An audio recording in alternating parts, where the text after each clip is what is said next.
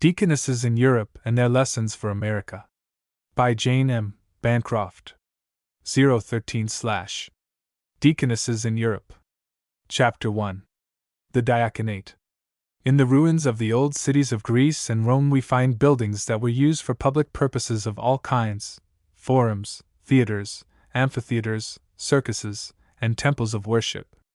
Every provision was made for the entertainment of the people, and for their political and intellectual needs. But nowhere do we find the ruins of structures, belonging either to the public or to private individuals, indicating that any attempt was ever made to care for the feeble-minded, the insane, the deaf, the blind, the sick, or the aged, those that in every nation of modern times are the wards of the state and the definite objects of religious ministrations. In the ruins cannot be found because such buildings never existed. No provision was made for those suffering from bodily infirmities, because so far as 014/10 the state could control circumstances they were not allowed to exist. Children who were defective in any way were put to death. In Sparta this measure was carried out under government supervision. Even Plato in his model republic has all children of wicked men, the misshapen, or the illegitimate put out of existence, that they may not be a burden to the state. 014/10. 014/. With the coming of Christ, new elements were introduced into the civilization of the world, elements of kindliness, of compassion, of sympathy of man toward his fellow man, that up to this time had not been known. There was a new revelation of the brotherhood of all men in the fatherhood of God. We are all one in Christ Jesus. This spirit of compassion and of sympathy has grown with every century in the Christian era, and at no time has it been stronger in the history of the world than it is today. Well has one American historian said, "To a generation which knows but two crimes worthy of death, that against the life of the individual and that against the life of the state, which has expended fabulous sums in the erection of reformatories, asylums, and penitentiaries, houses of 015/11 correction, houses of refuge, and houses of detention all over the land, which has furnished every state prison with a library, with a hospital, with workshops, and with schools, the brutal scenes on which our ancestors looked with indifference seem scarcely a reality. Yet it is well to recall them, for we cannot but turn from the contemplation of so much misery and so much suffering with a deep sense of thankfulness that our lot has fallen in a pitiful age, when more compassion is felt for a galled horse or a dog run over at a street crossing than our great-grandfathers felt for a woman beaten for cursing, or a man imprisoned for debt. 015/11. 015/. The Spirit of Christ has penetrated even where His rule is not acknowledged, and the humanitarianism of the present day is simply the leaven of Christian love working among the masses of men. In the Christian world, the effort to realize the brotherhood of all men in Christ is producing large results. Treasures of money, and infinitely more precious treasures of men, are every year devoted to this one object. The cause of Protestant foreign missions is not yet a century old, but the latest available statistics tell us that the following 016/12 sums are being contributed annually for this great work. 016/12. 016/32. American societies contribute $3,011,027. 28. British $5,217,385. 27. Continental $1,083,170. 87. Societies contribute $9,311,582. With this large sum, American societies are employing 986 men and 1,081 women.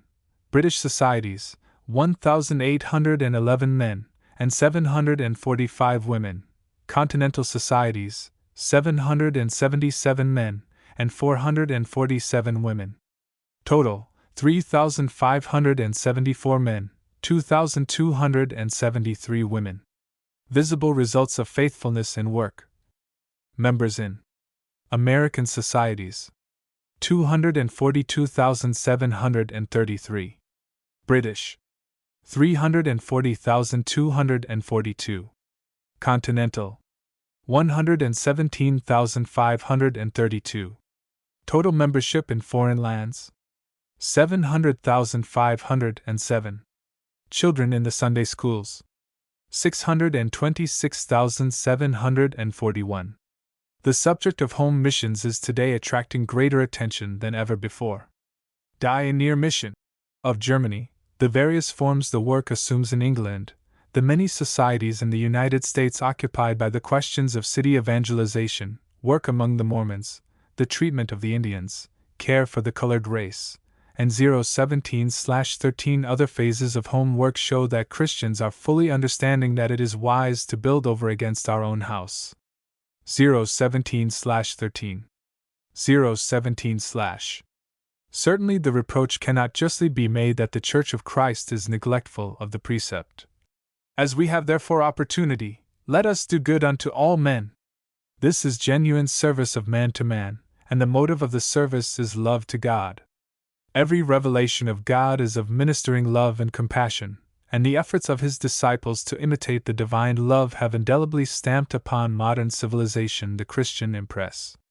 The service of ministering compassion is so clearly one of the duties of Christ's Church that of necessity there must be ordinances touching the exercise of this duty. So in Acts 6:3, we read of the appointment of the deacons, men of honest report, full of the Holy Ghost and of wisdom, to see that the service of the tables was not neglected.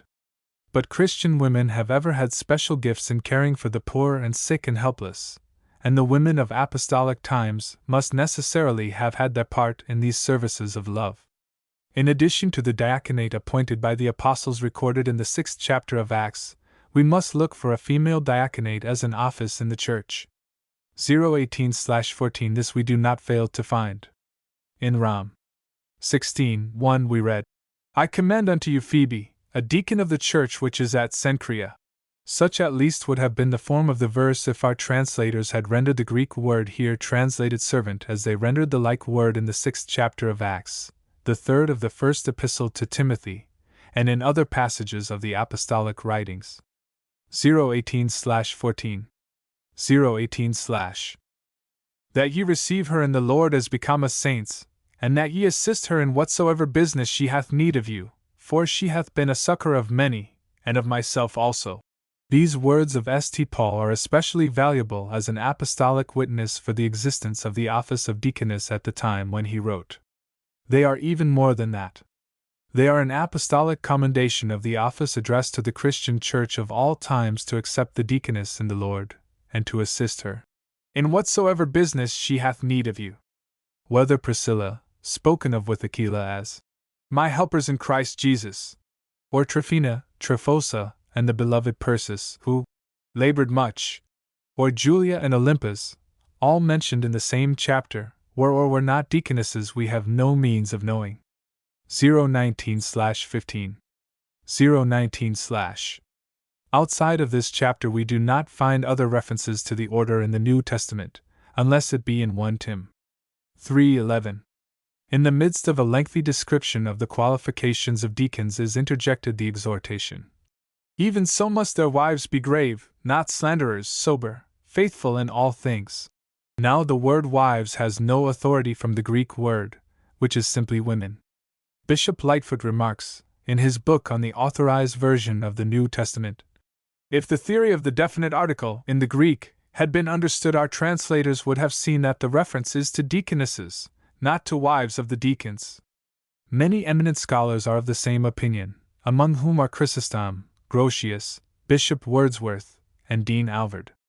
Dean Howson adds, it should be particularly noticed in connection with this that in the early part of the chapter no such directions are given concerning the wives of the bishops, though they are certainly as important as the wives of the deacons, so that it can scarcely be thought otherwise than that the apostles' directions were for the deaconesses, an order which we find in ecclesiastical records for some centuries side by side with that of deacons. 020/16. 020/. Those mentioned in Tit. 2:3 and in 1 Tim. v. 9 cannot be considered as holding the office of a deaconess. They belong distinctively to the class of widows, who held a position of honor in the church. St. Paul had clear conceptions of the administrative needs of the church, and it is not probable that he would set apart to the service of deaconesses, which had many difficult duties, those who were already 60 years old. The many names of faithful women mentioned in his letters as helpers in the church are important witnesses for the great apostle's appreciation of women's cooperation in the work of the church, although his judgment was necessarily limited in some directions by the influence of the times in which he lived. Let us examine the requirements for the diaconate of the early church. The word diaconate means service, helpful service. We use the word to designate service for the Church of Christ, service that more particularly concerns itself with administering the charities of the Church and performing its duties of compassion and mercy. The men who were selected for this office were to be men of honest report. They must have led a blameless life. Those who had repented of wrongdoing and reformed their lives were excluded from the office, 021/17, because they had lost the good report of them which are without. Preeminently, they must be men of spiritual experience, proven Christians, full of the Holy Ghost and of wisdom. They were also to have practical gifts that would make them efficient and capable in the duties of everyday life. 1 Tim 3:8. 021/17. 021/. These are some of the qualifications spoken of as belonging to the diaconate, and are the same in application to either sex. The woman deacon must, however, besides possessing the above qualities, be unmarried or a widow. The married woman has her calling at home, and cannot combine with that an official calling in the church, although she may be a valuable lay helper. The field of labor of the women deacons of apostolic times and of the present is essentially the same. The conditions of society and of the church, however, are totally dissimilar. We must, therefore, look to see new adaptations of the same useful qualities. In other words, we shall not expect to take the female diaconate of the days of the apostles and transport it unchanged into 19th century environments. We shall rather expect to see the invariably useful qualities of the diaconate of women adapted to the needs of the sinful, sorrowing, ignorant, and helpless of the age in which we live. 022/18. 022/. Chapter 2. Deaconesses in the Early Church. To understand the position of the deaconess with respect to the modern church, we must know something of the relation in which she stood to the early church. Concisely as may be, we must recall the story of the intervening centuries to the present, that we may learn the true position of deaconesses in modern times. We have very little knowledge of the early church.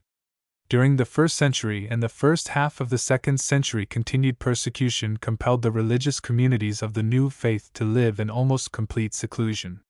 For the same reason, little has been left on record of those years, and it is impossible to form clear conceptions of church history during the period. The first trace which we find of the existence of deaconesses after the times of the apostles comes to us from an entirely outside source, from the official records of the Roman government. Shortly after the close of the 1st century, the Emperor Trajan sent the 023/19 younger Pliny as prefect to Bithynia in Asia Minor. At the imperial command, he began a persecution of the Christians, but interrupted it for a time to obtain further instructions from the emperor. His letter and the reply still exist. In the course of what he wrote, Pliny says that he had sought to learn from 2 maids, who were called ministry. Ex duibus ancilis, quae ministri dispanter. Book X, Chapter 97, or helpers, the truth of what the Christians had said, and had even deemed it necessary to put them to torture, but could obtain evidence of nothing save unbounded superstition. Here is independent testimony of singular interest that deaconesses, followers of Phoebe, were found in Christian communities of Asia Minor at the beginning of the 2nd century, and that they kept the faith, when put to cruel martyrdom. 023/19. 023/. The clearest conceptions of the characteristics and duties of deaconesses of the early church we obtain from the Apostolic Constitutions, a collection of ecclesiastical instructions that gradually grew up in the Eastern Church, and were gathered into one work in the 4th century. These instructions were of unequal antiquity, ranging from the earliest usages to the rules and practices last determined upon. Whether the apostolic constitutions have all the authority that some claim for them is a 024/20 question not here to be decided. If not genuine, they must have been written at a very early time, and from that fact possess a historical value of their own. They prove beyond a doubt that there was a time in the history of the Church when a clear idea was held by some writer of the office of the female deacon as essential to the discipline of the Church. From them we learn of three distinct types of women connected with the administration of the Church: deaconesses, widows, and virgins. Deaconesses and widows date from apostolic times, the church virgins from a somewhat later period. The distinction between widows and deaconesses was not at first clearly maintained. By some church fathers, widows were called deaconesses, and deaconesses widows. It was only after the lapse of time that we find the classes clearly distinguished, and when that time is reached, the deaconesses have become exalted in office, being regarded as belonging to the clergy, while the widows have lost somewhat the honorable position first accorded to them. The deaconesses are active ministering agents, caring for the necessities of others. The widows have passed the period of active service, 025/21, and having won the respect and protection of the Church are supported in old age from a fund set apart for that purpose.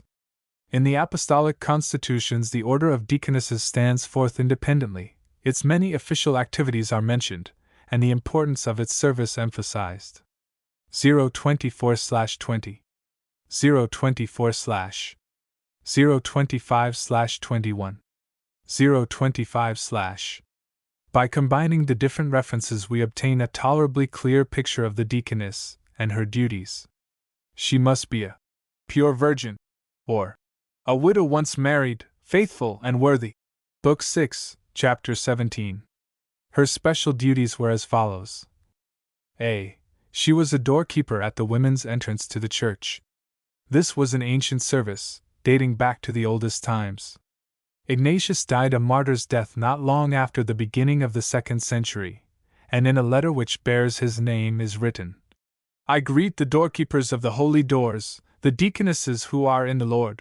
This guardianship was maintained not only in times of persecution, but as a matter of order and discipline in times of peace. B. She showed women their places in the congregation, being especially bound to look after the poor and strangers, giving each due attention. C. She instructed the female catechumens. She 026/22 also visited the women's apartments, where male deacons could not enter, carried messages to the bishops, and acted as a missionary. Teaching was an important part of the duties of the early deaconesses. 026/22. 026/D. The deaconess had certain duties in connection with the baptism of women that were considered important and indispensable. E. In times of persecution, she visited those who were oppressed or in prison, and ministered to their bodily and spiritual needs. She seems to have been less endangered in performing these acts than were men. Lucian alludes to the service of these devoted women in prisons. She also cared for the sick and sorrowing, being especially zealous to serve other women. F. On occasion she was a mediator when there was strife in families, or among friends. Both to deacons and deaconesses pertain messages, journeys to foreign parts, ministrations, services. The ever-to-be-remembered journey of Phoebe to Rome, when a whole system of theology was committed to her keeping, was quite within the sphere of her duties. It has also been said that to them was given the safekeeping of the holy books in periods of persecution.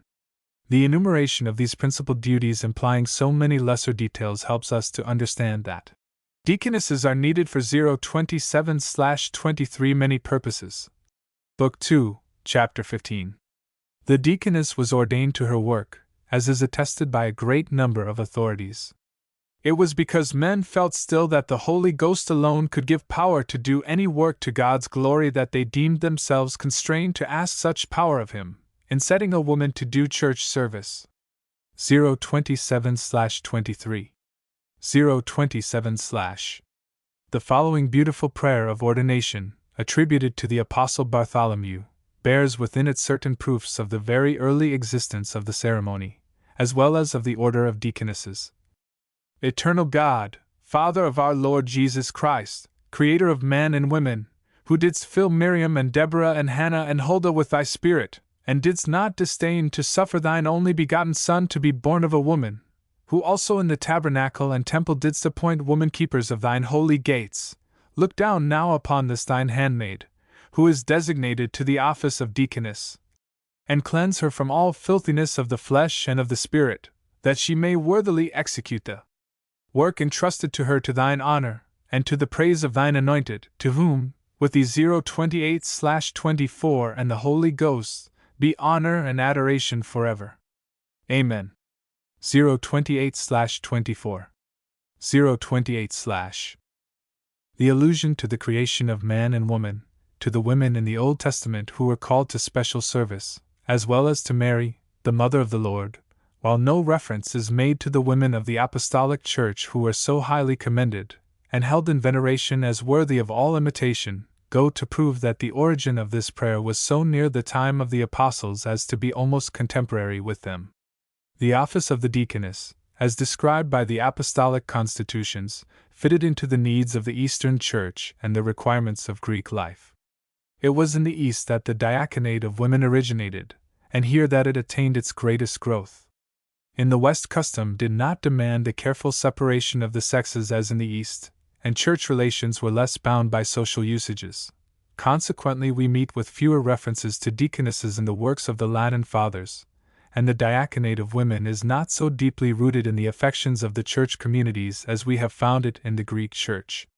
The 4th century was the blossoming period of 029/25 woman's diaconate, when it attained its highest importance. All the leading Greek fathers and church authorities of the age make mention of it. The office is spoken of as worthy of all honor, filled by women of rank from noble families, and those of wealth and ability. It found its special advocate and protector in Chrysostom, John of the Golden Mouth, who was Bishop of Constantinople from 397 until 407 AD. He seems to have had the ability, rare for that age, of understanding the value of the services of Christian women, and through his wise guidance and encouragement had over them almost unbounded influence. 46 deaconesses were under his direction, 40 attached to the mother church at Constantinople, and 6 belonging to a small church in the suburbs. A number of these were closely identified with his history, either as relatives or friends, and through his writings their memory is preserved. Of these are Nicorete, of a noble family of Nicomedia. We are told she was of a modest, retiring nature, and would not take places of responsibility when urged to do so by Chrysostom. We note a strong tendency toward the later celibate life of the nuns when we read that she was extolled for her perpetual virginity and holy life. Sabiniana was the aunt of Chrysostom. To Amprocla the bishop 030/26 wrote 2 letters still extant. They are filled with words of consolation for the religious persecution she has undergone. In one of them he says, "Greatly did we sympathize with your manliness, your steadfast and adamantine understanding, your freedom of speech and boldness." Manliness of soul seems to have held a high place in the bishop's favorite qualities. In another place, writing to the same deaconess, he praises your steadfast soul, true to God, yea, rather, your noble and most manly soul. 029/25. 029/. 030/26. 030/. Pentadia and Procla were closely associated with Olympias. In a letter to Pentadia, Chrysostom writes, "For I know your great and lofty soul, which can sail as with a fair wind through many tempests, and in the midst of the waves enjoy a white calm." Reading such words of appreciation, words that in other places approach dangerously near to adulation, we better understand the influence Chrysostom exercised over the women of his time, and their steadfast devotion to him. They had the conviction that all their efforts met with his sincere and profound appreciation and quick responsive acknowledgement. 031/27. 031/. Preeminent among the friends of the great bishop was Olympias, of whom Dean Howson said, "She is the queenly figure among the deaconesses of the primitive church." To understand her life we must recall the scenes by which she was surrounded and the age in which she lived. In the great capital of the Eastern Empire, where the luxuriance and magnificence of the Orient combined with the keen, quick intellectual life of the Greeks, in the circle of the imperial court, with its intrigues, its fashions, its favoritisms, at a time when outwardly much respect was paid to the forms of religious life. But when the great and vital dogmas of the Church were made the sport of witty sophistical disputations, when those who endeavored to lead an earnest Christian life met with nearly as much to oppose them as in periods of active persecution, such were her environments. They were little favorable to the strength of mind, the fixedness of purpose, the self-denial and Christian devotion that marked this noble deaconess. Born in 368 AD of a heathen family of rank, owing to her parents' early death she was educated a Christian. In her 17th year she married Nebridius, the prefect of the city, but after a married life of 20 months he died, leaving her at 1832/28 years a widow, rich, beautiful, and free to decide her future. The Emperor Theodosius desired her to marry one of his kinsmen, but she refused, saying, "Had God designed me to lead a married life he would not have taken my husband. I will remain a widow." And shortly after she was consecrated a deaconess by Bishop Nectarius. The emperor, angered at her refusal, took from her the use of her large fortune, and put it under the care of guardians until she should be 30 years old, whereupon she only thanked him for relieving her of the heavy responsibility of administering her estate, and begged him to add to his kindness by dividing it between the poor and the church. 032/28 032/. Shamed out of his anger, the emperor soon restored her rights, and when Chrysostom came to Constantinople her lavish and often unwise generosity was felt in every direction, being compared to a stream which flows to the end of the world. He reproved her unbounded liberality, and advised her to administer alms as a wise steward who must render an account. This counsel guided her into safer paths finally. When Chrysostom was driven forth to banishment, by his advice she remained in the city, and became a support for his followers and those who had been dependent upon him. She met contemptuous treatment and judicial persecutions, 033/29, but continued her works of charity, and outlived the man whose mind and heart had so influenced hers by 11 years. Chrysostom wrote her many letters, of which 17 are extant. They plainly show the estimate he set upon the diaconate of women, and his endeavor to wisely cherish it. Unfortunately, they also show exaggeration of compliment, and praise which detract from his words of sincere and honest admiration. Too often, also, he gives undue value to works of mercy, and exalts acts of ascetic self-denial. 033/29 033/. The question of the age at which deaconesses could be received is a vexed one. The confusion of apprehension touching deaconesses and widows led to differing enactments at different times and places. The restriction of age, however, must now have lost its force, as we find Olympias a deaconess when not yet 20 years of age, and Macrina, the sister of Gregory of Nyssa, was ordained when a young girl. Deaconesses retained control of their property. In truth, a law of the state forbade them to enrich churches and institutions at the expense of those having just claims on them. Deaconesses also existed in the Church of Asia Minor. Ignatius mentions them as at Antioch in Syria. They were in Italy and Rome. The 034/30 Church of St. Pudentiana, in the Eternal City, keeps alive the memory of 2 deaconesses whose house is said to have stood on this site, Praxedes and Pudentiana, the daughters of a Roman senator, who devoted themselves, with all they had, to the service of the Church.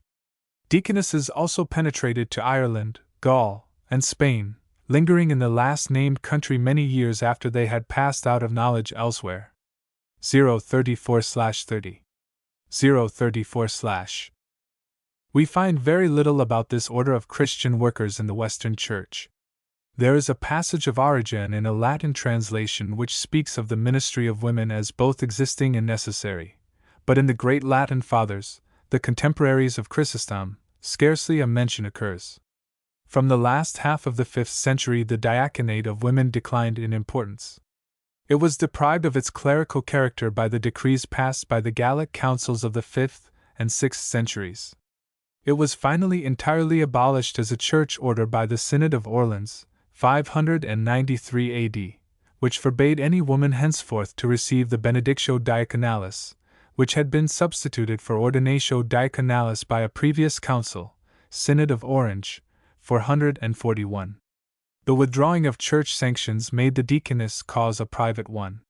But as such at 035/31 existed for hundreds of years, often under the patronage and protection of those high in authority.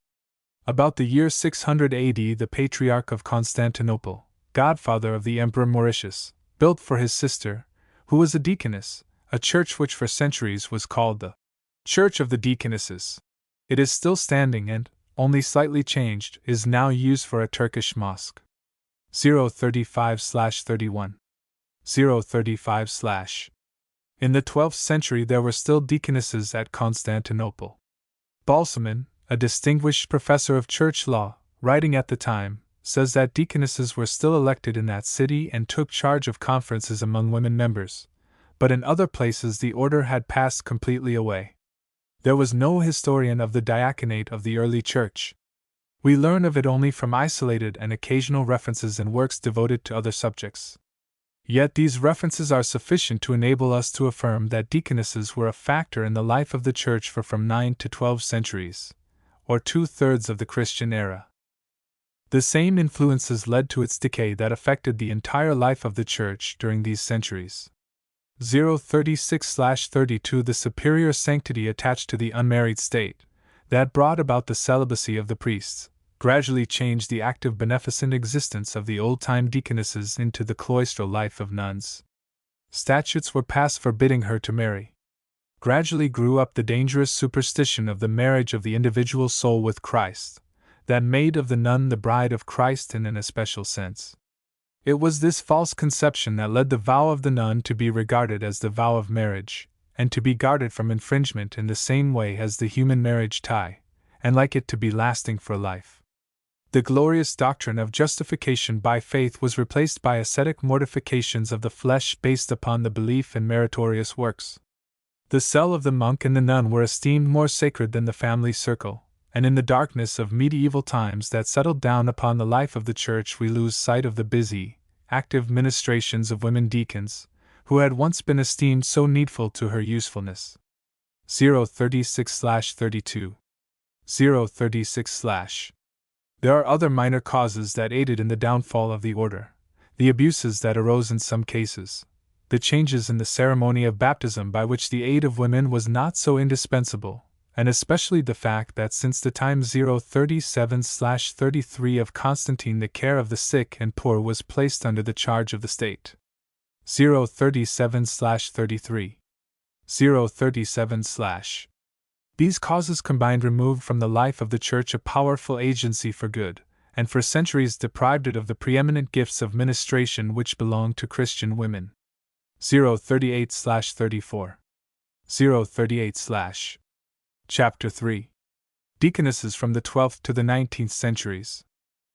During these 7 centuries, whenever there arose a reviving spirit of true love to God, whether within the Church of Rome or in any of the churches formed from reforming elements that separated from it, then we find traces of the diaconate of woman assuming some form of devotion to Christ and work for Him.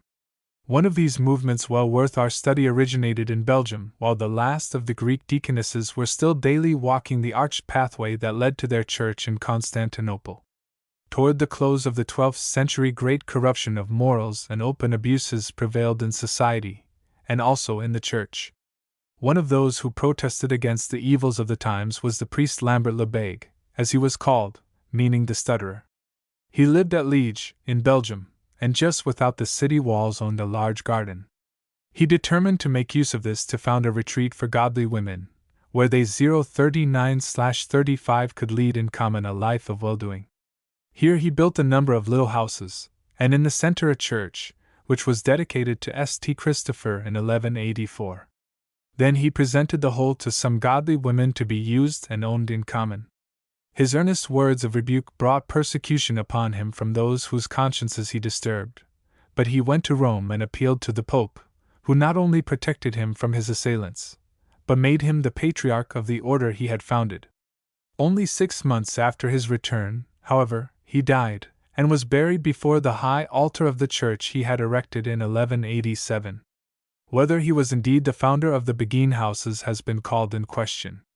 Be that as it may, 50 years after his death 1,500 Begines were living around St. Christopher's Church, and Begine courts were found throughout Belgium, in the Netherlands, south along the Rhine, in eastern France, and in Switzerland. The Crusades made many widows, and both widows and young girls sought shelter in the community life of the Begines. As a rule, they lived alone, in separate small houses built closely together and surrounded by a wall. Each house bore on its door the sign of the cross, and with every Begine court there 040/36 were invariably two large buildings, a church and a hospital, the one for the worship of the sisters, the other the field of their self-denying ministrations. At first they were in no wise distinguished in their dress from other women, but in time they wore a habit which varied in color with each establishment, but was generally blue, gray, or brown. The veil was invariably white. The sisters had to earn, or partly earn, their own livelihood. In the time remaining they rendered essential service in performing acts of charity. They received orphans to bring up and educate, taught little children, nursed the sick, performed the last offices for the dead, and bound themselves by good deeds closely with the lives of the people. They were in no sense isolated from the world, but lived busy, useful lives in the midst of the world. They could leave the community at any time, and after severing their connection with it were free to marry. They also retained control of their own property. During 039/35, 039/040/36, 040/. There were certainly many points of resemblance between these women who were so active in the sphere of Christian charity in the 12th and 13th centuries and the Deaconesses of Europe today. The most prosperous period for the Begines was the first half of the 13th 041/37 century, when they were numbered by thousands. Gradually persecution was directed against them. The nuns looked upon them with disfavor, and the Pope withdrew his protection.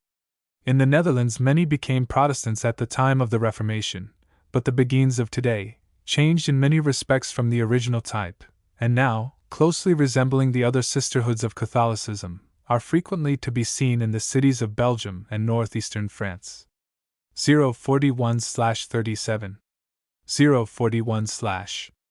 A new current of spiritual life swept over the Church in the 14th century, and again we find women living together in community life, and devoting themselves to common service and good deeds, and known as the Sisters of the Common Life. There was also a brotherhood of the common life, as there were Beghards, communities of Christian men corresponding to the Begines. The brotherhood and the sisterhood of the common life honored as their founder Gerhard Groot, of Deventer, who was born in 1340. Of a singularly attractive personality, a creative mind, and in 042/38 ardent, enthusiastic nature, he was born to influence and command. He was already known as a priest of eloquence and wide learning when, in 1374, he met with a deep spiritual change, and from that year dated his conversion. Henceforth, with every power of a rarely gifted nature, he sought to lead those who heard him to lives of purity and holiness. Gradually there grew up about him a circle of like-minded friends, occupied in writing books to spread his ideas, and aiding him as they could. His friend Florentius proposed that they live together and form a community. "A community!" answered Groot. "The begging orders will never permit that." But Florentius, the planner and organizer, persisted, offering his own house as a home, and held to the advantages of his plan until Groot yielded, and said, "In the name of the Lord begin your work." 042/38, 042/. Such was the origin of the Brotherhood of the Common Life, and from its circle proceeded that immortal book, The Imitation of Christ, by Thomas à Kempis, keeping alive in the hearts of choice spirits of every generation the thoughts and sentiments of the men of whom its author was the interpreter. For a community of women of similar aims and purposes it needed only that Groot should make a few changes in the house that he had already 043/39 set apart from his paternal inheritance as a home for destitute women, and the first sister house began. Like the Begines, the Sisters of the Common Life took no obligations binding them to lifelong service, but they differed from them in living more closely together in one family, and had a common purse. They wore a gray costume, and also worked for their own support. The special virtues they inculcated were obedience to those above them in authority, humility that would not shun the meanest task, and friendliness to all. Their charitable duties were much the same as the Beguines. They cared for children, nursed the sick, and often acted as midwives. In the first half of the 16th century there were at least 87 sister houses, mostly in the Netherlands. 043/39. 043/. It will be noticed that these freer communities of religious women, that bear so much closer resemblance to the deaconesses of the early church than to the sisterhoods of nuns contemporary with them, mostly existed in the great free cities of Germany and the Netherlands, which were the cradles of political and religious liberty, the centers of commerce and of civilization at that time.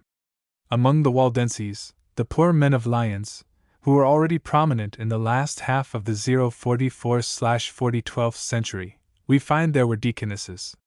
We learn of them again, too, among the Bohemian Brethren, the followers of Huss. With deep Christian faith they endeavored to form a church after the apostolic model, and in 1457 appointed church deaconesses. They were to form a female council of elder women, who were to counsel and care for the married women, widows, and young girls, to make peace between quarrelers, to prevent slandering, and to preserve purity and good morals, aims which keep close to the apostolic definition of this office. 044/40. 044/.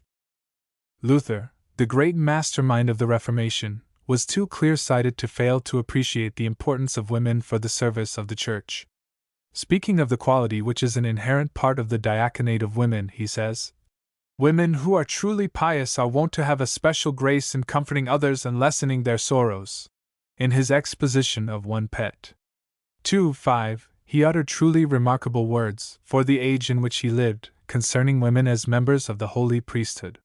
He says, "Now wilt thou say, is that true that we are all priests, and should preach? Where will that lead us? Shall there be no difference in persons? Shall women also be priests?" Answer. 045/41. If thou desirest to behold Christians, so must thou see no differences, and must not say, that is a man or a woman, that is a servant or a lord, old or young. They are all one, simply Christian people. Therefore are they all priests. They may all publish God's word, say that women shall not speak in the church, but shall let men preach. But where there are no men, but women only, as in the nuns' cloisters, there might a woman be chosen who should preach to them. This is the true priesthood, in which are the three elements of spiritual offerings, prayer, and preaching for the church. Whoever does this is a priest. You are all bound to preach the word, to pray for the church, and to offer yourself to God. 045/41. 045/. There is no mention in Luther's writings, however, of the diaconate of women. It would be more natural that he should have tried to adjust the lives of the monks and nuns as he knew of them to the new relations arising from the Reformation rather than to bring to life an office of which he had no personal knowledge. This was what he did when he wrote to the burghers of Herford in Westphalia.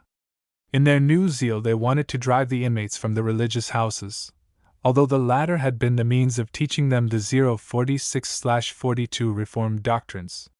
In his letter of January 31, 1532, Luther says, "If the brothers and sisters who are by you truly teach and hold the true word, it is my friendly wish that you will not allow them to be disturbed or experience bitterness in this matter. Let them retain their religious dress and their accustomed habits which are not opposed to the gospel." 046/42. 046/. Certainly Luther would have seen no harm in allowing deaconesses the protection of a special garb. Passing to another great reformer, Calvin, we find not only references to deaconesses as filling a most honorable and most holy function in the Church, but in the Church ordinances of Geneva, which were drawn up by him, there is mention of the diaconate as one of the 4 ordinances indispensable to the organization of the Church. In the Netherlands several attempts were made to revive the ancient office. The General Synod of the Reformed Church at Basel, in 1568, first considered the question. A later synod, in 1579, expressly occupied itself with the work and office of the deaconess, but the measures taken were not adapted to advance the interests of the cause, and it was formally abandoned by the Synod of Middelburg 047/43 in 1581. In the city of Basel, however, there continued to be deaconesses attached to the city churches until 1610. In Amsterdam, local churches preserved the office still later than at Basel. Already in 1566 we read that in the Great Reformed Church, not only deacons but deaconesses were elected. The terrible days of the Spanish fury swept away all church organization for a time, but when it was restored in 1578 both classes of Christian officers again resumed their duties. From 1582 lists of deaconesses were kept, showing at first 3, later, in 1704, 28, and in 1800 only 8. At the present time there are women directors of hospitals and orphanages in Amsterdam who are called by the title of deaconesses. The helpless, sick, and neglected children are now gathered in institutions instead of being cared for individually as was formerly the custom, and women having positions of control in these institutions are designated by the name formerly applied to those who had the personal care of the same needy classes. 047/43. 047/. It is interesting to note that there was one association of women in the century of the Reformation that bears close resemblance to the Beguines and the Sisters of the Common Life. These were the Damsels of Charity, established by Prince 048/44 Henry Robert de la Marck, the sovereign prince of Sedan in the Netherlands.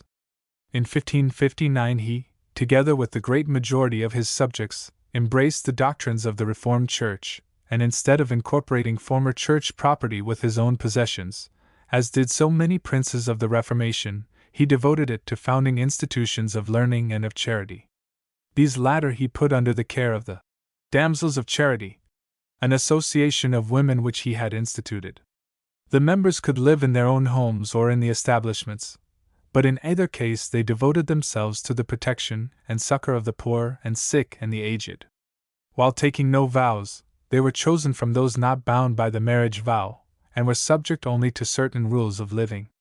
The Damsels of Charity have been held by some to be the first Protestant association of deaconesses, although not called by the name. 048/44. 048/. There are 2 evangelical societies, small in numbers, but one at least powerful in influence, which have retained deaconesses from their origin to the present time. These are the Mennonites or Anabaptists, and the Moravians. It was among the Mennonites in Holland that Fliedner saw the 049/45 deaconesses, who so interested him in their duties that he obtained the convictions which in the end led him to devote his life to their restoration in the economy of the Church. Among the Moravians, deaconesses were introduced at the instance of Count Zinzendorf in 1745, but only as a limited form of woman's service, by no means measuring up to the place accorded them today in Germany. 049/45. 049/. We have now reached the 19th century, and from the early Church to the present time we find successive if sporadic attempts to incorporate into the Church the active diaconate of women.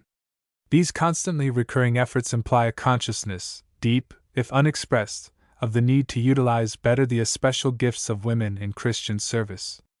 We have reached the moment when this consciousness is to take a suitable and enduring form, when the church machinery, long defective in this particular, is to be readjusted and made complete. 050/46. 050/. Chapter 4. Fliedner, the restorer of the office of deaconess. The first years of the present century were sad years for Germany. There was a life and death struggle with an all-powerful conqueror to preserve existence as a nation. The Germans still call this the War for Freedom. Immediately thereafter followed a period of religious awakening, and this proved to be the hour when the diaconate of woman rose again to life and power. When the fullness of time arrives for a cause or a movement to take its place among the forces of society, many hearts become impressed with its importance. So, between the years 1820 and 1835, there were 4 several attempts to awaken the Christian Church to an enlightened conscience in this matter, the last of which obtained a wide and an enduring success. The first was made by Johann Adolf Franz Klein, pastor of the church at Bislich, near Basel.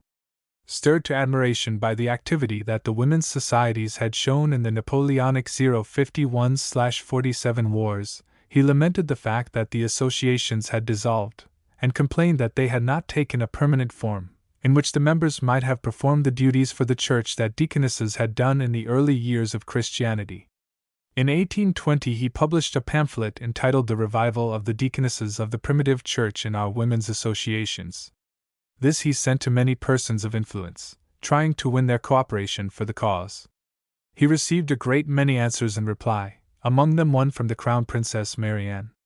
But while in a general way his project met with approval, no one could suggest a practical method by which his thought could be realized. The 051/47 051/ A distinguished woman, Emily Sieveking, attempted the same task of utilizing the labor of Christian women as deaconesses in the church. She belonged to a well-known patrician family in the old free city of Hamburg, and was well known for her philanthropic views and her generous deeds. "When I was 18 years old," she relates, "I first learned about the charitable sisterhoods in Catholic lands, and the knowledge seized upon me with almost irresistible power. Like a lightning's flash came the thought, what if you were appointed to found a similar institution for our Protestant 052/48 church?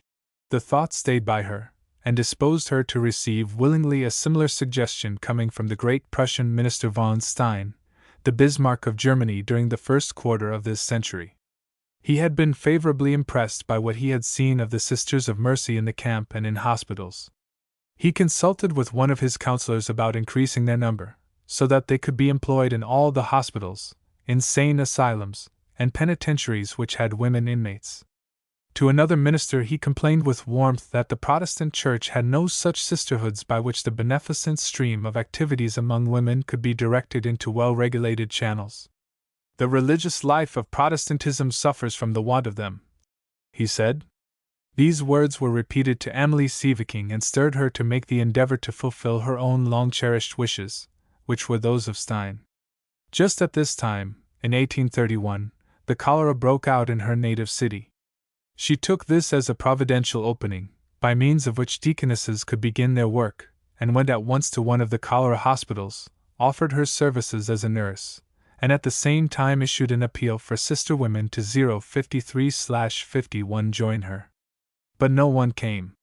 The only outcome of her effort was a woman's society which she formed to care for the sick and the poor of her native city, and to work for this she devoted the remainder of her life.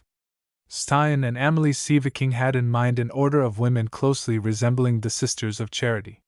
That their efforts were not crowned with success seemed to the evangelical Protestant promoters of the deaconess cause in later times providential. 052/48 052/053/51 053/.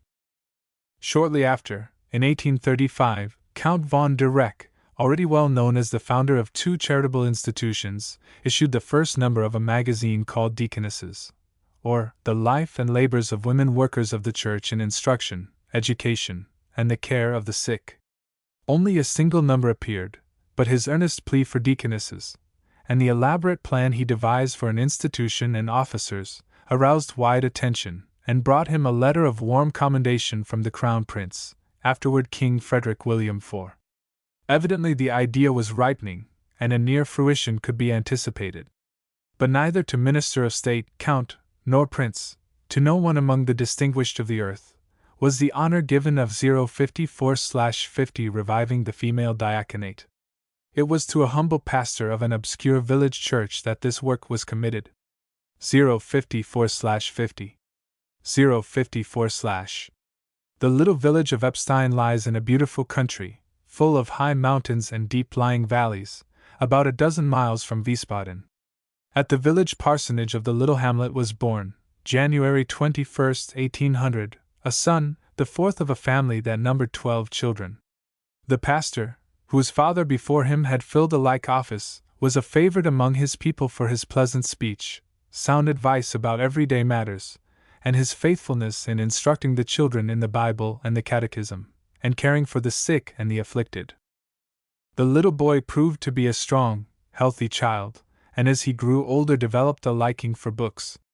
His father taught a class composed of his children and some boys in the neighborhood, and when Theodore became old enough to join it he soon outstripped the rest, giving his father no little pride by his fluent rendering of Homer. Theodore Fliedner was not quite 14 years old when the sudden death of the father changed the whole life of the family, and left the mother with 11 children to maintain and educate. Now began for Fliedner a struggle to complete his 055/51 education. The simple, kindly hospitality that had been so generously exercised in the village parsonage met its reward. Friends came forward to offer help, and at the beginning of the new year Fliedner and his brother went to the gymnasium at Idstein. Here he was obliged to live sparingly, and earned his bread by teaching, but he was happy and contented, and found in study his great delight. He was fond of reading books of travel and the lives of great men, which stirred him to emulation. In 1817 he went to the University of Gießen. Here he kept aloof from the political agitations among the students. Neither was he affected by the rationalistic teachings of the professors. His shy, retired nature aided him in this course, and his leisure hours were passed in reading the writings of the reformers. The Jubilee Festival of the Reformation occurred in 1817, and the lives of the heroes of the faith were brought freshly home to him. Their strength of faith shamed him, but he had not yet learned the secret of their power. He was yet without a deep, spiritual life. From Gießen he went to Göttingen, where he devoted himself to a year's study of history, philosophy, and theology. During the holidays, as is the custom with German students, he made repeated pedestrian tours. In this way he visited the great free cities of the north, 056/52 Bremen, Hamburg, and Lübeck. From Göttingen he and his brother went to the theological seminary at Herborn, where the following summer he passed with credit his theological examination. He was now ready to enter God's great school of practical life to be further fitted for the mission he was to accomplish. In September he went to Cologne and was employed in the house of a wealthy merchant as a private tutor. This was a great change for the quiet youth of country habits. He took great pains to accommodate himself to his surroundings, and to acquire the truly Christian art of becoming all things to all men. In after life, when speaking of this period and its usefulness to him, he wrote, "It is a great hindrance to a man, even to his progress in the kingdom of God, not to have been brought up in gentle and refined manners from his childhood." Although a faithful and devoted teacher, his life work was not forgotten. He constantly sought to widen his knowledge and experience, was made assistant secretary of the local Bible Society, and formed friendships which led to his appointment to the pastorate at Kaiserswerth. This was a Catholic town formerly of some importance. The ruins of an imperial palatinate are still to be seen there, but in Fliedner's time it had become a little village of workmen dependent 057/53 on a few manufacturers. On January 18, 1822, alone, and on foot, to save his poor society the expense of his journey, Fliedner entered the town where his life was henceforth to be centered. He was to share the parsonage with the widow of a previous pastor, and his sister was to be his housekeeper. His income was $135 a year. Only a month after his arrival the great firm of velvet manufacturers who provided the work people with employment failed, and the little church community seemed about to be dispersed. The government offered him another and better appointment, but he felt that he must be a true shepherd, and not a hireling, and would not leave his people. He decided to make a journey to collect money to form a permanent endowment for his church. A journey over 60 years ago, to a young German of quiet habits, was a very different matter from a similar trip taken in this day of railroads and steamboats. To Fliedner it seemed a very important matter, and so it was in its results, which reached far beyond the little congregation he served. With great hesitation he began at Elberfeld, a town near at hand. A pastor of the city, to encourage him, accompanied him to France, and on parting gave him a friendly suggestion that, in addition to trust 058/54 in God, such work required patience, impudence, and a ready tongue. Before starting on the longer journey to Holland and England he returned to his congregation and encouraged them by the sum of $900 that he had so far secured. He was now absent for 9 months, and during that time obtained an amount sufficient to put the little church in a position where a certain, if modest, annual allowance was assured. The pastor had also, in serving others, greatly strengthened and broadened his own faith. As he says, "In both these Protestant countries I became acquainted with a multitude of charitable institutions for the benefit both of body and soul. I saw schools and other educational organizations, almshouses, orphanages, hospitals, prisons, and societies for the reformation of prisoners, Bible and missionary societies, etc., and at the same time I observed that it was a living faith in Christ which had called almost every one of these institutions and societies into life, and still preserved them in activity. This evidence of the practical power and fertility of such a principle had a most powerful influence in strengthening my own faith, as yet weak." It was while in Holland that he wrote to Clown concerning the Deaconesses, whose duties he had observed among the Mennonites. After his return 059/55 he applied himself with zeal and success to his pastoral duties. Work was a delight to him, and his energy and force of character were constantly seeking new ways by which to make his church services more attractive, and to increase his influence over each member of his congregation. He never asked himself what he must do, but always what he might do. But work as industriously as he would, his small society left him time for other activities. While in London he had been profoundly impressed by the noble labors of Elizabeth Fry in the prisons of England. It was this woman's hand that pointed out the way for Fliedner in Germany. The prisons in his own land had remained untouched by any spirit of reform. The convicts were crowded together in small, filthy cells, and often in damp cellars without light or air, boys, who had thoughtlessly committed some trifling misdemeanor, with gray-headed, corrupt sinners, young girls with the most vicious old women. There was no attempt at classification of prisoners. Some of them might be innocent people waiting for trial. Neither was there oversight, save to keep the prisoners from escaping. No work was provided, and as for schools, where the larger number of convicts could neither read nor write, no 1060/56 thought of such a thing. That such idleness, the beginning of all vice, was here especially pernicious and corrupting can be readily seen. But few knew of this state of things, and those few left it for the government to provide a remedy. 055/51 055/056/52 056/057/53 057/058/54 058/059/55 059/060/56 060/. Fliedner, however, could not rest in this indifference.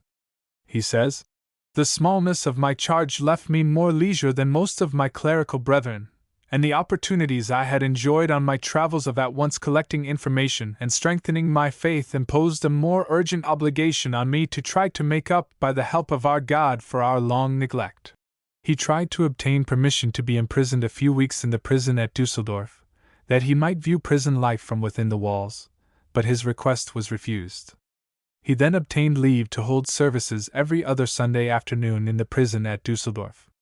The efforts that he put forth succeeded in waking the interest of a great many persons, and at last there was formed by his efforts the first society in behalf of prisoners in Germany. It was while engaged in this work that he met his wife, Friederike Münster, who was occupied in bettering the condition of the prisoners in the penitentiary at Dusseldorf. He married her in 1828, 061/57, and she became a helpful, inspiring co-worker with him in all his undertakings. 061/57 061/. In 1832 he was commissioned by the government to revisit England, to furnish a report on the various charitable organizations, especially those connected with prisons and almshouses. This brought him into closer relations with Elizabeth Fry, as well as with many other noble men and women of all ranks who were caring for the poor and neglected of England. He extended his journey to Scotland, met Dr. Chalmers, and found his heart strangely touched by what he saw. His spiritual experience had deepened with the years, and while here he wrote to some friends, The Lord greatly quickens me. His heart became still more open to works of mercy and love, and he gathered rich experiences which were afterward utilized in his work. Fliedner had now attained a certain reputation of his own as a friend to prisoners and outcasts. It was not surprising, therefore, that a poor female convict, discharged from the prison at Werden, should have taken the weary 6 miles walk to Kaiserswerth September 17, 1833, to ask the good pastor for help. There stood in the parsonage garden a little summer house 12 feet square, with an attic.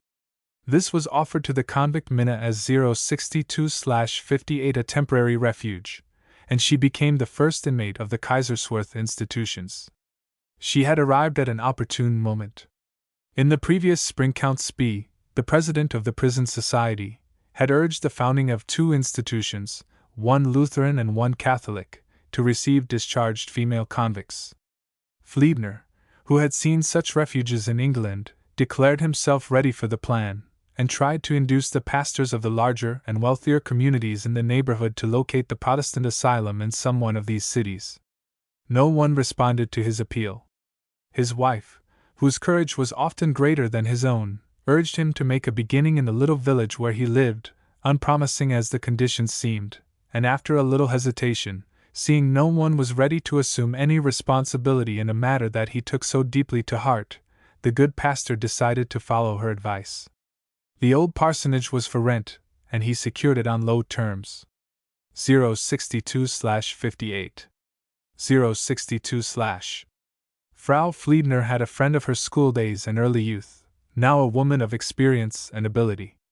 She sent for her to come and visit them to see if she would become the superintendent of the refuge, but shortly after her arrival she was taken sick, and her friends sent letters of expostulation 063/59 urging her to return. Just now, when affairs were in rather an untoward state, appeared the first inmate. Let Fliedner tell the story.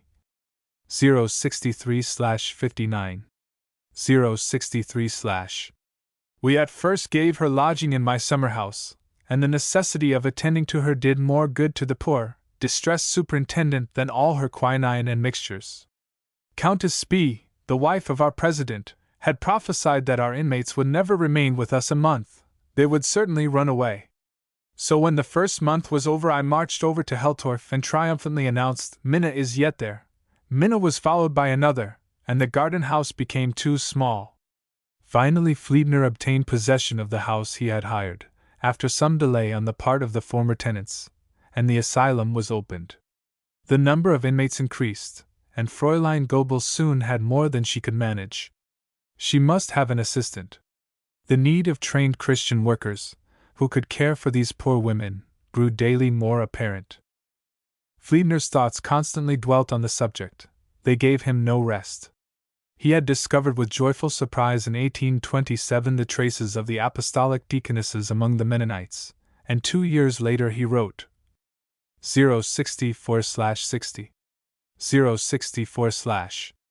Does not the experience of this our sister church, do not the women's societies in our last war, does not the holy activity of an Elizabeth Frey and her helpers in England, and the women's associations of Russia and Prussia formed after their model to care for the bodies and souls of women prisoners, do all these not show what great power God-fearing, pious women possess for the upbuilding of Christ's kingdom as soon as they have opportunity to develop it?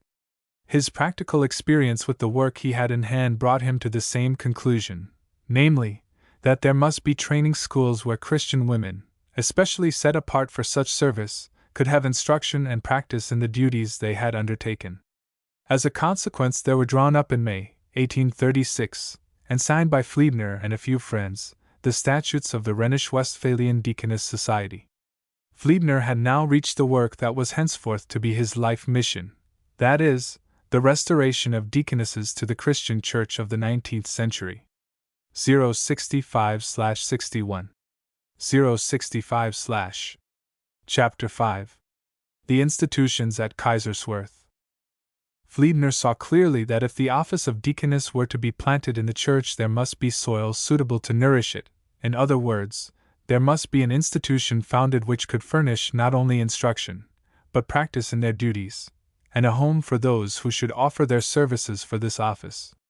But, he says, could our little Kaiserswerth be the right place for a Protestant deaconess house for the training of Protestant deaconesses? A village of scarcely 1,800 people where the large majority of the population were Roman Catholics, where sick people could not be expected in sufficient numbers for training purposes, and so poor that it could not help defray even the yearly expenses of such an institution. And were not older, more experienced pastors than I better adapted for this difficult undertaking?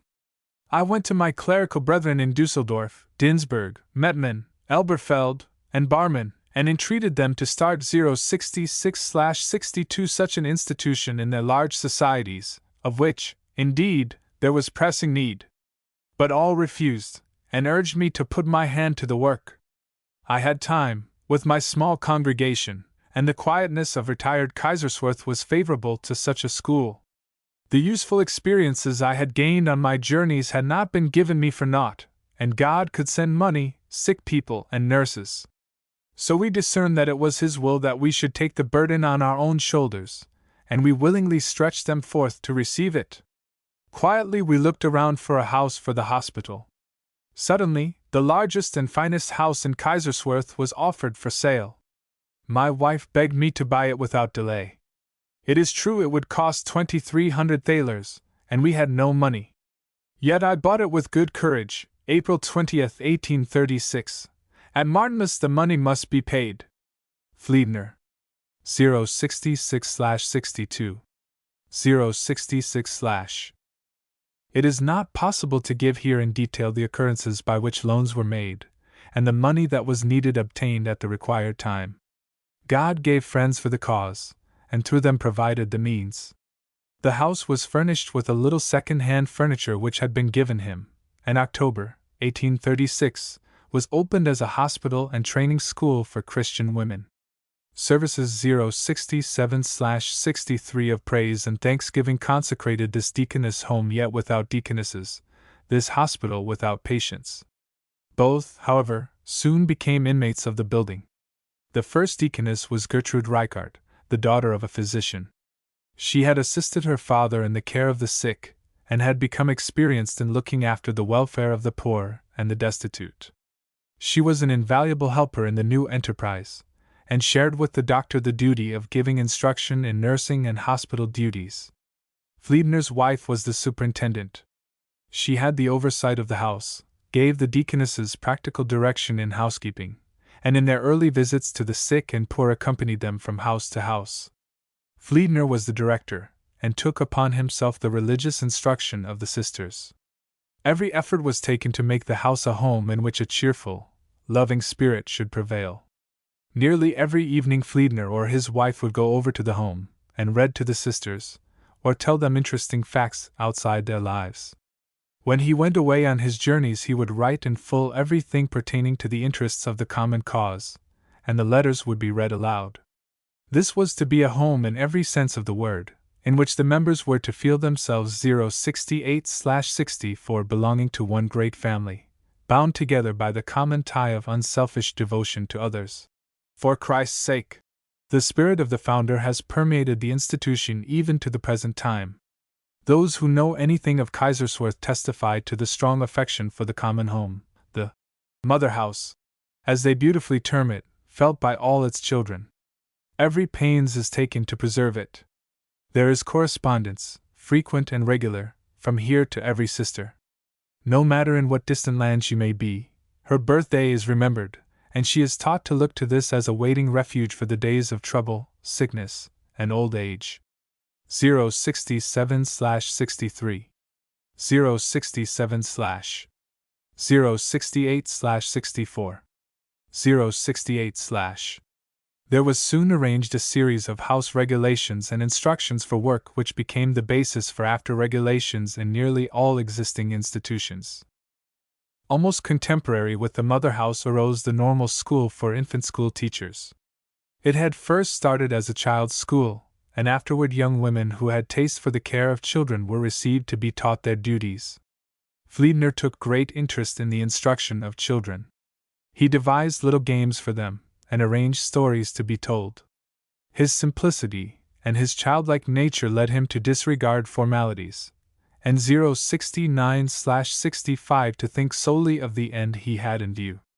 On one occasion, when picturing the combat of David and Goliath, reaching that point in the narrative when the young shepherd lad slings the stone that brings the giant to the ground, he cast himself headlong, to the great delight and amazement of his little audience, who enjoyed to the full this object lesson that made the story so vivid to them. 069/65. 069/. Then he took special pains that his teachers should learn to tell the stories of the Bible so as to make them clear and interesting to the youngest child. Every day a story was told in school, and each evening the teacher whose turn it was to relate the story the following day came to Fliedner and rehearsed it to him as though he were a child, afterward receiving his suggestions as to how the narrative could be improved. The work went along quietly, ever growing, ever advancing. Among all others, and more than all others, was Fliedner's wife his best help. Her keen glance, made pure and holy by her Christian faith, preserved him from mistakes. With the household virtues of cleanliness, order, simplicity, and economy she united large-hearted compassion toward those needing help of any kind, yet knowing withal how, with virile sense and energy, to prevent the misuse of ministering love. She became a model for the 070/66 Deaconesses, as well as a mother to them, and her name deserves to be mentioned with honor, as one who had an important part in the Protestant renewal of the diaconate of women. 070/66. 070/. In 1842 a new building was erected for the normal school for infant school teachers. The publishing house of the institution was also started, which issues religious books and tracts. The first work sent forth was a volume of sermons, presented to the new enterprise by the late Professor Lang, which went through several editions. The same year the Kaiserswerth Almanac appeared and a large picture Bible for schools was published. In 1848 the magazine Der Armen und Krankenfreund was sent forth as an organ for the Deaconess cause, not only for Kaiserswerth, but for all the institutions that are represented at the triennial conferences. The publishing house is an important source of income, as the institution has little in the way of endowment beside the produce of the garden land attached to it. At present about 3/4 of the expense are met by the sale of publications and the fees of patients. The remaining sum is given by friends. The financial story of Fliedner's life could form a tale of thrilling interest, if it were separated from 071/67 other facts, and told by itself. He constantly went forward, purchased houses, added lands, and erected new homes when he had no money in reserve, but unfailingly when the time came for payments to be made the sum was obtained in some way or other to meet them. "We have no endowment," he once said, "but the Lord is our endowment." 071/67. 071/. The same year, 1842, the orphan asylum was opened. For a very moderate sum this receives children who are both fatherless and motherless, and who belong to the educated middle class, having fathers who were pastors or professors, or the like. Fliedner hoped not only to provide a home for these girls befitting their station in life, but to develop among them those who should make a vocation of the care of children and the sick, and in this hope he was not disappointed. In the midst of these successes the hand of God often lay heavily on Fliedner's family. Brethren and children passed away, and sorest affliction of all to him, his wife, who had so closely and sympathetically shared all his labors, died April 22, 1842. She was the first of the Deaconesses to die, writes Fliedner. As she, their mother, had always led the way for her spiritual daughters in life, so she was their leader into the valley of the shadow of 072/68 death. Not long after this a normal school for female teachers in the public schools was started, for this practical believer in woman's work was one of the first to advocate the introduction of women teachers in the public schools of Germany, against which there then existed a strong prejudice. The Board of Education looked favorably on his project, and afterwards sent a government commissioner to attend the examinations and award the certificates at Kaiserswerth. At a later period provision was made for teachers of girls' high schools, as also for those who desired to become teachers but were too young to enter the normal school. Over 2,000 teachers have gone forth from these schools, carrying with them a love for the institution which has brought back to it many returns in money and service. Fliedner well called them his light skirmishing troops. 072/68. 072/. In 1849 he resigned his pastorate, and henceforth, with singleness of purpose, devoted himself to his one calling. From time to time new buildings were added to meet new needs. In 1852 an insane asylum for Protestant women was founded, as sisters were often called upon to nurse patients of this class. The building set apart for the purpose was 073/69, formerly used as military barracks, and was given to Fliedner by King Frederick William IV. In 1881 this, as with so many others of the original buildings at Kaiserswerth, became too small for the increase in numbers, and a new building took its place. It stands on an eminence just outside of the village, and is provided with every modern appliance. Fliedner's practical good sense and administrative ability led him to care for all the minor details that were needed for the success of so great an undertaking. He added a dispensary to the hospital, where a sister who had passed a regular examination before the Government Medical Board made up the medicines required for the hospital. Many deaconesses have been trained to the same knowledge, which has been an especially valuable acquisition in the hospitals situated in eastern countries. Little by little he secured land for farming operations, until there were 180 acres in garden and meadow land, generally lying close about the various buildings, and affording means of recreation as well to the inmates. Nearly all of the vegetable and dairy products that are needed are so provided. A bakery, bathhouses, homes for laborers and officials, were added, and bakers, shoemakers, carpenters, and blacksmiths formed part of the staff of the great establishment. 073/69. 073/. 074/70. 074/.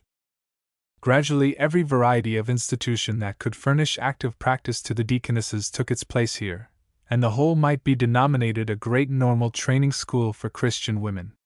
The refuge for discharged female convicts, which was the starting point of the movement, still continued its good work during all these years. The last report states that 919 women of different ages and different degrees of wrongdoing have been its inmates. Parents send insubordinate girls, societies forward those who profess penitence, magistrates sentence degraded creatures often too late for any reasonable hope to reform them. The old experience of the refuge is repeated in this last report: 1/3 are saved, 1/3 are irredeemable, and the judgment as to the remaining third, doubtful. There were 2 buildings erected during the later years of Fliedner's life in which he took great interest.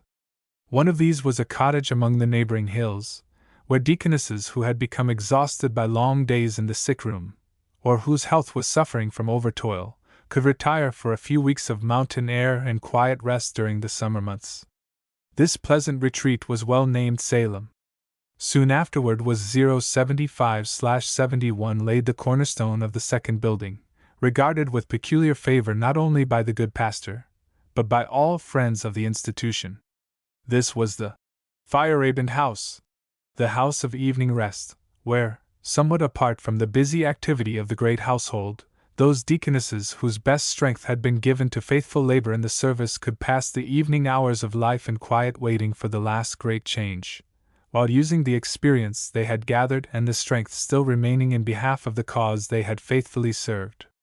075/71. 075/. Such are the main features of the great establishment that year by year grew up in this village on the Rhine. But from this as a center had gradually branched off manifold lines of service, and many daughter houses both in Germany and foreign lands. It was only a year and a half after the home was opened that the first appointment of deaconesses to work outside of Kaiserswerth was made. This was an important victory for the new institution. It took place January 21, 1838, on Fliedner's birthday, when he and his wife escorted 2 of the sisters to Elberfeld, where they were to act as trained nurses in the city hospital. From that time to the present the hospital has continued under the management of the Kaiserswerth Deaconesses. 076/72. 076/. Soon afterward sisters were sent out to nurse in private families, and in 1839 2 more were sent to superintend the workhouse in Frankfurt. As the institution became known, there was a constant demand for superintendents and matrons for public reformatories, prisons, and charitable establishments. Between 1846 and 1850, more than 60 deaconesses were at work at 25 different stations outside of the mother house. About the same time, deaconesses began to work in connection with special churches which called for their services, having the duties which in England are assigned to those called parish deaconesses. King Frederick William IV, from the beginning Fliedner's faithful friend and supporter, had long desired a deaconess home in Berlin. This was finally obtained, and set apart under the name Bethanian House, or Bethany House, October 10, 1847, at a special dedicatory service, at which the king, with his court, was present.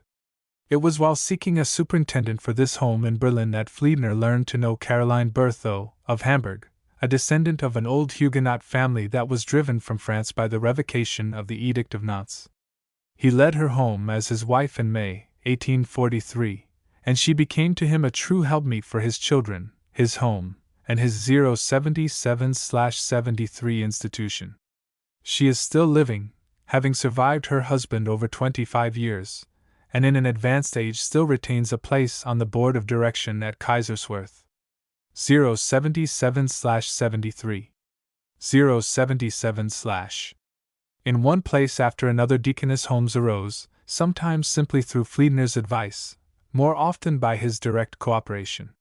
From 1849 to 1851 he was chiefly engaged in traveling from one land to another, occupied in kindling the zeal of Christian women to devotion to the sick and sorrowing, and finding fields of service for their priceless ministrations. He visited the United States, England, France, and Switzerland, as well as various cities of the East, including Jerusalem and Constantinople. The work in our own land was begun at Pittsburgh, where Fliedner came with 4 sisters in the summer of 1849, at the invitation of Pastor Passavant, of the German Lutheran Church. The deaconesses at once entered upon hospital work, and their care of the sick met with warm appreciation, but their numbers did not increase. An orphanage was afterwards started at Rochester, and hospitals under the same auspices exist at Milwaukee, Jacksonville, Illinois, and Chicago. Still the work has not grown, and it has proved the least successful of any initiated by Fliedner. Upon his 078/74 return he aided in opening mother houses in Breslau, Königsberg, Danzig, Stettin, and Karlsruhe. 078/74. 078/. We have now come to the period when Kaiserswerth institutions met with a notable extension. Fliedner had long been looking toward Jerusalem, hoping to found a deaconess home there. Who would not gladly render service on the spot where the feet of the Savior once brought help and healing to the sick? He had said. Now, through Dr. Garba, the Bishop of Jerusalem, the opportunity was given. The king offered 2 small houses in Jerusalem that were his private property, and volunteered to pay the expenses of the journey. Associations were formed in all parts of Germany to provide an outfit for the mission. Gifts flowed in rapidly, and March 17, 1851, Fliedner, accompanied by 4 deaconesses, 2 of them being teachers, set out on this new and peaceful crusade to the Holy City. From that beginning has resulted a network of stations throughout the East. There is at Jerusalem a hospital where, during 1887, 493 patients were given medical aid and nursing, and 7,702 patients were treated in the 079/75 dispensary. No woman in the city is better known or more justly honored than Sister Charlotte, the head deaconess. 079/75. 079/.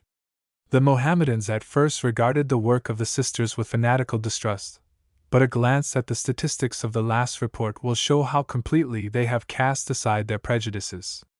Of the 493 patients in 1887, there were 404 Arabians, 43 Armenians, 30 Germans, 5 Abyssinians, 4 Greeks, 3 Romanians, 2 Russians, 1 Italian, and 1 Hollander.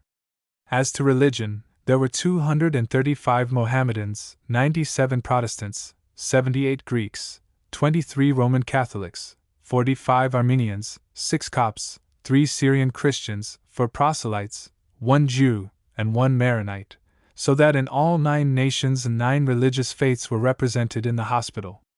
There is also a girls' orphanage called Talitha Kumi, just outside the city walls at Jerusalem, where 114 native girls were last year taught by the Kaiserswerth Deaconesses. Over 100 more made application to enter, but there was no room to receive them. In Constantinople, Alexandria, Cairo, Beirut, and Pest there are also well-appointed hospitals, some of them of spacious dimensions, and all having excellent medical service and nursing that cannot be surpassed. 080/76. 080/. The orphanage and school at Beirut had a sad foundation. In 1860 came the terrible news of the massacre of the Maronite Christians by the Druzes in the Lebanon mountains. Kaiserswerth Deaconesses were immediately sent out, and were among the first to arrive to join the resident Europeans and Americans in caring for the sufferers. Numbers of children were left fatherless and motherless, and the sisters started the orphanage at Beirut to shelter them.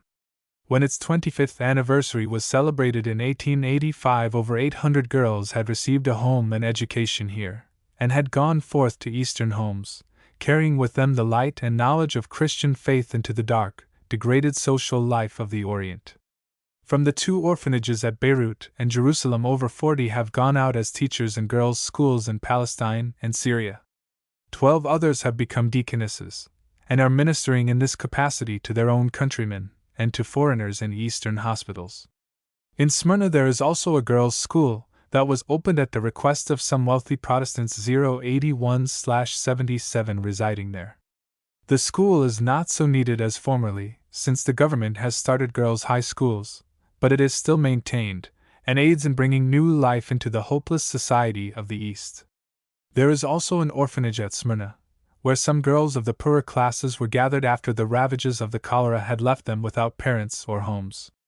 081/77. 081/. The Eastern Deaconesses have also their Salem. Just above the little village of Araya, in the Lebanon, on the summit of a hill overlooking the Mediterranean, stands the House of Retreat, where, during the summer months, the more than 40 sisters stationed in Beirut, Alexandria, Cairo, and Jerusalem can take refuge in seasons of overpowering heat. The deaconess who superintends the house has a school for the native children of the village, which is taught by one of the girls educated at the Beirut orphanage. Prosperous girls' schools are also in existence at Bucharest and at Florence, Italy.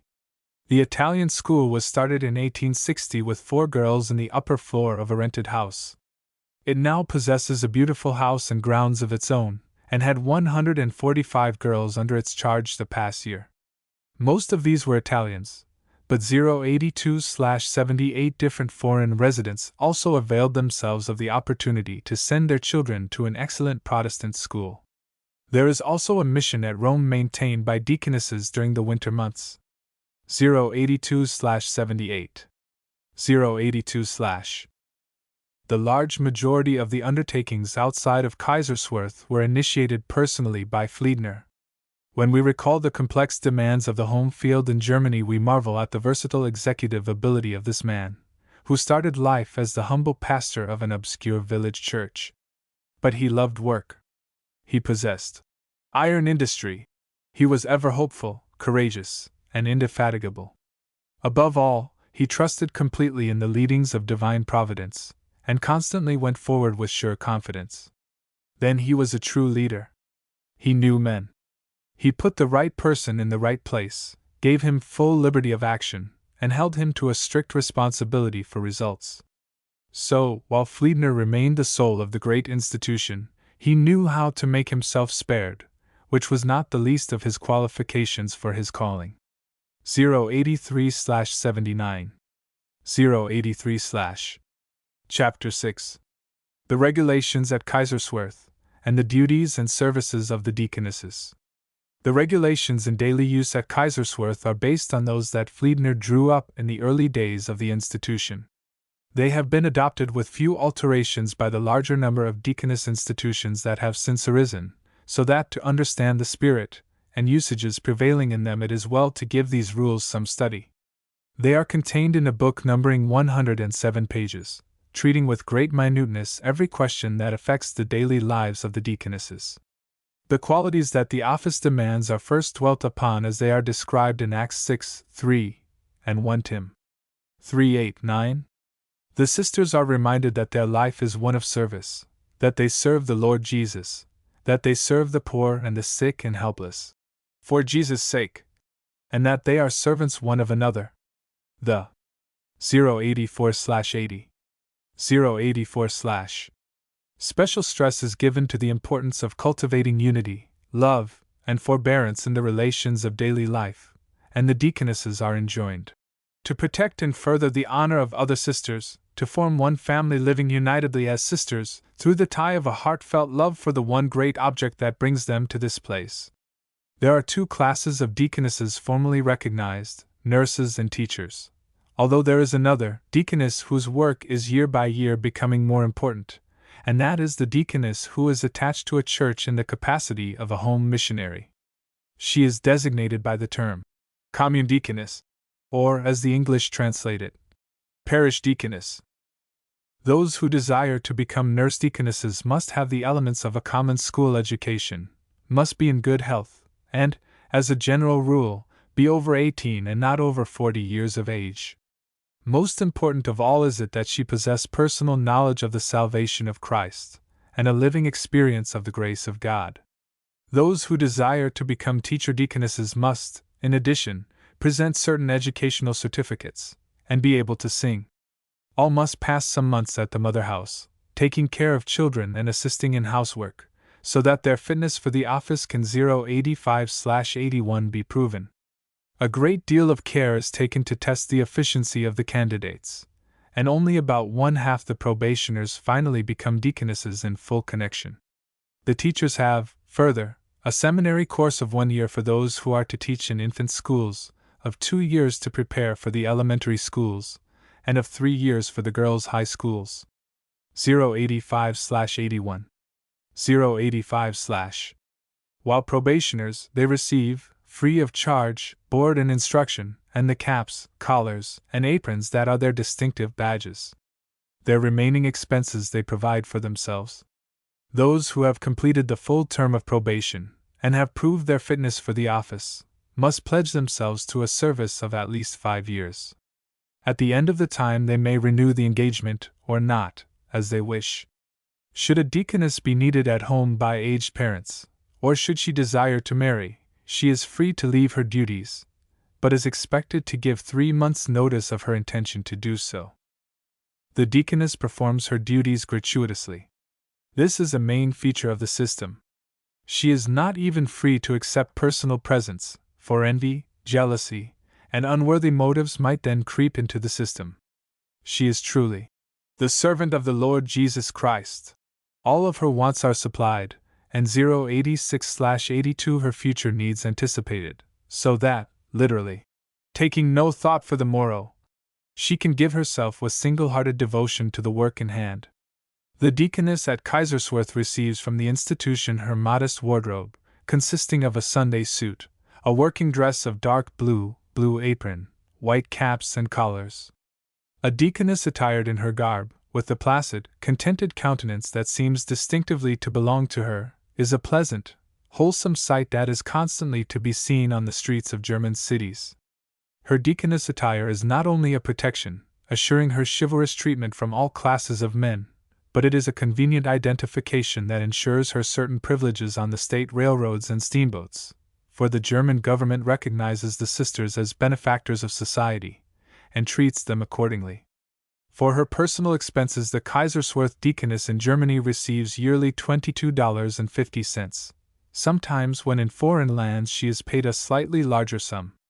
When she becomes unfitted for service by reason of sickness or old age, and has no means of her own, the Board of Direction provides for her maintenance. 086/82 086/. The rules for probationers are full of practical suggestions touching the details of daily life. There is not space to transcribe them here, but those who 087/83 have charge of training schools will find them valuable reading. Every kind of house and hospital service is clearly defined. The deaconesses are instructed what duties are theirs in hospitals for women and in hospitals for men. In the latter, the sister undertakes only such nursing as is suited to her sex, and for that reason she has a male assistant. She must follow strictly the doctor's orders in all matters pertaining to diet, medicine, and ventilation, and must inform him daily of the patient's state. She also assists the clergyman, if desired, in ministering to spiritual needs. But she must not obtrude her religion, when it is distasteful to her patients, rather manifested in her deeds and manner of life. 087/83. 087/. Every portion of the day has definite duties assigned to it. On reading them over, you say, can much be accomplished when the hours are subdivided into so many portions, and given over to so many objects? But the unvarying testimony is that no nurses accomplish more than the German deaconesses. No matter how busy they may be, the effort is made for each to have a quiet half-hour for meditation and private devotion. Every afternoon the chapel is opened for this purpose, and all the sisters who can be spared meet here. A hymn is sung, and afterward each spends the 088/84 time as she will in meditation, reading the Bible or silent prayer, the quietness and stillness being unbroken by words. The still Halbestund, as it is called, is greatly prized by the sisters, and is observed by them in all their institutions, and in all lands. There are Bible classes and prayer meetings for the deaconesses during the week, and the first Sunday of every month there is a special service of prayer and thanksgiving for all sisters, all the affiliated houses, and similar homes wherever they exist. Fliedner prepared a book of daily Bible readings for the use of the sisters, and a hymn book, used in all the Kaiserswerth institutions at home and abroad. "We have no vows," he said, "and I will have no vows, but a bond of union we must have, and the best bond is the Word of God, and our second bond is singing." The sisters of each house meet together to give their votes for the admission of new deaconesses and the election of the superintendents. Each deaconess is expected to obey those who are placed over her, and to accept the kind of work assigned her, except in the case of contagious diseases, when her permission is asked. What a tribute it is to these women that such a refusal has never yet been known. Every effort is made to harmonize the 089/85 right of the individual with the needs of the whole body, a marked characteristic of the Protestant Sisters of Charity. 088/84. 088/. 089/85. 089/. When a probationer becomes a deaconess, she is consecrated to her work by a service, the main features of which it may be well to indicate. They are as follows: singing. Address commending the deaconesses for acceptance.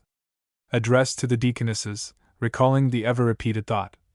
You are servants in a threefold sense: servants of the Lord Jesus, servants of the needy for Jesus' sake, servants one of another. Then, having answered the question, are you determined to fulfill these duties truly in the fear of the Lord, and according to His holy will? The candidate kneels and receives the benediction. May the triune God, God the Father, Son, and Holy Ghost, bless you, may He give you fidelity unto death. And then the crown of life. After this is repeated the prayer of the Apostolical Constitutions, that beautiful prayer which has been said on similar occasions in many lands and in many tongues. The service ends with the communion. A similar consecration service is used by nearly all the German deaconess houses. The features of 090/86, those that meet together in the triennial conferences at Kaiserswerth, are strikingly similar. The spirit of the original founder pervades them all. 090/86. 090/. The first of the conferences was held in 1861, just 25 years after the founding of the first deaconess house at Kaiserswerth. It was celebrated as a Thanksgiving festival for the restoration of the diaconate of women to the Church. The representatives of 27 distinct mother houses met together to exchange their experiences, and to deliberate on matters touching the further usefulness of the order. Since then the conferences have been continued at intervals of 3 and 4 years. The last General Conference assembled at Fliedner's old home in September, 1888. Just before it convened, as is the custom, Statistics were obtained from the different mother houses represented in the association, and pains were taken to verify their correctness. The results so obtained are given in the following table. 091/87. 091/ Conferences. Mother houses. Sisters. Fields of work. 1861. 27. 1197. 1864. 30. 1592. 386. 1868. 40. 2106. 526. 1872. 48. 2657. 648. 1875. 50. 3239. 866. 1878. 51. 3901. 1093. 1881. 53. 4748. 1436. 1884. 54. 5653. 1742. 1888. 57. 7129. 2263. 5 additional houses had made application for entrance at the time the table was made, and were received at the ensuing conference, among which was the Philadelphia Mother House of Deaconesses in connection with the Mary J. Drexel Home.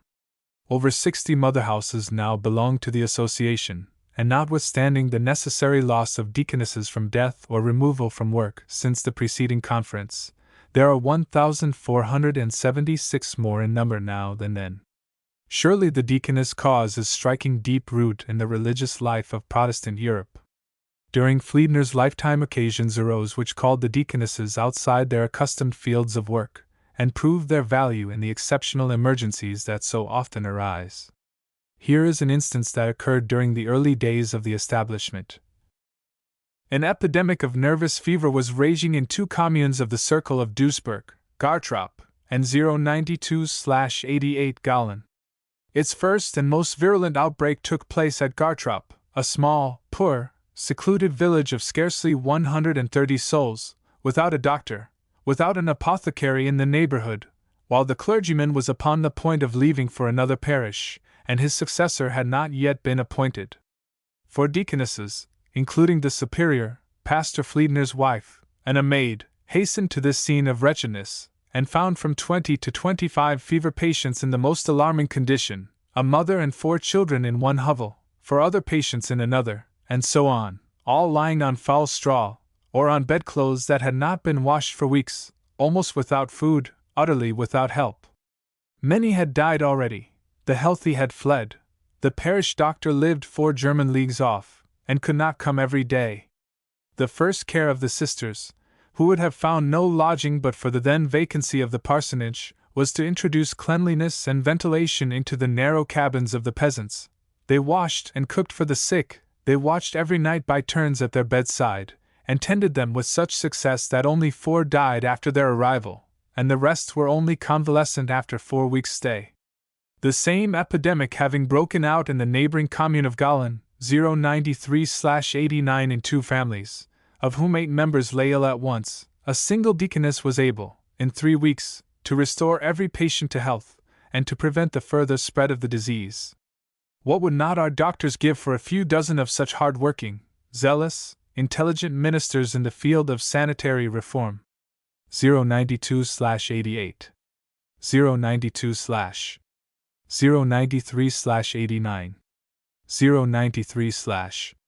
The Schleswig-Holstein War of 1864 was the first in which Protestant deaconesses were active as nurses. Already in the Crimean War the Greek Sisters of Charity among the Russians, the Sisters of Mercy among the French, and Florence Nightingale and Miss Stanley among the English, had wakened the liveliest gratitude on the part of the soldiers, and secured the respect and approbation of the surgeons. In the Austrian War of 1866 282 deaconesses were in the hospitals and on the battlefields, 58 of whom were from Kaiserswerth. The Franco-Prussian War of 1870 was on a greater scale, and afforded wider opportunities for the unselfish, priceless labors of these Christian nurses. Nearly 800 deaconesses, sent from more than 30 mother houses, cared for the sick and wounded in the camp hospitals or on the field. The willingness of a number of boards of administration to release sisters who were in their 094/90 service, and the voluntary offers of other women to take their places, enabled Kaiserswerth to send 220 of the number. Their experience in improvising hospitals, in aiding the surgeon in his amputations, and in ministering to the wounded and dying, throws a tender glow of compassionate sympathy over the terrible scenes of war. 094/90.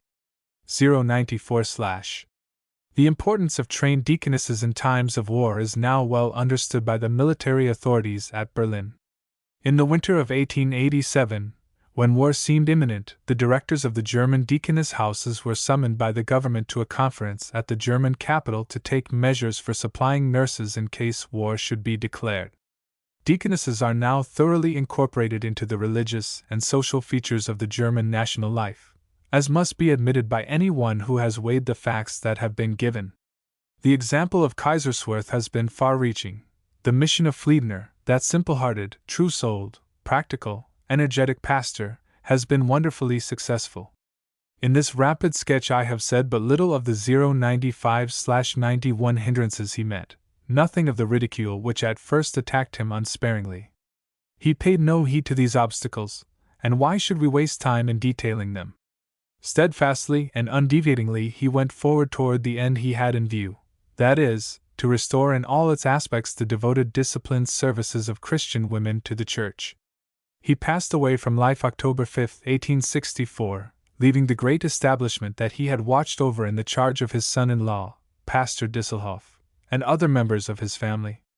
095/91. 095/. The institution has become an imposing mass of building, forming an almost absurd contrast to the little garden house, the cradle of the whole establishment, which is still standing in the parsonage garden. When the 50th anniversary of the rise of the deaconess cause was celebrated in 1886, the Kaiserswerth sisterhood put their mites together and purchased the little house, to hold it in perpetuity, as a monument of God's providence. The symbol of Kaiserswerth is a white dove, carrying an olive branch, resting against a blue ground. The blue flag floats from the old windmill tower on the river bank, attracting the attention of the traveler as he floats up the Rhine.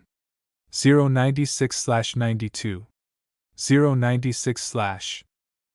Other flags bear messages of conquest, of victory, of battles fought and won, of storm and stress and endeavor in the conflict of man against his fellow man. But only peace and goodwill, the victory of goodness and of love, these alone are the messages that are waved forth to the wind by the blue flag of Kaiserswerth. 097/93. 097/. Chapter 7.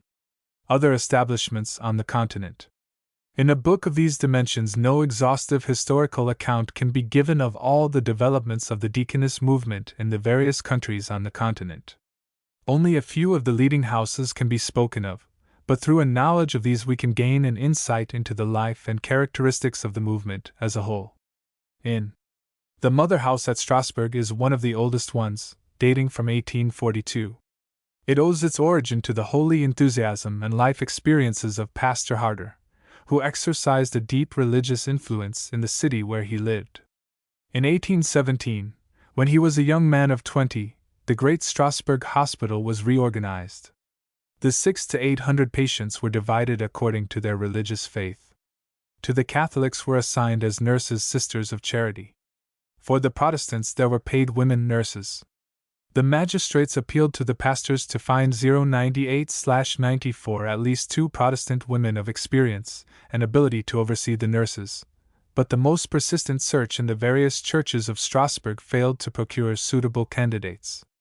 Years afterward, when death entered Harder's family circle, and his life became clouded and darkened, he was called as a pastor to the largest church in Strasbourg.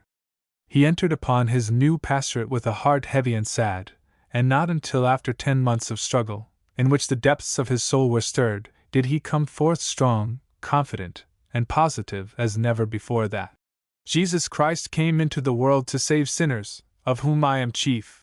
Henceforth there was force to his life, conviction in his words, and never-ceasing energy in good works.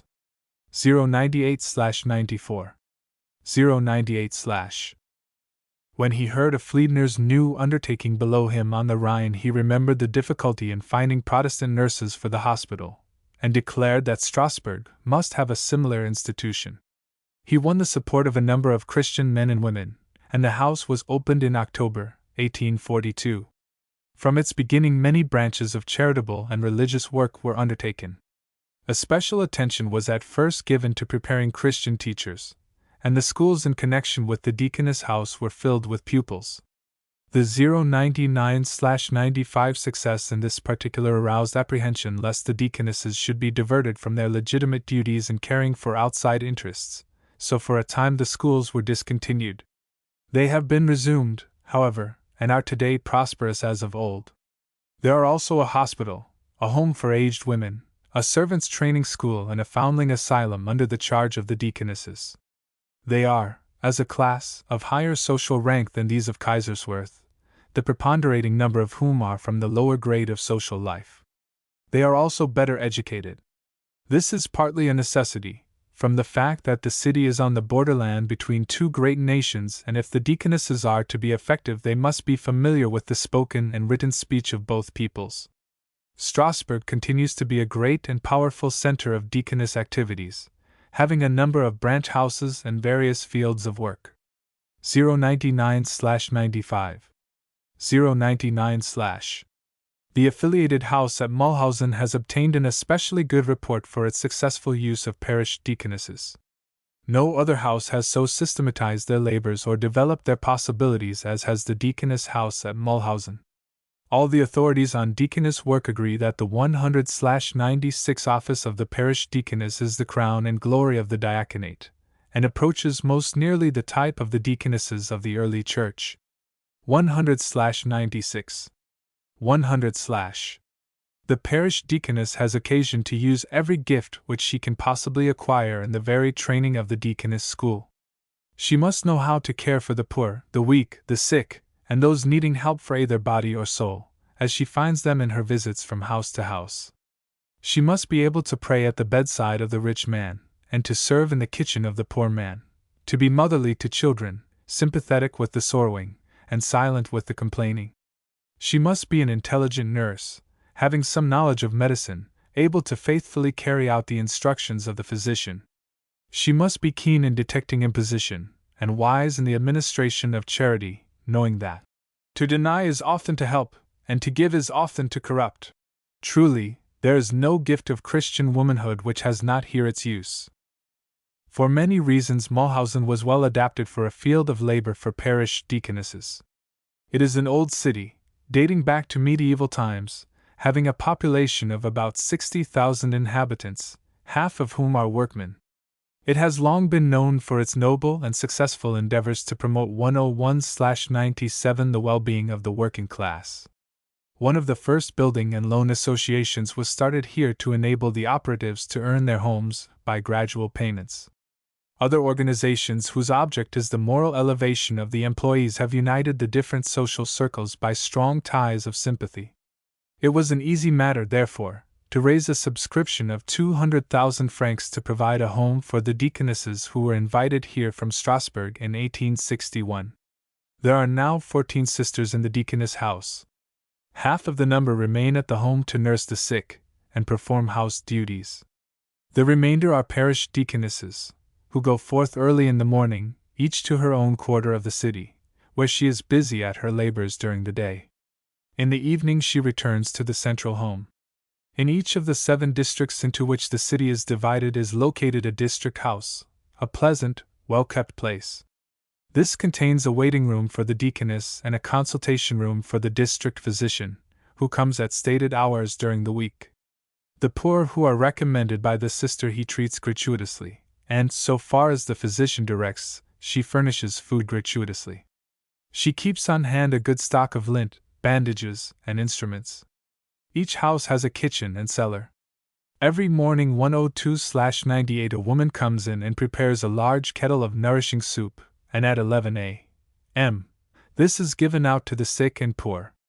101/97, 101/102/98, 102/. In the storeroom are rice, sugar, coffee, meal, and similar articles of food. From here she sends out at noon such portions as are needed for the most destitute of the district. In winter she also sells from her stores to the poor. Then there is a closet amply provided with sewing materials, and when the deaconess obtains work for seamstresses she furnishes them at a small price the necessary outfit to begin sewing. At 2 o'clock the deaconess ends her duties at the district house, and spends the remainder of the day in making visits in her quarter. To provide means to support the constant expenditure, there is in each quarter of the city a committee of 15 ladies and 3 gentlemen, being in all more than 100 ladies and 20 gentlemen, who are responsible for the administration of the charity. Each committee has a yearly collection in its district, and in this way about 40,000 francs are gathered annually. In each quarter 900 francs, $180, is set apart for the maintenance of the sister and the rent of the district house. The remaining sum is expended by the deaconesses in their several districts in caring for the sick and 103/99 destitute. Every month each one receives the sum allotted her from the treasurer, and in return reports her expenditure. The ladies on the committee often give personal assistance to the deaconess, and sometimes assume responsibility for individual cases, or for an entire street. The arrangements are constantly being improved upon as knowledge is gained by practice. The experience that has been gathered at Mulhausen is very practical, and therefore very valuable. Similar work could be undertaken in any of our large American cities, with the anticipation of like beneficent results.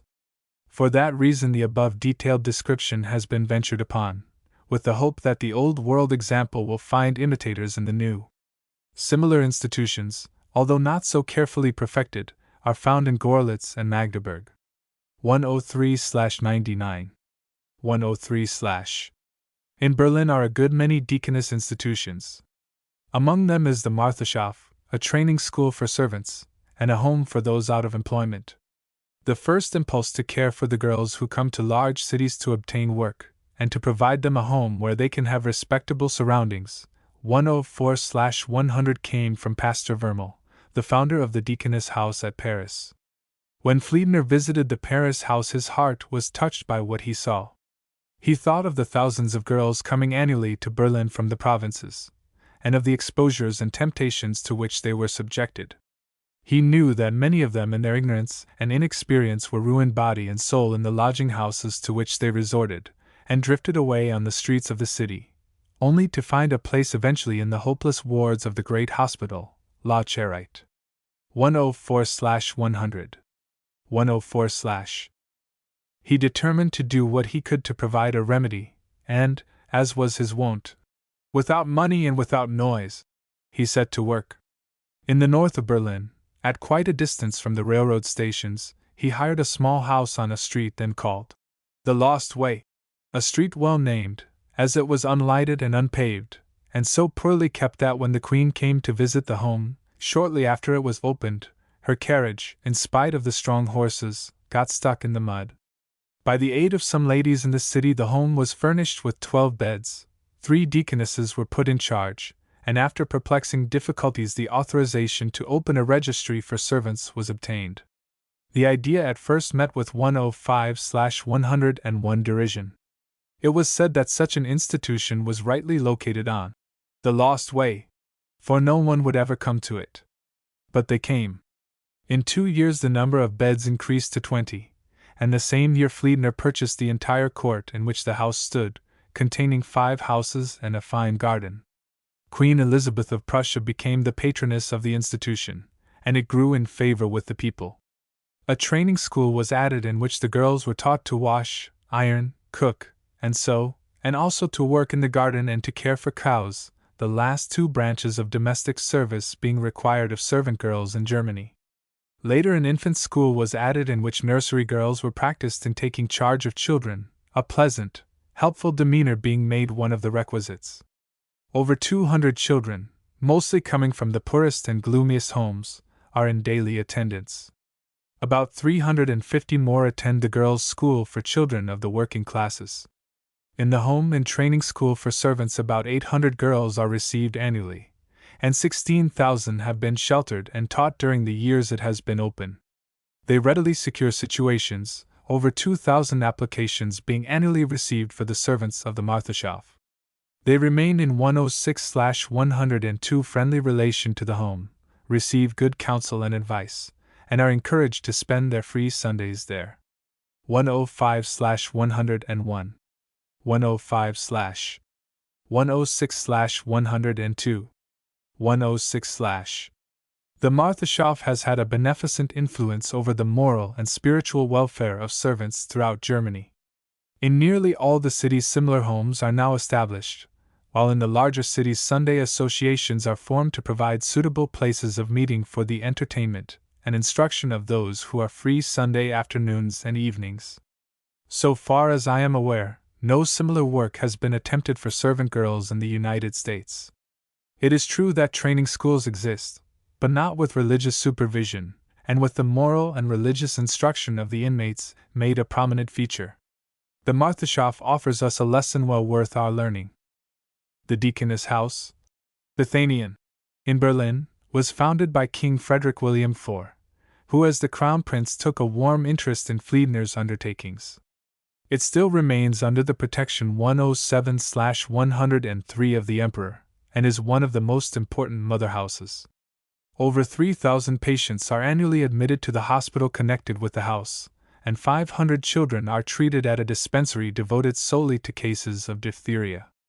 Outside of the city it has 33 stations. There are also the Lazarus Hospital and Deaconess Home, the Paul Gerhard Deaconess Home, provided for parish deaconesses, and the Elizabeth Hospital and Home, which started independently but is now allied to Kaiserswerth. 107/103 107/. The Deaconess House in Deaconesses stands in closest union with the Lutheran Church.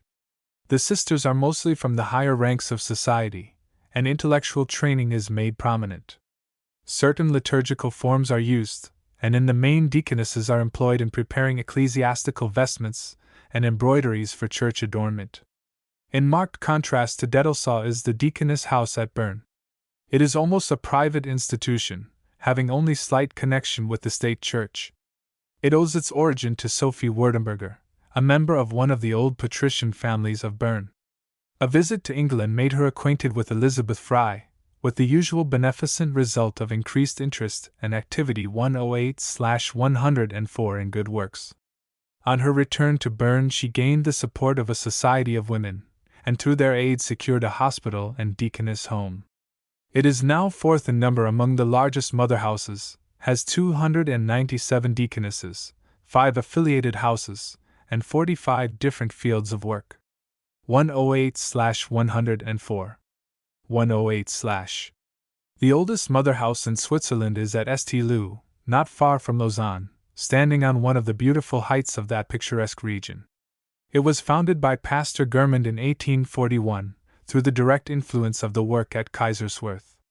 There are now 73 deaconesses, mostly acting as nurses either in private homes or public institutions.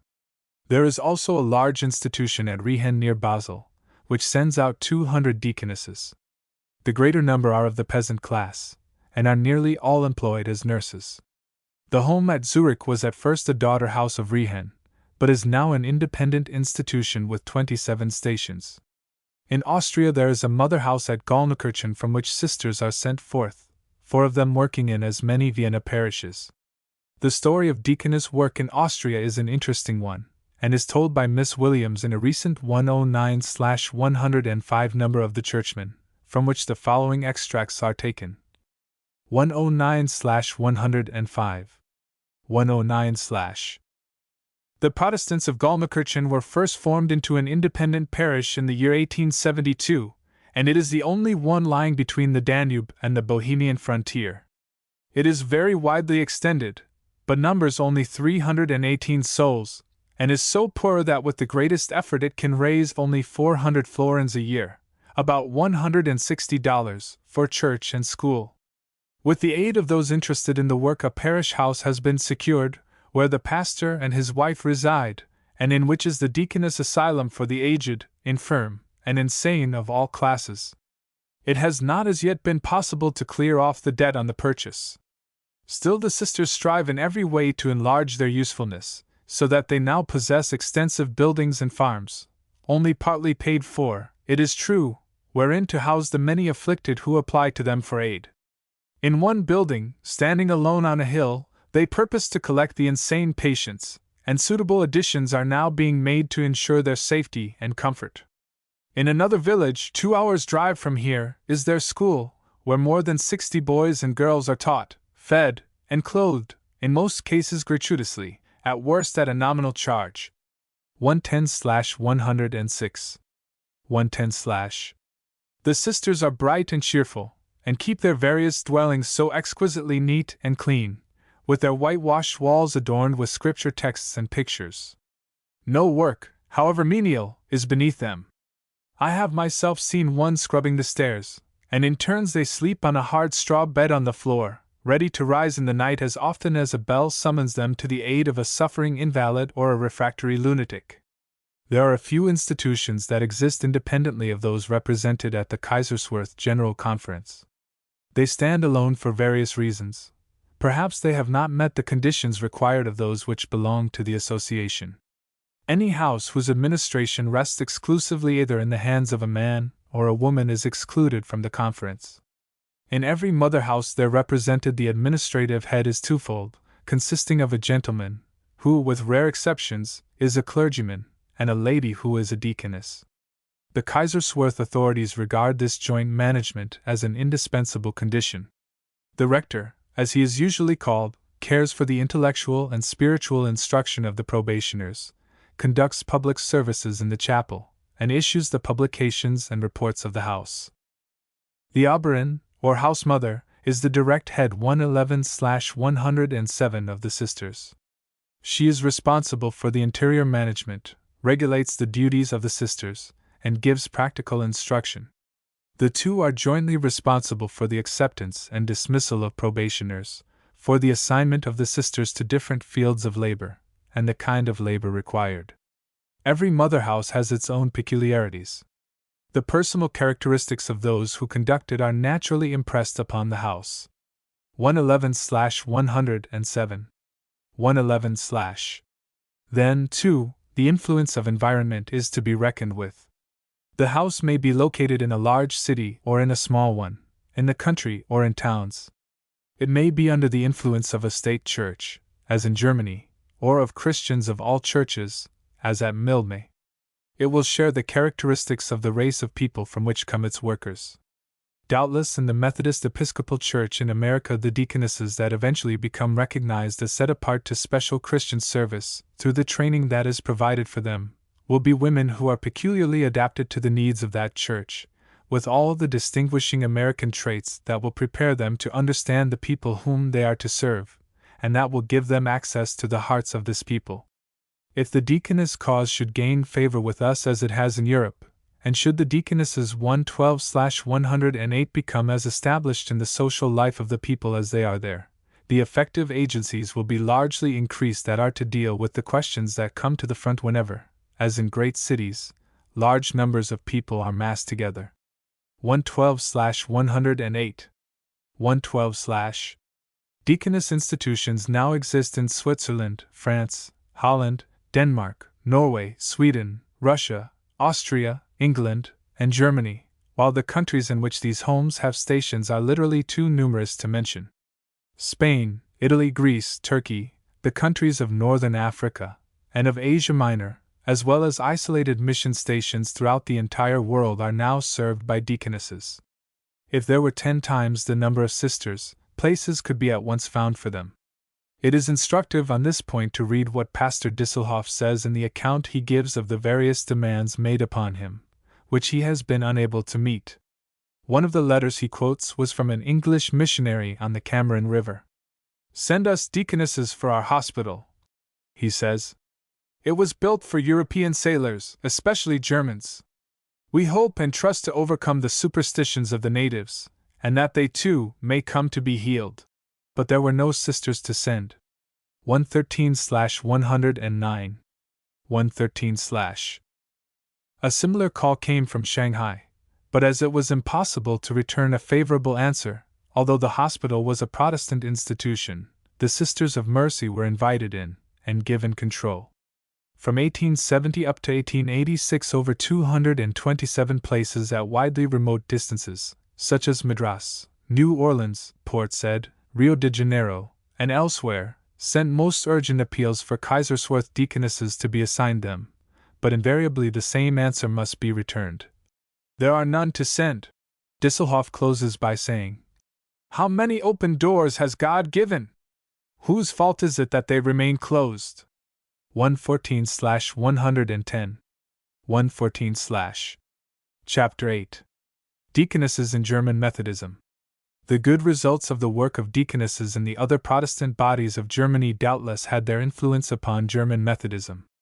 As far back as 1868 in Württemberg, and later in Frankfurt, some preachers introduced parish deaconesses for the care of the sick, but well-directed efforts, and unity in management, were lacking.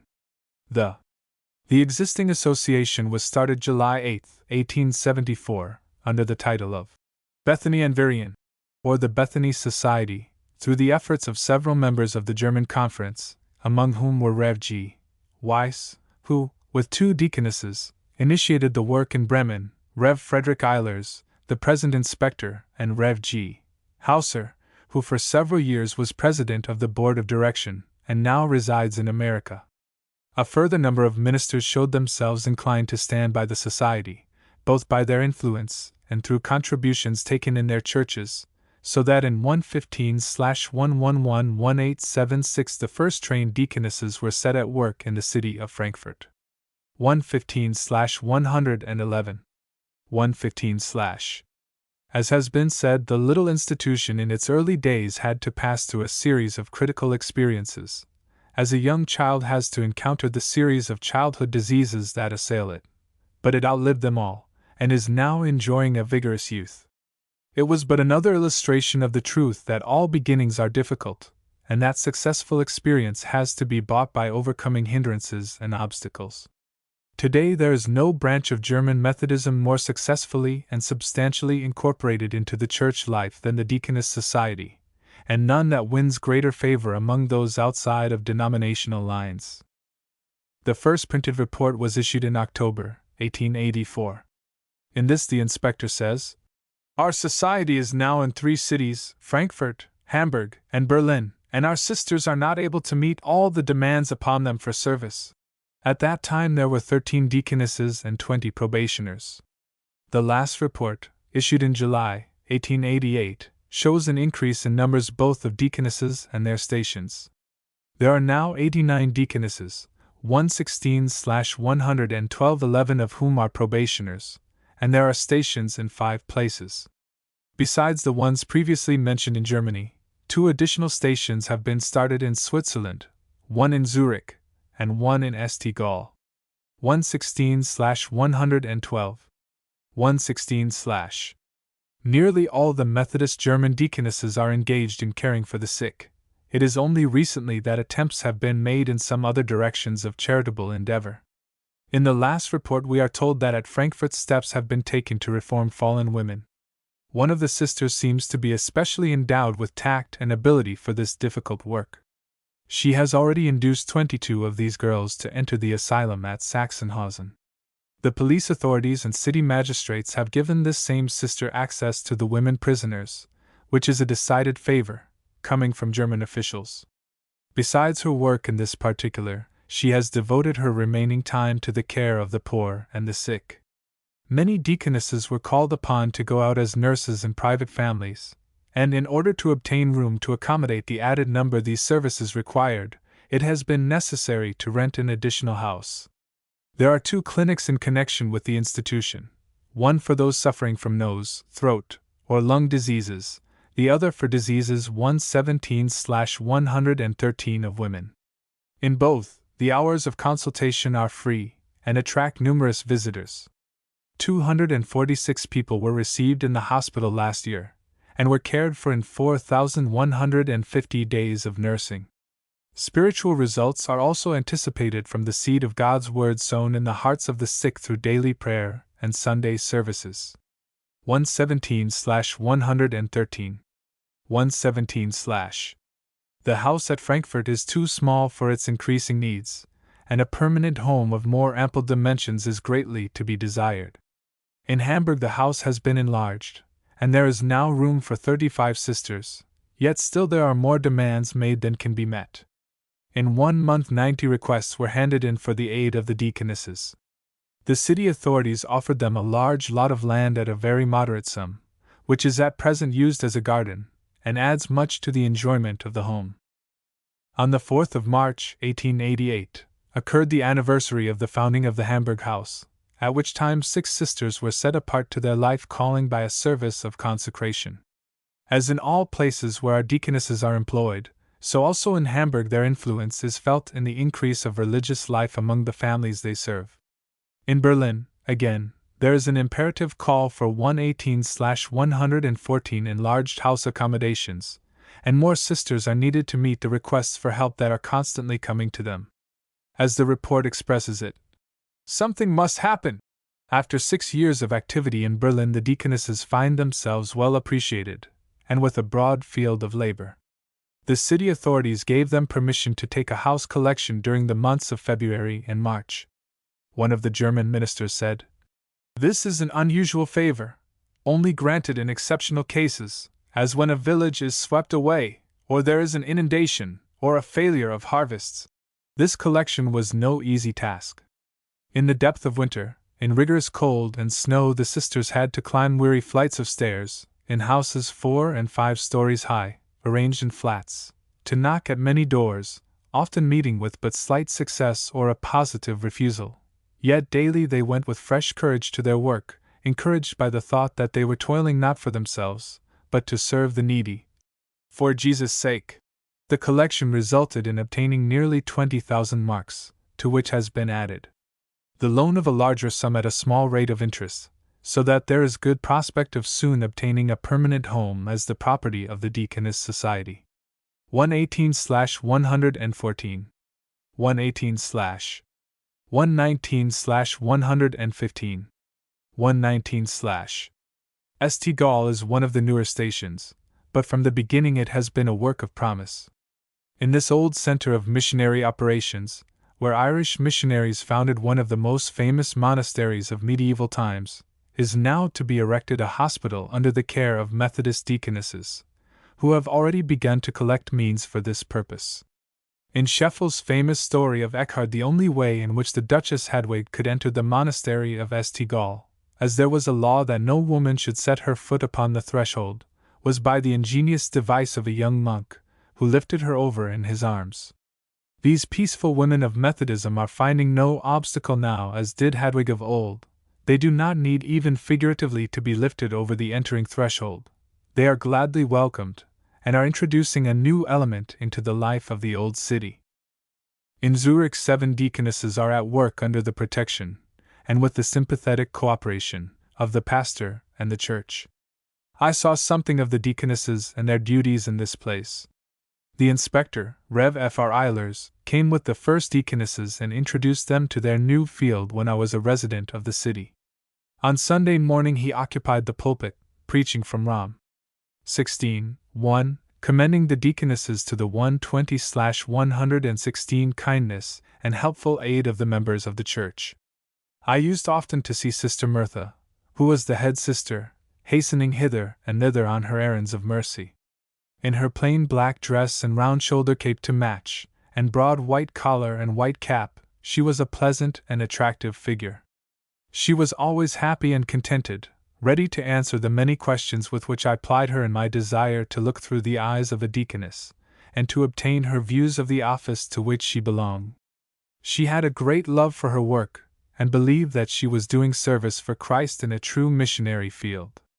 Her simple uniform was a distinguishing mark that ensured her respect and attention wherever she went, and she regarded it as a garb of honor that marked her as belonging to the daughters of the great king. You could not call such a life an austere or unnatural one. It was too thoroughly filled with thoughts of love to others to be either morbid or introspective. I obtained my first favorable impressions of the usefulness of deaconesses and their importance to the Church from the cheerful, contented labors of Sister Martha and her associates among the poor and sick of Zurich, quiet women, of no particular prominence in the social world, and not learned or accomplished.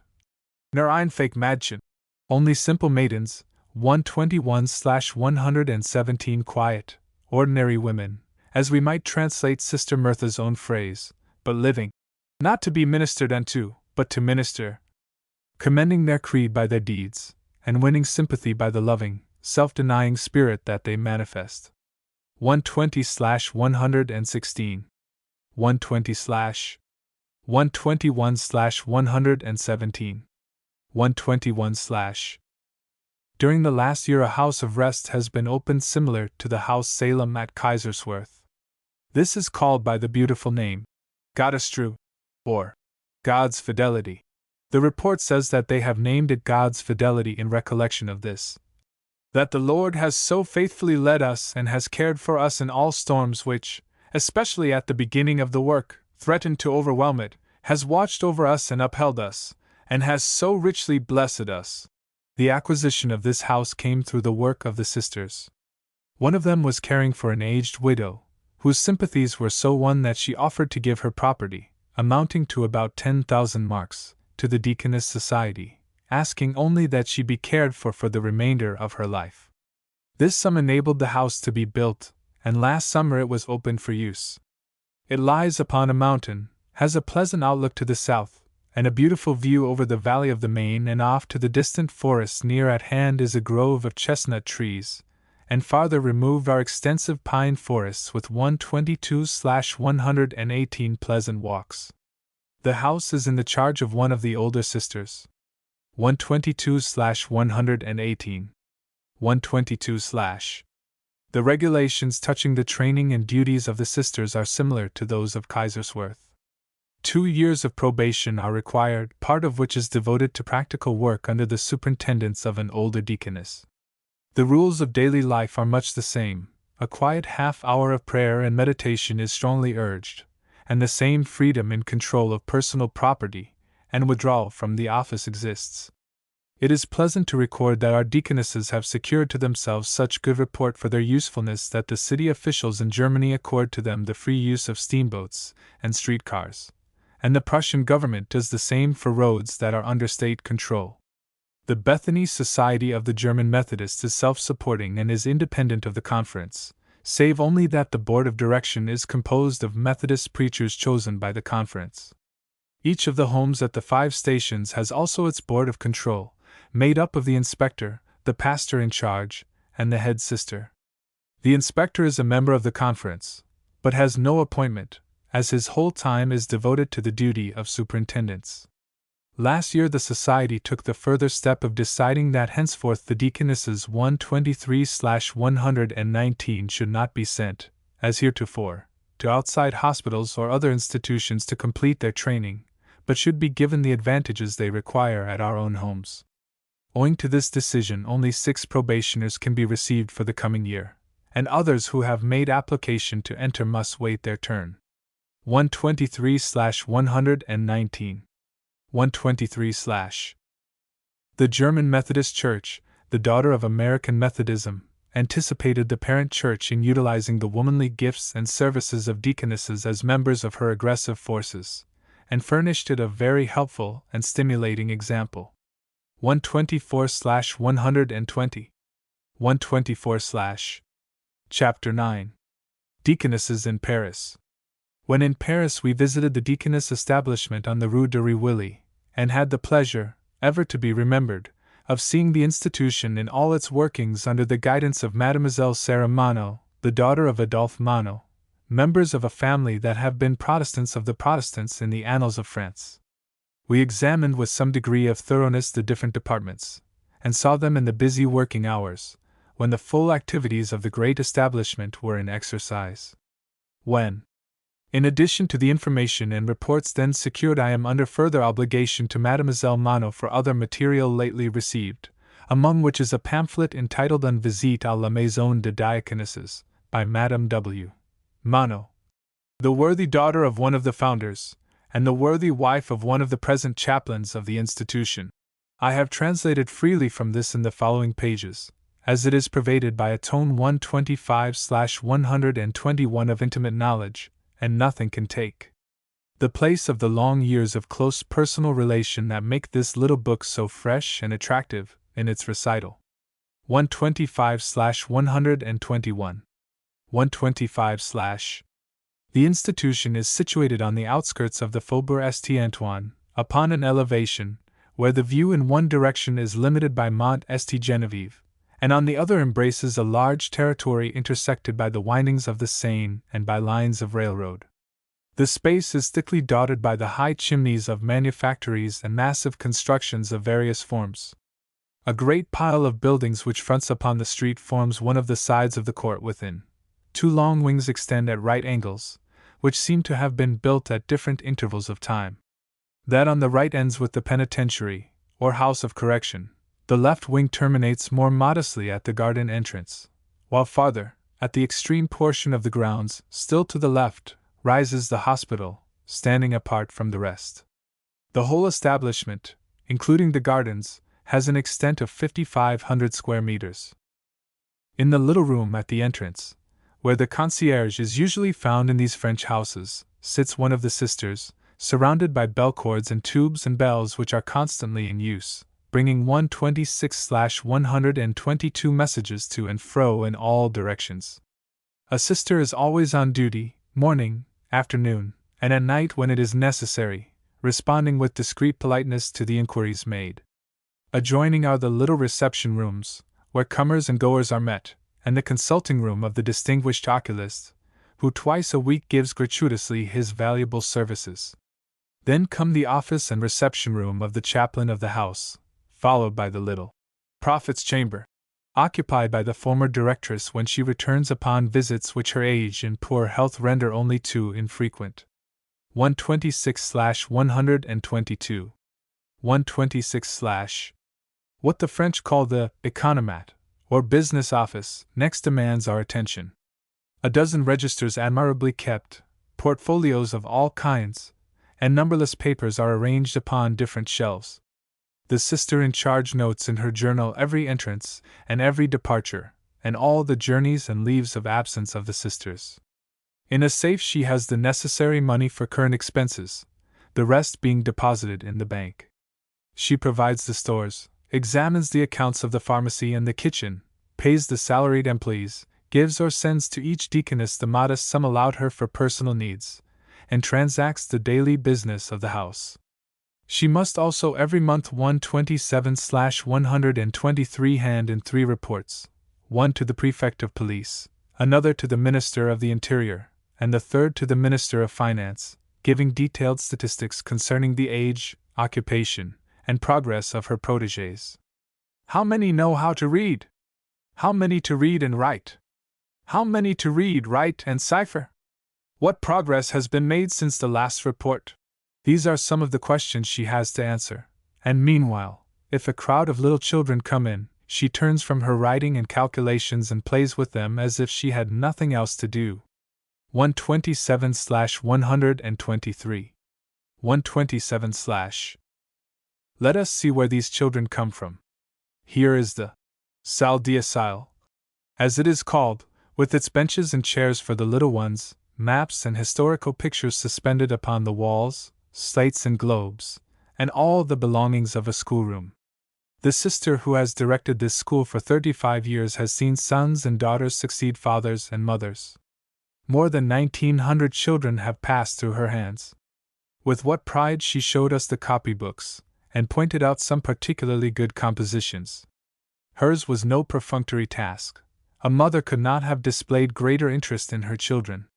The number of pupils varies from 110 to 130, a little 128/124, less than half of them being Catholics. All kinds of primary instruction are given, including gymnastics, singing, and marching. Bible stories hold an important place in this elementary teaching, even those which are sometimes considered to be beyond the reach of children, for there is nothing in any other book to take their place. It is useless to add that not only lessons are given, but shoes, aprons, and garments of all kinds, some of the little ones being clothed from head to foot by the institution. Every day soup is distributed, ostensibly to the poor and the ill-nourished, but practically partaken of by all. Even during the siege of Paris the soup continued to appear. It gradually became less substantial, it is true, but still it was soup. 128/124. 128/. From 4 to 6 o'clock the mothers and older sisters and brothers, or perhaps some old lady who has been engaged to have the care of several children, come to take the little ones home. The influence of these children is felt beyond the schoolroom. It is a visible, constant force. Such a little girl has persuaded her grandmother not to work on Sundays. Another asks for a book that her father can read aloud to the family. And similar instances could be multiplied. They are always to be obtained where loving Christian hearts are interested in 129/125 children, and when they remember that fine saying of Jacqueline Pascal, Parler à Dieu de petites âmes plus tu aux petites âmes de Dieu. 129/125. 129/. There used formerly to be attached to this a crèche, where a mother could bring her babe when she went to work in the morning, and could come for it at night. But the government has now started a day home for this district of the city, so this part of the work of the Deaconesses has been discontinued. Passing by the vegetable garden, which is also a pleasure garden for the sick and infirm, we come to the hospital. This was opened in September, 1873, and can accommodate 60 to 70 patients. There are 2 large wards for women, 1 for children, a dormitory for aged women, and rooms with 1, 2, and 3 beds. All are perfectly heated, lighted, and ventilated. The medical inspector visits the house every month, and gives it due praise for meeting every condition of modern medical science. A committee of ladies takes the hospital as an especial object of its care. They have organized a system of patronage, by which beds are furnished per patient at a low rate, in some cases 130/126 gratuitously. 15 subscribers give each 2 francs, or 40 cents, a month. The sick man or his patron pays a franc a day, to which the Deaconess Home adds also a franc daily. These 3 francs represent the bare expenses of a hospital bed. Of course, 60 cents a day is far from meeting the entire cost of rent, food, baths, medicine, and service. But those patients who have been accustomed to a certain degree of comfort in life, when paying 3 francs, are freed from the painful impression of receiving charity. 130/126. 130/. Many of the patients, when sent forth from the hospital, are directed to the convalescents' home, at Passy. This is an inestimable benefit. What could this poor servant do, whose strength is not yet sufficient to undertake fatiguing labor? Or this mother of a family, who would certainly fall ill again if obliged to resume the heavy burden of housekeeping, accompanied by privations and wearing economies, were it not for the home at Passy? Such homes of rest and convalescence are a necessity in connection with every well-equipped deaconess institution. The pharmacy is in the charge of a deaconess trained especially for her duties. A deaconess director, several nurse deaconesses and probationers, with 1 or 2 aged women, constitute the working force of the 131/127 hospital outside of the physicians. So many denominational hospitals are now arising in America that the arrangement of hospitals under the care of deaconesses in Germany, France, and England cannot fail to have interest for us. 131/127. 131/. There are no nurses like the deaconesses. Other nurses, however well prepared in the best of training schools, do not have the same high motive that lifts the service onto the plane of religious duty, where the question of self-interest is wholly lost sight of. It was the perception of this truth that led the authorities of the German hospital in Philadelphia to send to Germany for deaconesses as nurses, and that has brought about the erection of the magnificent Mary J. Drexel Home for Deaconesses. But let us return to Paris and our examination of the home on the Rue de Rivoli. Leaving the hospital, and turning in the opposite direction from that to which we came, we are at the House of Correction. Bars of iron before the windows apprise us of the character of the building. There are 2 divisions of inmates. The one in which the discipline is more rigid is called the retinue. Those placed here are generally between 14 and 21 years of age, although occasionally a child of precocious depravity is met with, who has 132/128 to be separated from those under less restriction even at 10 years of age. The disciplinaire is the division of milder restraint. The 25 or 26 places in each of the two divisions are ordinarily applied for in advance. Pastor Louis Villette said, "We shall not have room enough until we have too much room." 132/128. 132/. There are three classes of inmates: those who are put here by their parents for insubordination or other grave faults, those who are sent here by order of a judge of the court for a limited period, and those who are recognized guilty of a misdemeanor, but are acquitted on account of their age, and must remain a certain time, sometimes until they have attained their majority, in houses of correction and education. The Minister of the Interior pays 12 cents a day for pupils of the third class. The Prefect of Police $400 a year for those of the second class, whatever their number. Only the establishment is bound to receive them at any time and at any hour. There is a system of rewards, to promote good behavior, and those who profit by it can accumulate a small sum of money, sometimes amounting to $16 or $18, to have when they go out from here. In other cases there is a large 133/129 indebtedness on the opposite side, which can never be collected. 133/129. 133/. The days are occupied in household work, washing, ironing, and sewing, and 2 hours of schooling. When the nature of the work will permit, instructive books are read aloud, or the deaconesses give pleasant talks on different subjects that will keep the thoughts of the workers busy, and give them helpful ideas to store away in their minds. As we went about in the sewing classes, we noticed that the time was invariably utilized in some way that was profitable to the girls. Most of them are pitiably ignorant of even the commonest knowledge demanded in life. There are separate courtyards for the recreations of the two divisions. The girls of the disciplinaire are sometimes taken outside the institution for walks, those of the retinue never. The work in this last division is especially difficult, and requires the utmost patience and love. These poor girls have to be watched carefully, and kept isolated from one another. Some are greatly influenced by the atmosphere of the place, the gentle, firm kindness of the sisters, and the restriction they receive. Others go out to take up again the old life of immorality, and are dragged away into the meshes of sin, finding their place, after brief delay, in the wards of a hospital, or sometimes a suicide's grave. 134/130. It is a singular fact that the numerical appreciation of those influenced by this school of reform is precisely the same as that given in the report of the similar work at Kaiserswerth, although the two reports have no connection with one another, and one in no wise supposes the other. 33 years ago one of the founders of the institution, Pastor Villette, said in answer to a question as to the amount of good accomplished.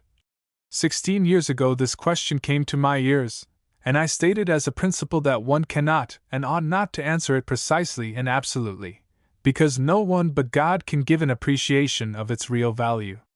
However, out of curiosity, I set myself at work to gather and register some results, and matured by the experience of 6 years, I offer them, such as they are. 1/3 of the moral results may be considered excellent, another third as offering good guarantees, and a final third has no value. It seems to me, however, as I am sure it will seem to you, that here is cause for rejoicing. Here is something for which to praise the Lord, and to encourage those who administer our affairs. For I ask of the merchants who listen to me, if any one were to offer you 33 1/3% assured, with the hope of a dividend, would you refuse the investment? 134/130. 134/. 135/131. 135/. In 1871 an occurrence took place worthy of being recorded. On April 13th, at 10 o'clock in the evening, emissaries of the commune entered the house, revolvers in hand. Armed men were posted at all the entrances. The deaconesses were summoned to one of the parlors, and held prisoners until 3 o'clock the following morning. Meanwhile an investigation took place among the girls in the penitentiary, as they would be the most likely of any of the inmates of the house to have complaints. The officers of the commune interrogated them closely. Their answers were favorable beyond all expectation. Are you happy here? Oh, yes, very happy. What have you done deserving punishment? Nothing that we need talk to you about. How are you punished here? The sisters don't punish us, they advise us what to do, and warn us. No, said the chief to one. Just tell me quietly, no one else need hear. If you are not contented, I will take you away with me. What a coward you are, she answered quite scornfully. Not one of them thought of escaping. All this time the prison wagon had been waiting in the street, and would have been filled with deaconesses had the slightest cause of complaint been found, but it went away empty. Later the sisters had occasion to go to the headquarters of the 136/132 commune in their ward, and they met with polite consideration. This is not the only experience of the troubled political life of the great city that the Deaconesses have had. The Faubourg St. Antoine has been noted ever since the time of the Fronde as being the haunt of all that is turbulent and revolutionary. In February 1848, a great barricade was thrown across the Rue de Rivoli, men, women, and children hurrying with bricks and stones to help in building it. Then came the moment of storm and attack, and 42 men lay dead in the street. Some of the wounded were received by the sisters, crowded as they were with the children whom the mothers had brought for safety. Meanwhile the Deaconesses went about unmolested, bought food and medicine, hunted friends and relatives for the sick, and through all that period of excitement and strife kept up their ministrations of mercy. 136/132. 136/. There is no distinct home for women who are left alone and desire Christian surroundings, as is the case in several German institutions, but about 60 such ladies are received as boarders in the Paris home. Frequently also the hospitality of the house is enjoyed by young girls who come to Paris alone to earn a livelihood, or who have to stop here for some hours on their way to another place. A 137/133 great advantage for inexperienced young women, unversed in the ways of a city, who find themselves alone in the great world for the first time. 137/133. 137/. The preparatory school for deaconesses is on the first floor, below the rooms of the sisters. For 2 years the candidates are under the instruction of superior sisters. They are received into the house gratuitously, and accept its regulations while they remain. They have to pass through all practical duties of housework, and care of the sick and children. They also pursue practical and theoretical courses in hygiene, and receive lessons in singing and pedagogics. The chaplains of the institution give them courses of religious instruction, and lectures on church history. Some, the larger number, need very elementary lessons, others come with a good education. Each is directed according to her education and experience. In fact, all classes are represented among the deaconesses: servants, teachers, ladies, and shepherdesses. They come from different parts of France, but in larger numbers from the south. Deaconesses are constantly in demand to go out in the city as nurses in private families. Such requests often meet with refusals, because sisters cannot be spared for such duties. Their work is limited by the smallness of their numbers. The last 138/134 report gives 60 deaconesses attached to the home on the Rue de Rivoli. 138/134. 138/. The work is upon sterile soil as compared to Germany.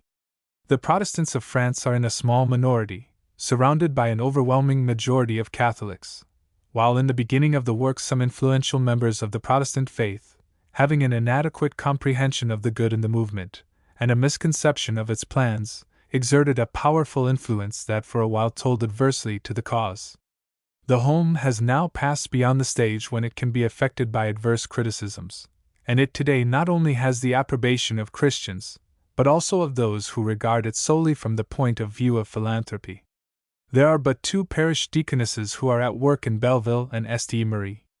The directors of the institution would be glad to increase the number, as they regard the work of the sisters under the direction of the city pastors as that which presents the widest opportunities for doing good, while it perpetuates those aspects of the deaconess work which most closely resemble those of the early Church. But Calvin's reply from Geneva to the Church of France is theirs. When petitioned 139/135 to send more pastors over the boundary into France, he replied, "Send us wood, and we will send you arrows." So the want of deaconesses is a continual hindrance to the furtherance of the cause, both in the city and the provinces. 139/135. 139/. The prisons for women in France are under the supervision of women, save the office of chief director, which is filled by a man. The great majority of the prisoners in France being Catholics, the number of Sisters of Charity is naturally much larger than the number of deaconesses employed. At the prison of Clermont, 4 of the Paris deaconesses are kept constantly at work among the prisoners. In connection with the old prison of St-Lazare, the women's prison of Paris, the deaconesses have a mission especially concerned with caring for discharged female convicts.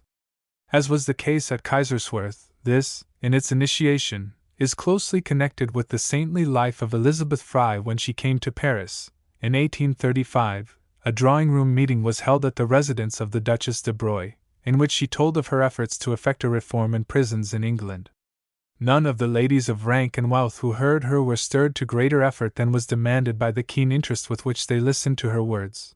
But a quiet governess was present, Mademoiselle Dumas, and with her 140/136 the seeds of truth fell into prepared ground.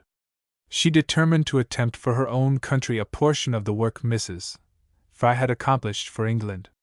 Obtaining permission from the authorities to visit the prison of St-Lazare, she went daily to the prisoners shut up in the rooms of this great building, formerly the monastery of St. Vincent de Paul, the founder of the Sisters of Charity. After the deaconess home was established, some deaconesses were set apart to aid Mademoiselle Dumas in her work. All these years the mission has continued, not interrupted even during the dark days of the Commune. A committee of ladies aids in providing shelter and work for the prisoners when they are discharged. The great publishing house of Hatchett and Company, although the head of the firm is a Catholic, provides employment in folding paper for books. 140/136. 140/. Through the kind offices of Mademoiselle Monod we called on Mademoiselle Dumas. She is now an extremely aged woman, but her interest in the Christian reformation of prisoners of her sex is as keen as it was over 50 years ago, when her labors began. The registers of many years stand by her desk, and from these we were shown how the records of the mission are kept, and in what way the lives of those assisted are watched and followed for 141/137 years.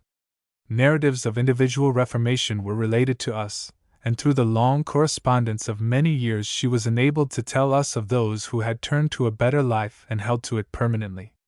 As she talked her eyes brightened, the tones of her voice became stronger and clearer, her manner more vivacious, and the years seemed to slip from her.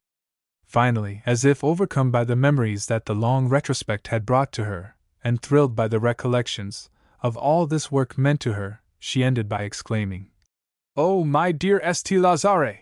I looked at her astonished.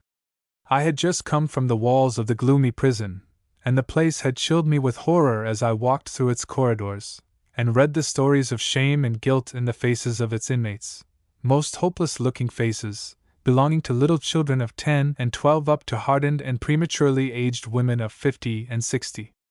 I could not comprehend a term of endearment applied to such a place. But a moment's consideration led me to see that this aged saint had there fought and won the best of her life's battles, and the place remains glorified in her thoughts by most hallowed and Christ-like memories. 141/137. 141/. Now that Mademoiselle Dumas is kept to her room, the deaconesses still come to her weekly, 142/138 make their reports, and keep up the proper entries in her books. 142/138. 142/. A recent letter from Mademoiselle Monod says, Mademoiselle Dumas still lives, having completed her 96th year the 26th of last December, 1888. Only yesterday our prison committee met at her house, she acting as presiding officer. The life of this quiet woman is but little known outside the circle of her immediate influence, but it has been more valuable to her country than that of many a general or statesman who has been ranked among the famous of the earth. The Deaconess Home has also branches of work in different parts of France. These include 9 hospitals, 2 homes for the aged and infirm, 4 orphanages, 2 workrooms for young girls, and a convalescence home. The house has established close connection with the Deaconess houses at St-Lô in French Switzerland, and with Strasbourg. The ties of a common language and former memories are strong, and these are the homes most akin to the Paris home. The ordinary expenses of the Paris Deaconess Home are about $30,000 a year. Nearly $7,000 are collected annually by subscriptions, the remaining sum being made up of returns arising from service. 143/139. 143/. The institution was founded in 1841 by Rev. Antoine Vermont, a distinguished minister of the Reformed Church, aided by a devout and worthy minister of the Lutheran Church, Rev. Louis Villette. It has grown up under the joint and harmonious patronage of these 2 state churches. A later Deaconess Home, entirely devoted to training and employing parish deaconesses, was started in 1874, under the sole control of the Lutheran Church. Some pastors secured the cooperation of a few young Christian women to consecrate a portion of their strength and time to the service of the Church. From this beginning sprang the work that exists today. The home is located in the Rue de Bridine. There are now 16 deaconesses, 6 of whom are probationers. 5 of them are located in different parishes in Paris, usually at a long distance from the central house. Each goes forth early in the morning to her parish, where is a room of some kind serving as a center to the work. Materials used in nursing and medicines are stored here, and there is an office for the physician, who comes at stated periods to give free consultation. From the district house the deaconess goes in all directions and in all weather to look up families which have fallen away from the church, to gather in children for the Sunday school, to visit the sick, and to 144/140 collect garments and money from the rich in order to distribute them among the poor. Such are some of their duties. Each sister is under the direction of a pastor, and is aided by his advice, while still remaining a member of the community to which she belongs. 144/140. 144/. In both of the deaconess houses of Paris, as in the German houses, a special service sets apart those sisters who have passed their period of probation, and have been received into full connection. As one of the deaconess reports beautifully says, "When Christ calls the soul to a special vocation, he gives it special grace, and those who consecrate themselves to him he consecrates to their task by the strength of his Spirit. So in conformity with the usages of the primitive church we give consecration to our sisters by the laying on of hands. The consecration is not a sacramental act, conferring a particular character, greater sanctity, or special powers, either is it simply a ceremony or pious formality. It is a real and efficacious benediction, which the Savior accords to our sisters to consecrate them to their holy work, as he accorded it to the deacons who received the imposition of the apostles' hands. The good that can be accomplished by deaconesses working together with ministers in behalf of 145/141 the manifold interests of the Church is incalculable. The most faithful pastor can make only short and unsatisfactory visits. Many sorrows which he overlooks the deaconess can discern and assuage. She knows best how to reach the heart of a sorrowing woman, to care for her needs, to discern her wants, and to bring solace to the sorrowing and succor to the needy. Deaconesses who have been specially trained for service cannot be spared now that the world has learned to know of them. 4. Charity cannot take the place of experience, nor good will replace knowledge. And trained Christian service is the highest of all service. 145/141. 145/.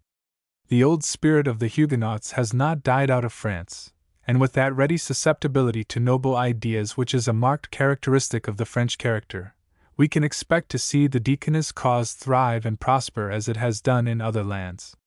146/142. 146/. Chapter 10. Deaconesses in England. To learn the first facts about deaconesses in England, we must go back to the early days of the Puritans. In 1576, under Queen Elizabeth, about 60 nonconformist ministers of the eastern counties assembled to make regulations concerning church constitution and discipline, and one of them was as follows. Touching deacons of both sorts, namely, both men and women, the church should be admonished what is required by the apostle, that they are not to choose men by custom or course, or for their riches, but for their faith, zeal, and integrity, and that the church is to pray in the meantime to be so directed that they may choose them that are meet.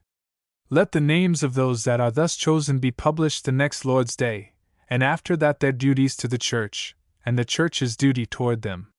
Then let them be received into their office with the general prayers of the whole church. 2. 147/143. 147/. There are other references in the works of the early Puritans that indicate that the office of deaconess was as well known and recognized as were the other offices that were named in accordance with the usages of the primitive church.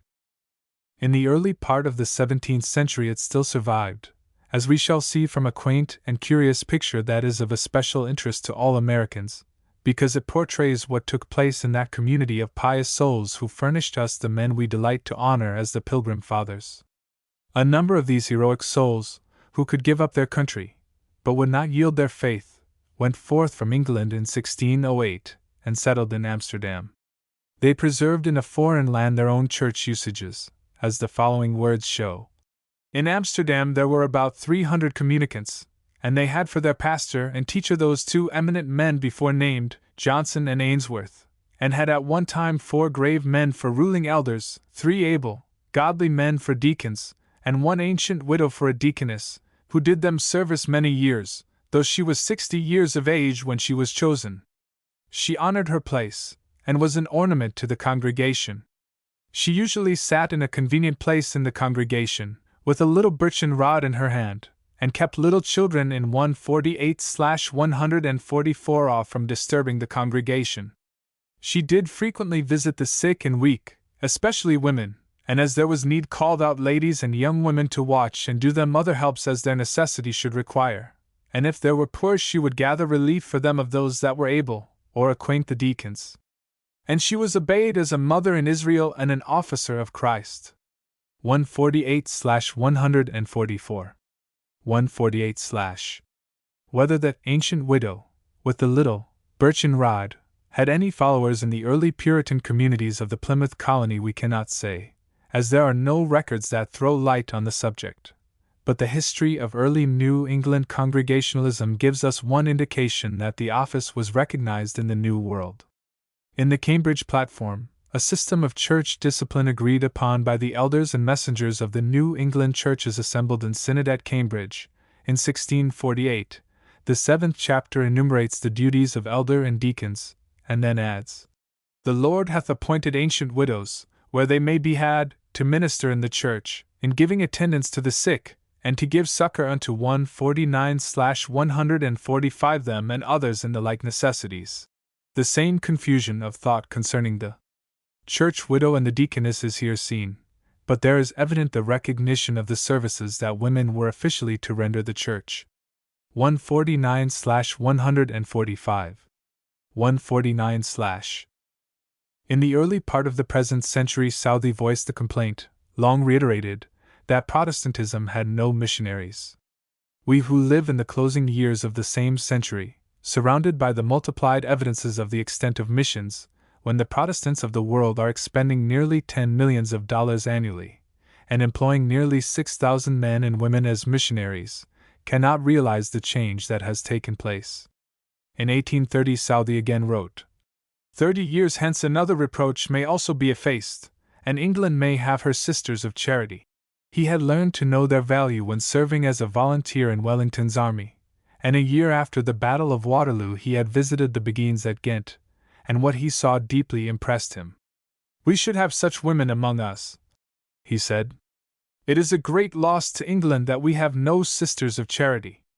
There is nothing Romish, nothing unevangelical in such communities, nothing but what is right and holy, nothing but what belongs to that religion which the Apostle 150/146 James has described as pure and undefiled before God the Father." 150/146. 150/. Southey's prophecy has come true. England today in her deaconesses possesses her sisters of charity. How has this change been brought about? The acquaintance of Mrs. Fry with Fliedner, and her visit to Kaiserswerth, led her to introduce into England the practical training of nurses for the sick. The Nursing Sisters Institution in Devonshire Square, Bishopsgate, was founded through her efforts in 1840, and still exists, to train nurses for private families, and to provide pensions for aged nurses. In 1842, Fliedner came to London, accompanied by 4 sisters, at the invitation of the German hospital at Dalston. These deaconesses won golden opinions from the hospital authorities for their quiet, efficient manner, and their trained skill. The hospital continues to be served by them, but the sisters now come from the mother house at Darmstadt. Kaiserswerth and its deaconesses became more widely known through the life and inestimable services of Florence Nightingale. When a child, 151/147 of Fliedner's reports fell into her hands. Its perusal marked an era in her life. It made clear to her what she should do. She would go to Kaiserswerth, and fit herself for a nurse. Her childish resolve never wavered. Happy is the man who holds fast to the ideals of his youth. Florence Nightingale held fast to hers. She went to Kaiserswerth at 2 different times, and through her deeds and her writings the care of the sick in England has been completely transformed. She has won a nation's gratitude, and now is living in honored old age in one of the London institutions founded mainly by the money that she contributed, and which she obtained by selling some valuable gifts given her by a foreign government in acknowledgement of her care of its wounded soldiers during the Crimean War. 151/147. 151/. Another woman distinguished in England's philanthropies is Agnes Jones, who left a home of wealth and refinement to receive her training also at Kaiserswerth.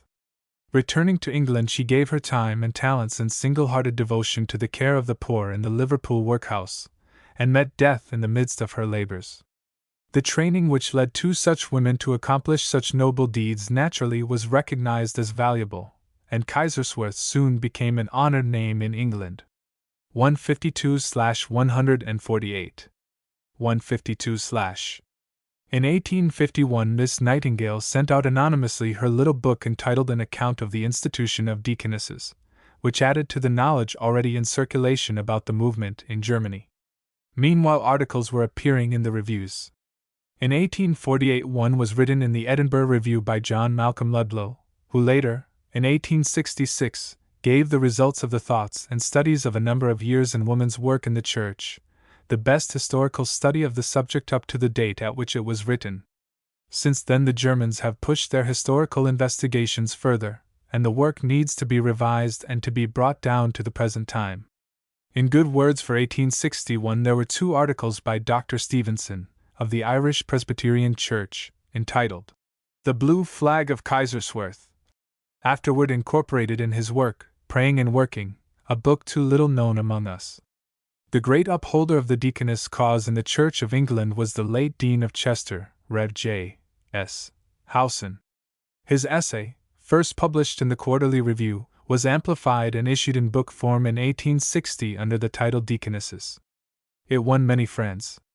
The cause remained a favorite one with him, and he constantly advocated it by speech and by deed.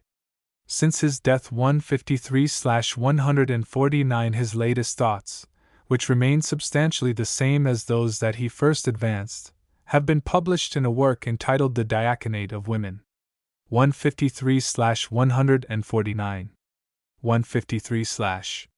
Within the Church of England, however, the deaconess cause has not met the same prosperous development that it has obtained in connection with certain independent institutions, notably that of Mildmay. Among the institutions on the continent, as well as in the pages of this work up to the present, the terms sister and deaconess are used synonymously to indicate one and the same person. But when we come to consider the deaconess institutions within the Church of England, we cannot continue to use these 2 names in the same way. A deaconess is a member of a deaconess institution, actively engaged in charitable deeds, but like the deaconess on the continent, she can sever her connection with it when adequate cause presents itself, and return to her family and friends. A sister belongs to a sisterhood which closely resembles the Roman Catholic sisterhoods in many features. These sisterhoods began in 1847 with a number of ladies brought together through the influence of Dr. Pusey, who formed themselves into a community to live under its rule. Their influence and number 154/150 increased, and 23 sisterhoods are mentioned in the last official report. 154/150. 154/. Doubtless it was the activity and great usefulness of the continental deaconess houses that provided the stimulating examples which acted on the Church of England and led to the rise of sisterhoods and deaconess institutions. But the two opposing tendencies within the Episcopal Church, namely, that which desires to approach the Church of Rome, with which it feels itself in sympathy on many points, and that which views with disfavor any conformity to it, and strives to keep to the landmarks set at the Great Reformation, these two distinct tendencies are closely reflected in the woman's work of the Anglican Church. The sisterhoods are distinctly under the fostering care of the former element, the deaconesses are manifestly favored by the latter. Sisterhoods, again, differ among themselves, some being strongly conventual in their life and practice, adopting the 3 vows of poverty, chastity, and obedience, and a few even advocating penance and confession. The vows are taken for life, and in connection with the view of the sacred obligation to lifelong service, great stress is laid upon the position of the sister as the bride of Christ.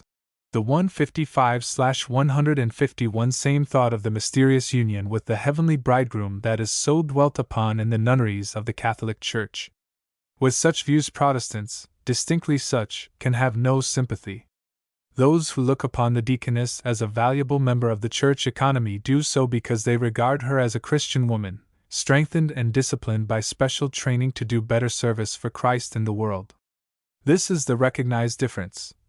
The sisterhood exists primarily for the sake of forming a religious community, but deaconesses live together for the sake of the work itself, attracted to deaconess work by the want which in most populous towns is calling loudly for assistance, and with a view of being trained, therefore, for spiritual and temporal usefulness among the poor. 155/151. 155/. There are now 7 deaconess establishments in the Church of England, each having a larger or smaller number of branches, with diocesan sanction and under the supervision of clergymen.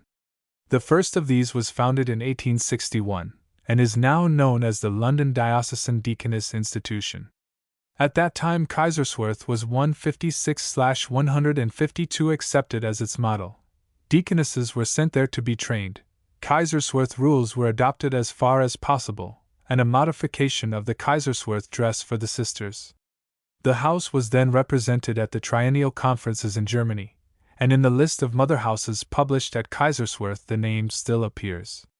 It would seem, however, that now the Kaiserswerth connection is entirely set aside by the London house, for in an historical sketch of the revival of deaconesses in the church, that is found in the organ of the institution, called Ancilla Domini, for March, 1887, there is no mention made of any of the continental houses. The Anglican Church apparently dates the entire work from the setting apart of its first deaconess, Elizabeth C.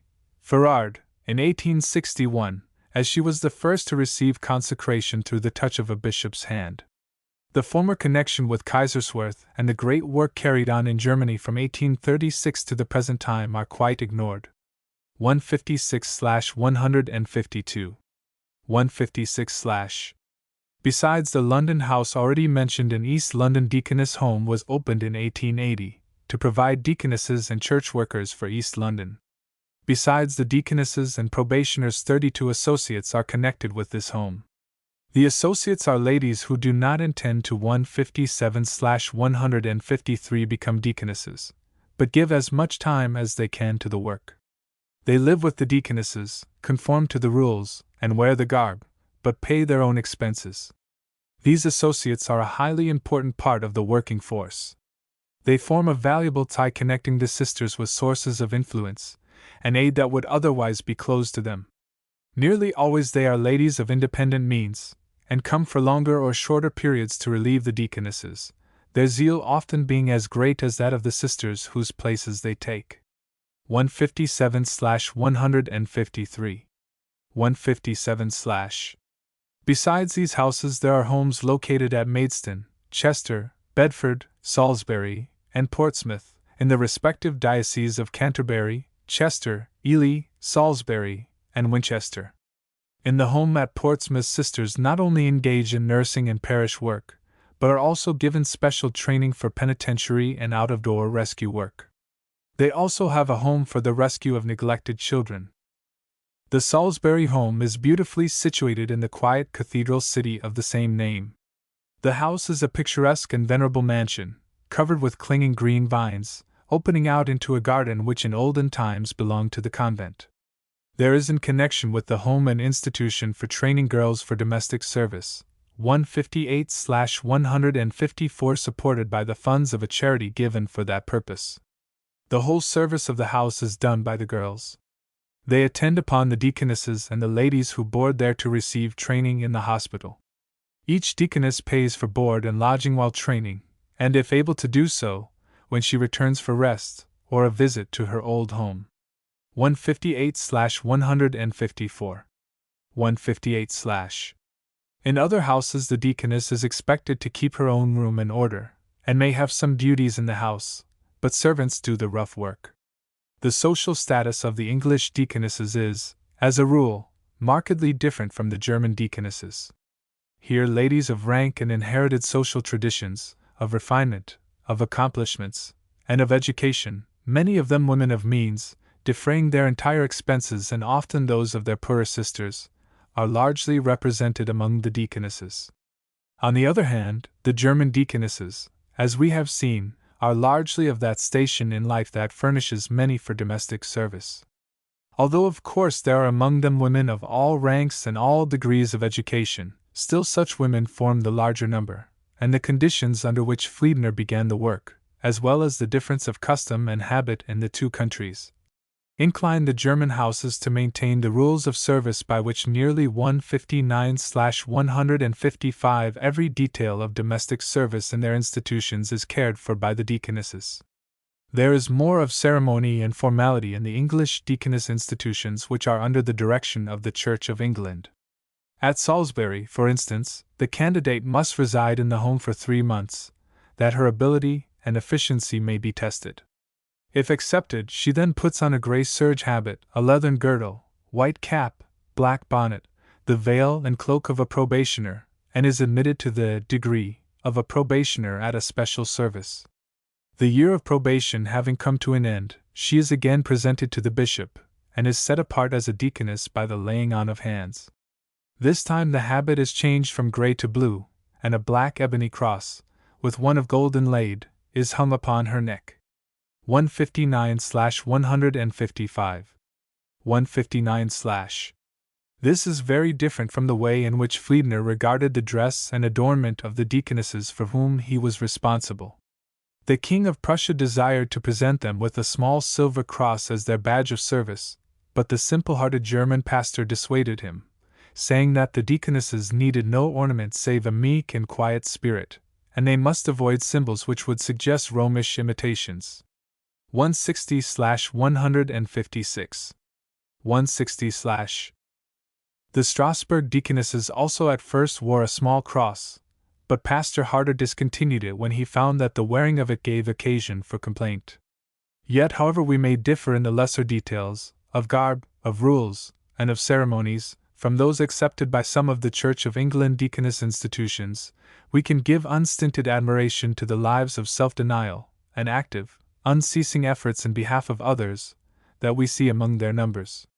Take, for instance, the little publication The Deaconess, issued by the East London Home, and notice the undertakings carried on by the members: district visiting, nursing of the sick, mothers' meetings, Sunday school teaching, Bible classes, and all the multitudinous ways of meeting the squalor, poverty, ignorance, sickness, and sin of the poor of the east of London. There is no poetic enthusiasm that strengthens one for such work. The dirt, the degradation, the forlorn condition are so trying. The little children so precociously wicked, so preternaturally cunning, that the natural charm and attraction of childhood have wholly disappeared. The sights and sounds that assail the senses, the dulled, hopeless faces, the apathy, the stunted intellectual growth, These are the depressing influences that continually beset the 161/157 deaconesses. And nothing short of God-given strength and Christ-like enthusiasm can enable these women to devote 6, 8, and 10 years of service to this worst city district, and to come forth with sunshiny, peaceful faces, and sympathetic, loving hearts. 161/157. 161/. Taking the total number of deaconess institutions under the Church of England, there are 81 deaconesses, 34 probationers, and 229 associates. So far, sisterhoods have proved more attractive to the women of the Church of England than have deaconess establishments. The latter do not seem to increase largely in numbers. Vexing questions have arisen as to how the deaconess should be set apart to her work. Should she be consecrated by the imposition of the bishop's hands? What relation should she have to the Church? These questions have been partially settled by the principles and rules that were drawn up in 1871 and were signed by the 2 archbishops and 18 bishops. They define a deaconess as a woman set apart by a bishop, under that title, for service in the Church, placing her under the authority 162/158 of the bishop of the diocese. These recommendations have not been formally adopted by the Church of England. They hold good only so far as they are accepted. 162/158. 162/. But there are other institutions, lying outside of the boundaries of the state church, which have developed more fully and prosperously than those within it. Of these we must speak first of the institution of Dr. Lazarin, which is more closely connected with Kaiserswerth than any other in England. In 1855 Dr. Lazarin and his wife lost their only child, and as Mrs. Lazarin walked through the streets with burdened heart she looked at the little children with quickened sympathy, and noticed how many were poor and hungry and scantily clothed. She talked with her husband, and they opened a ragged school for children. This increased and branched off, until now there is an orphanage, workhouses for boys, and a servants' training school for girls.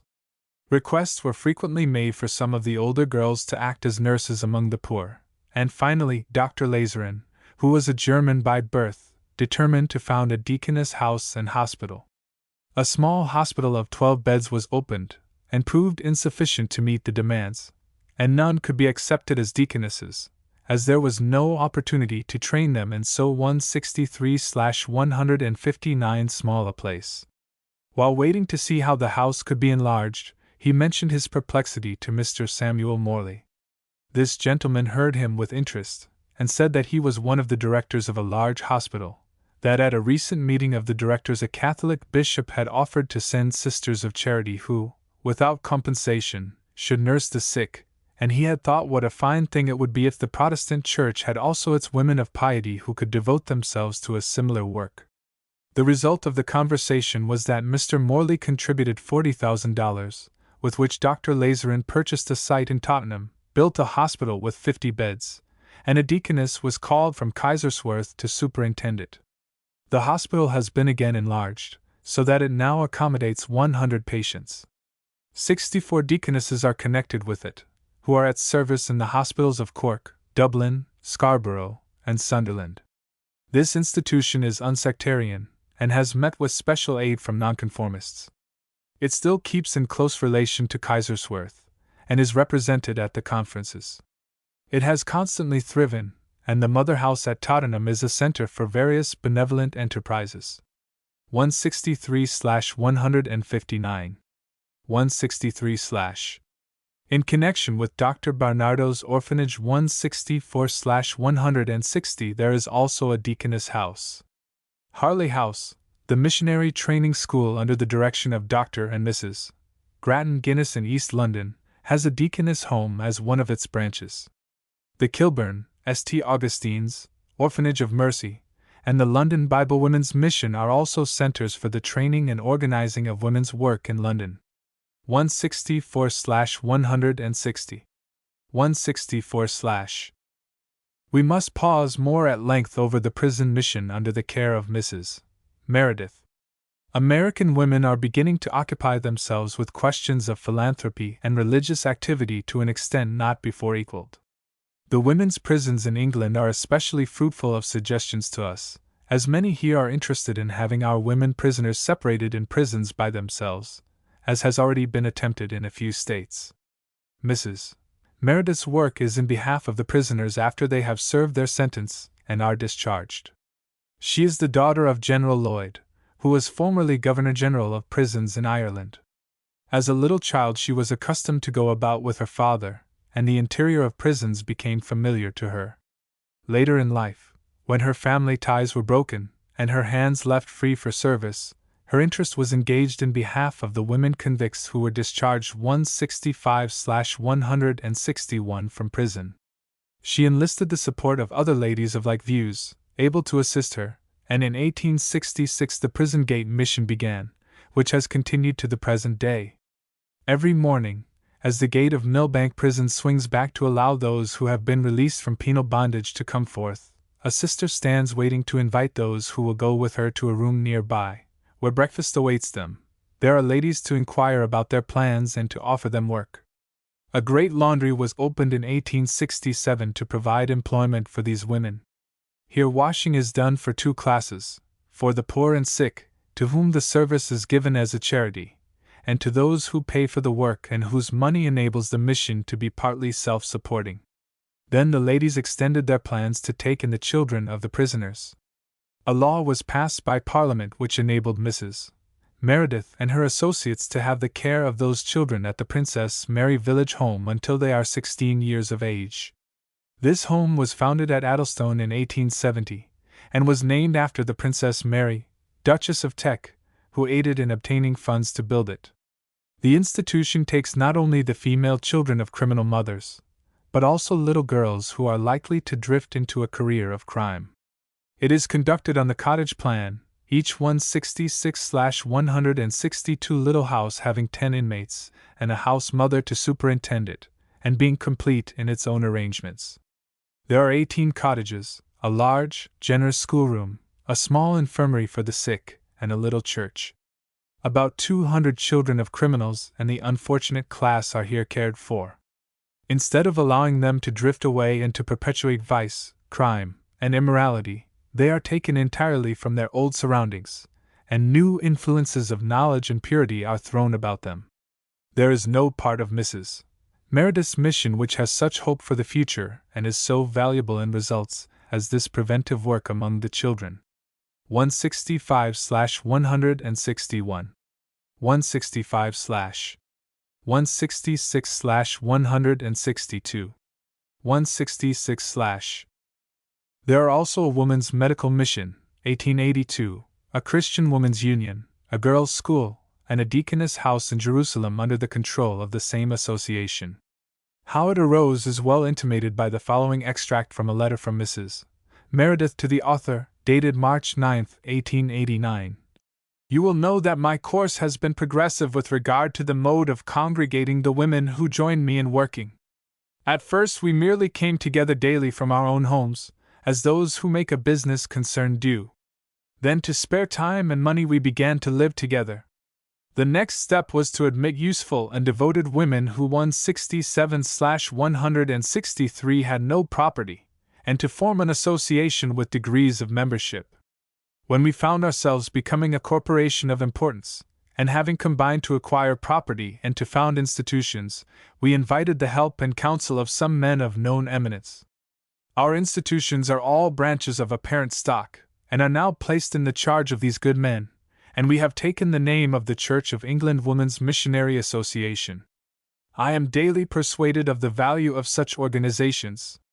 167/163, 167/. In connection with the London West Central Mission there is an association of ladies called the Sisters of the People. They are expected to be worthy of the beautiful name they bear. They are true sisters of the unprivileged and the disheartened, as ready to make a bed, cook a dinner, or nurse a baby as to minister to the higher need of the immortal spirit. The sisters live together in the neighborhood of their work, and wear a distinctive dress as a protection and for other reasons, but they take no vows, and are at liberty to withdraw from the mission at any time. Their work is directed by Mrs. Hughes.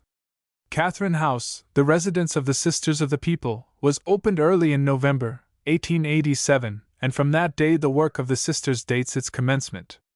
Their 168/164 daily labors are very similar to those of the Deaconesses of Mildmay, who work among the London parishes. Each sister has a district allotted to her, which she visits regularly and systematically. The first object which she sets before herself is to get to know the people, and to make them feel that she is their true sister and friend, irrespective of the fact that they are themselves good or bad, respectable or degraded. When once true friendliness is established, the way is open for direct religious influence, and many, who in the first instance would never pay any attention to religion, will listen to an appeal from one whom they love and respect. 168/164. 168/ Catherine House accommodates 12 sisters. A second house is urgently needed, and a strong plea is made for it in the report. There are besides out sisters, who work with the sisters but reside at their own homes. This is a valuable feature of this mission, as it interests ladies who are living in their own homes, and yet who can be very useful to those who devote their whole work to the sisters' labor. In the report a great many instances are given which show what an intimate knowledge of the poor people is obtained by these sisters, and in what practical ways they 169/165 minister to the bodily and spiritual needs of those whom they find in their house-to-house visitations. The term sister, as it is used in the report of the London West Central Mission, is in all respects a synonym for deaconess, as the name is understood in the large deaconess establishment at Mildmay. To the study of this we shall devote the following chapter. 169/165. 169/170/166. 170/. Chapter 11. Mildmay Institutions. Valuable suggestions will be obtained from the study of every successful deaconess institution, and none will perhaps furnish more practical models for American Methodism than does the establishment at Mildmay Park in North London. Its methods of work are flexible, and allow place for a diversity of talent among the workers, while a wide variety of charitable and evangelistic effort is undertaken. These two causes give a breadth and vigor to the work at Mildmay that impress every one who has knowledge of it. Valuable. Whenever we find a good cause carried on successfully and prosperously, we know that behind it there must be a strong man or woman who has thought and wrought to good purpose. So the first question that arises in the mind of the visitor who for the first time forms one of the audience in the great conference hall, or looks about in the adjoining building to see the deaconess home, is, who first thought this out? Who was the founder 171/167 of this wonderful mission? And the answer tells us that Mildmay originated, as did Kaiserswerth, in the prayerful determination of a Christian minister and his wife to reach out to every good end that God's spirit of enlightenment could suggest to them. Rev. William Pennefather was rector of Christ's Church at Barnet, and while devoted to his ministerial duties his sympathies did not end with his own people, nor his own denomination. His home was sometimes called the missing link, for it was a meeting place for noblemen and farmers, bishops and clergymen of all churches, a place where nationalities and denominations were easily merged in the broad sunshine of Christian love. He carried his principle of Christian fellowship further, for, after mature deliberation, in 1856, he issued a call for a conference to be held at Barnet whose object was to bring into closer social communion the members of various churches, as children of the one Father, animated by the same life, and heirs together of the same glory. These conferences have been continued from then to the present time, and are known and prized in many lands. I was present at the conference of 1888, and representatives were there from nearly every 172/168 Protestant country, while on the platform were leaders of nearly every Protestant denomination, furnishing a wonderful illustration of the union of the Christian Church in Christ. A spiritual union so real and eternal that the minor differences of faith were swallowed up in the great fact that in Christ Jesus all are one. 171/167. 171/172/168. 172. Gradually, a variety of missionary and evangelistic agencies grew up about the conferences. In 1860, the little home was opened at Barnet, which subsequently developed into the Deaconess House at Mildmay Park. The question of calling into more active exercise the energies of educated Christian women, as we have seen in the preceding chapter, was one that was attracting attention at the time in England. Mr. and Mrs. Pennefather had long desired to do something in this direction, and their desire took this practical form. In its beginning, it had to battle with all the definite and indefinite objections that could be advanced against any attempt at organizing woman's work. But those days of latent suspicion or more open antagonism are long past. The institution has justified its right to be by doing a work that otherwise would have remained undone. In 1864, Mr. Pennefather was called to St. Jude's, Mildmay Park, and the philanthropic and religious 173/169 undertakings which he had begun were transferred to his new home. He took with him the iron room that had been erected for the conferences at Barnet, and continued to use it for the same purposes at Mildmay, while the missionary training school and home were accommodated in a house which he hired for the purpose. 173/169. 173/. His new parish was in a part of London where poverty and want abounded. There was no adequate provision for the education of the poor and neglected children, so he erected a building where elementary instruction could be given at a very low price. A soup kitchen was started at the Iron Room, clubs of various kinds were formed, and other agencies were set at work, both for the temporal and spiritual welfare of the people. The degraded and miserable neighborhood gradually underwent a transformation, and the police testified that there was a manifest restraint on the lawless locality. To many of the waifs of life no human hand was stretched in kindness until he came to the district and taught them what Christianity was. A small legacy coming to him, he bought a house with a large garden attached, and made it a mission center for the needs of the infirm and aged, while 174/170 the ignorant and careless, who would not enter a church, were often induced to attend meetings here. 174/170. 174/. The training school had been started at Barnet for the purpose of training foreign missionaries. But Mr. Pennefather now saw that there was as great a demand for home mission workers in the sorrowful and benighted portions of the vast metropolis, so, after much deliberation and consultation between himself and his wife, he decided to initiate the ministry of Christian women as deaconesses. He hesitated about the name to be given to the women whom he employed as Christian workers, but no other was suggested conveying the same idea of service to Christ among his suffering and needy ones, and, as the appellation had already won respect through the good reports of the deaconess houses on the continent, he decided to adopt the same name. They continued to work in his parish only until the terrible visitation of the cholera in 1866.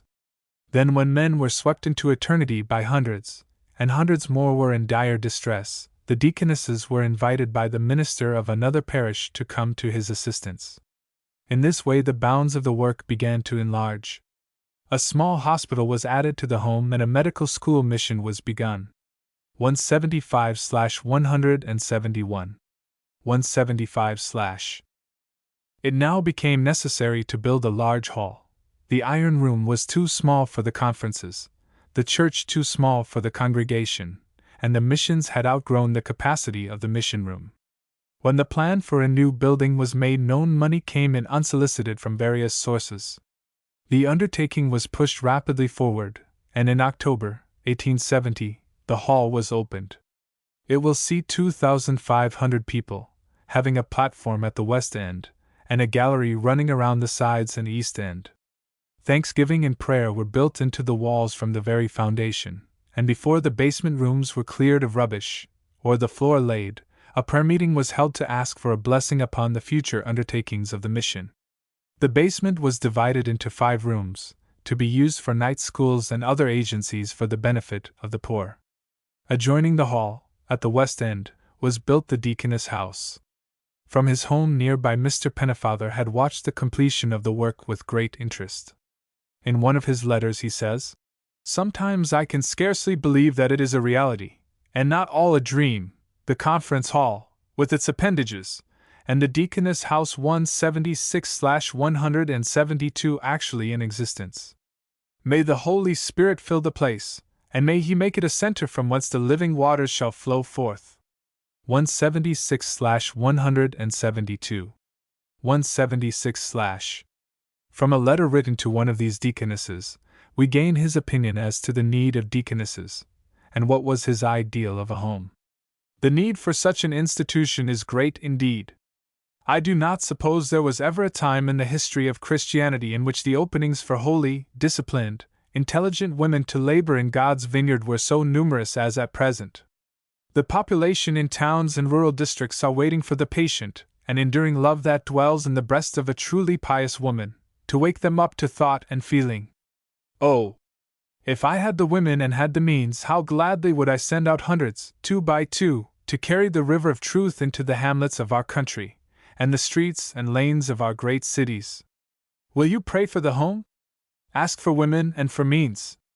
I want our home to be such a place of holy, peaceful memories that, when you leave it, it may be among the brightest things that come to your mind in a distant land, or in a different position, and each inmate can help to make it what it should be. But Mr. Pennefather did not live to see the great extension 177/173 in usefulness and importance that the Deaconess home was to obtain in later years. He passed away from life April 28, 1873, leaving to his wife, who had ever been his sympathetic and devoted helper, the care of continuing the work he had begun. She is still the head of the Mildmay institutions, assisted by a resident superintendent, and aided by the counsels of wise, experienced men, who formed the Board of Trustees. 177/173. 177/. From the beginning of the erection of the new building, every portion of it was put to use. In one of the basement rooms is the invalid kitchen, where, daily, puddings, jellies, and little delicacies are prepared and sent out to sufferers in the neighborhood, who could not otherwise obtain suitable nourishment. From 11 to 2 o'clock tickets are brought in, which have been distributed by the sisters or by the district visitors, and those who come to take the dinners, while waiting their turn, have a kind word, or sympathetic inquiry about the sick one, from the deaconess in charge. A flower mission occupies another room. Kind friends send here treasures from the garden and greenhouse, field and wood, and children contribute bouquets of wild flowers. A deaconess superintends the willing hands that tie the bunches, each of which is adorned with a brightly colored scripture 178/174 text. 10 hospitals and infirmaries were regularly visited during 1888, and more than 38,000 bunches of flowers were distributed, each accompanied by an appropriate text. 178/174. 178/.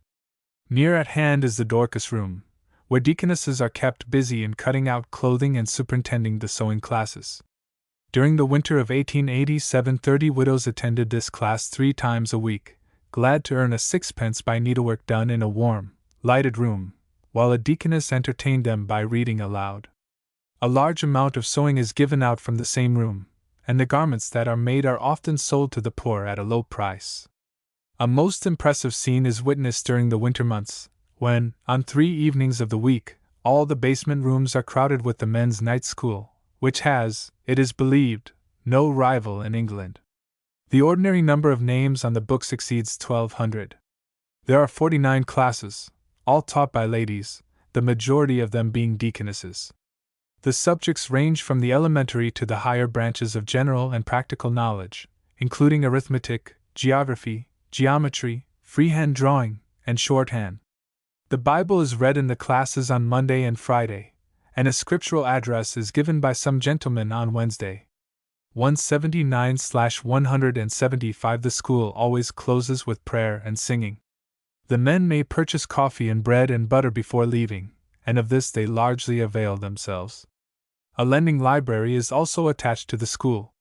The highest attendance during last session was 581, the lowest 287.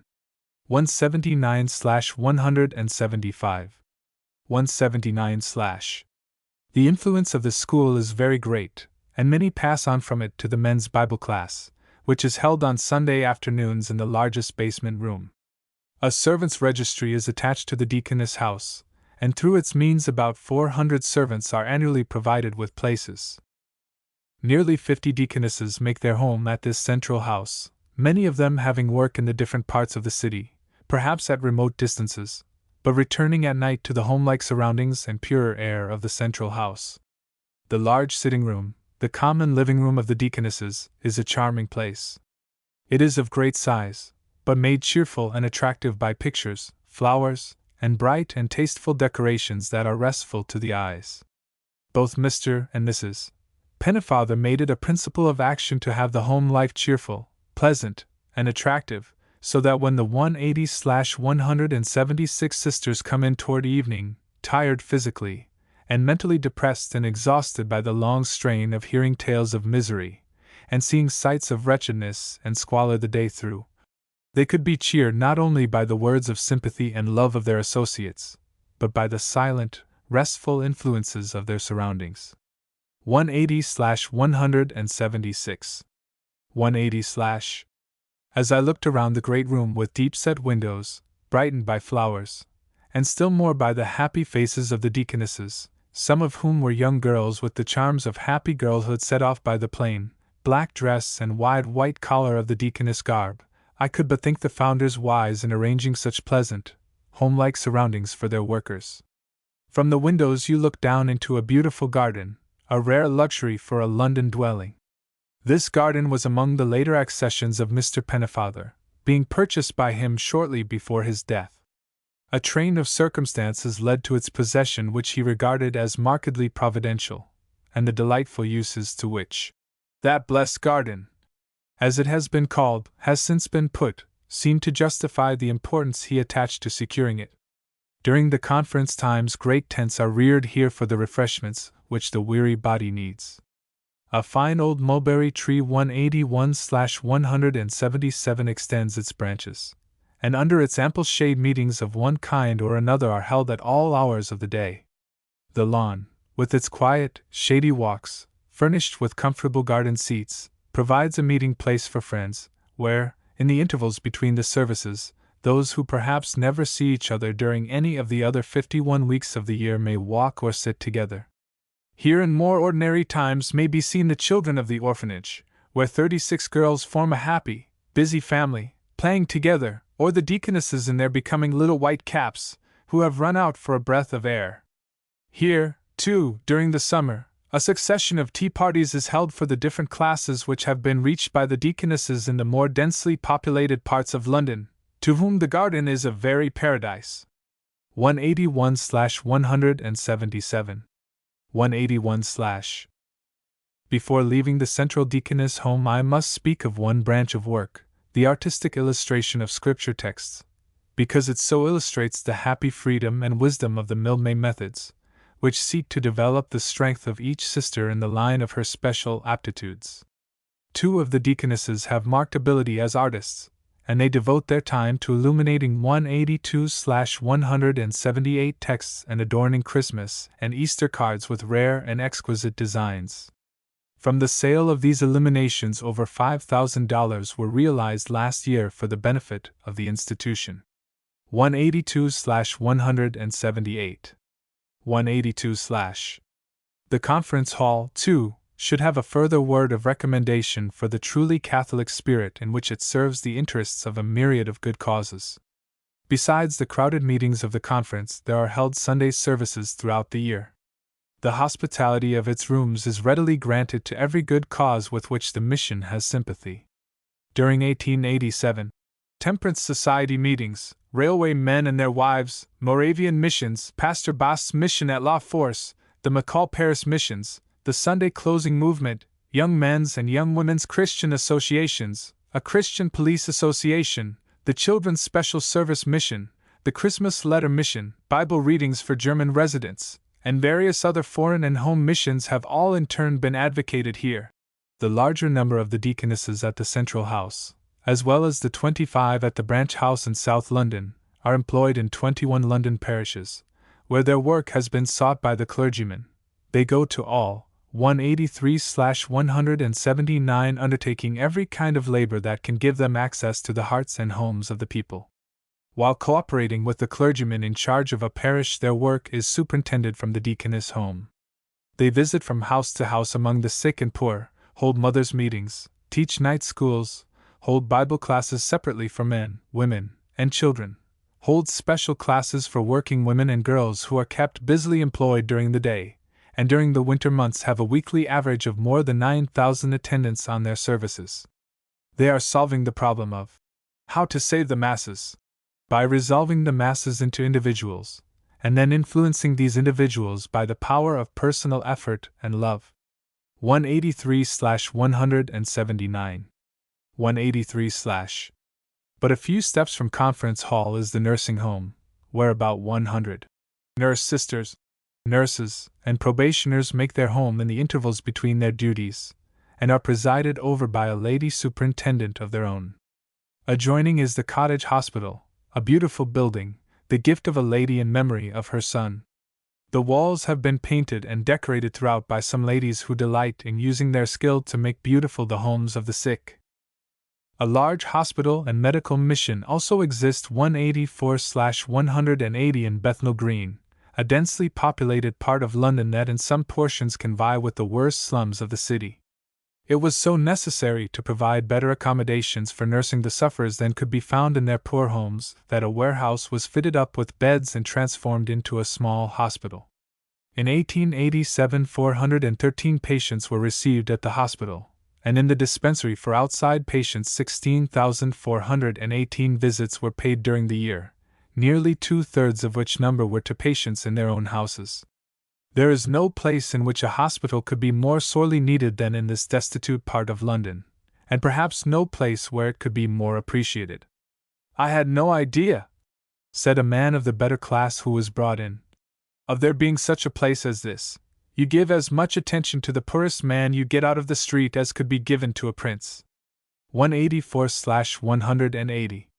184/. Every Christmas some kind of an entertainment is arranged for the hospital patients, and through the gift of friends, articles of warm clothing are distributed to protect against the winter's cold. A variety of mission work is carried on in connection with Bethnal Green. There is a men's 185/181 institute, open every evening except Sunday and Monday, in connection with which is a savings bank that is well patronized. There is a lads' institute, where the Deaconesses have classes and meet the boys in a friendly way, a men's lodging house, where a comfortable bed and shelter can be had for 8 cents a night. The latter is an enterprise which could be imitated with profit in all our large American cities, where it is very difficult for the homeless and poverty-stricken to obtain a decent lodging, or to find any place, in fact, where liquor is not sold. There are also evangelistic services in the mission here, Sunday schools, Bible classes, temperance meetings, a soup kitchen, and a coffee bar, where, during Christmas week, between 400 and 500 men and boys were given light refreshments, and at the same time some idea of the kindliness and goodwill that are associated with this happy season of the year. 185/181. 185/. There are also 2 convalescent homes, one at Barnet and one at Brighton. The home at Brighton is especially designed for the poor patients of the East End Mission. The report for the year ending December 31, 1887, says that 550 men, women, and children enjoyed its benefits for a fortnight or longer. 186/182. 186/. Mildmay nurse deaconesses have also charge of the Doncaster General Infirmary, the Nurses' Institute at Malta, and the Medical Mission Hospital at Jaffa, where 219 patients were received the last year, of whom 175 were Moslems. There also exists under the supervision of Mildmay workers a railway mission that was begun in 1880 for men on duty at 2 of the London stations.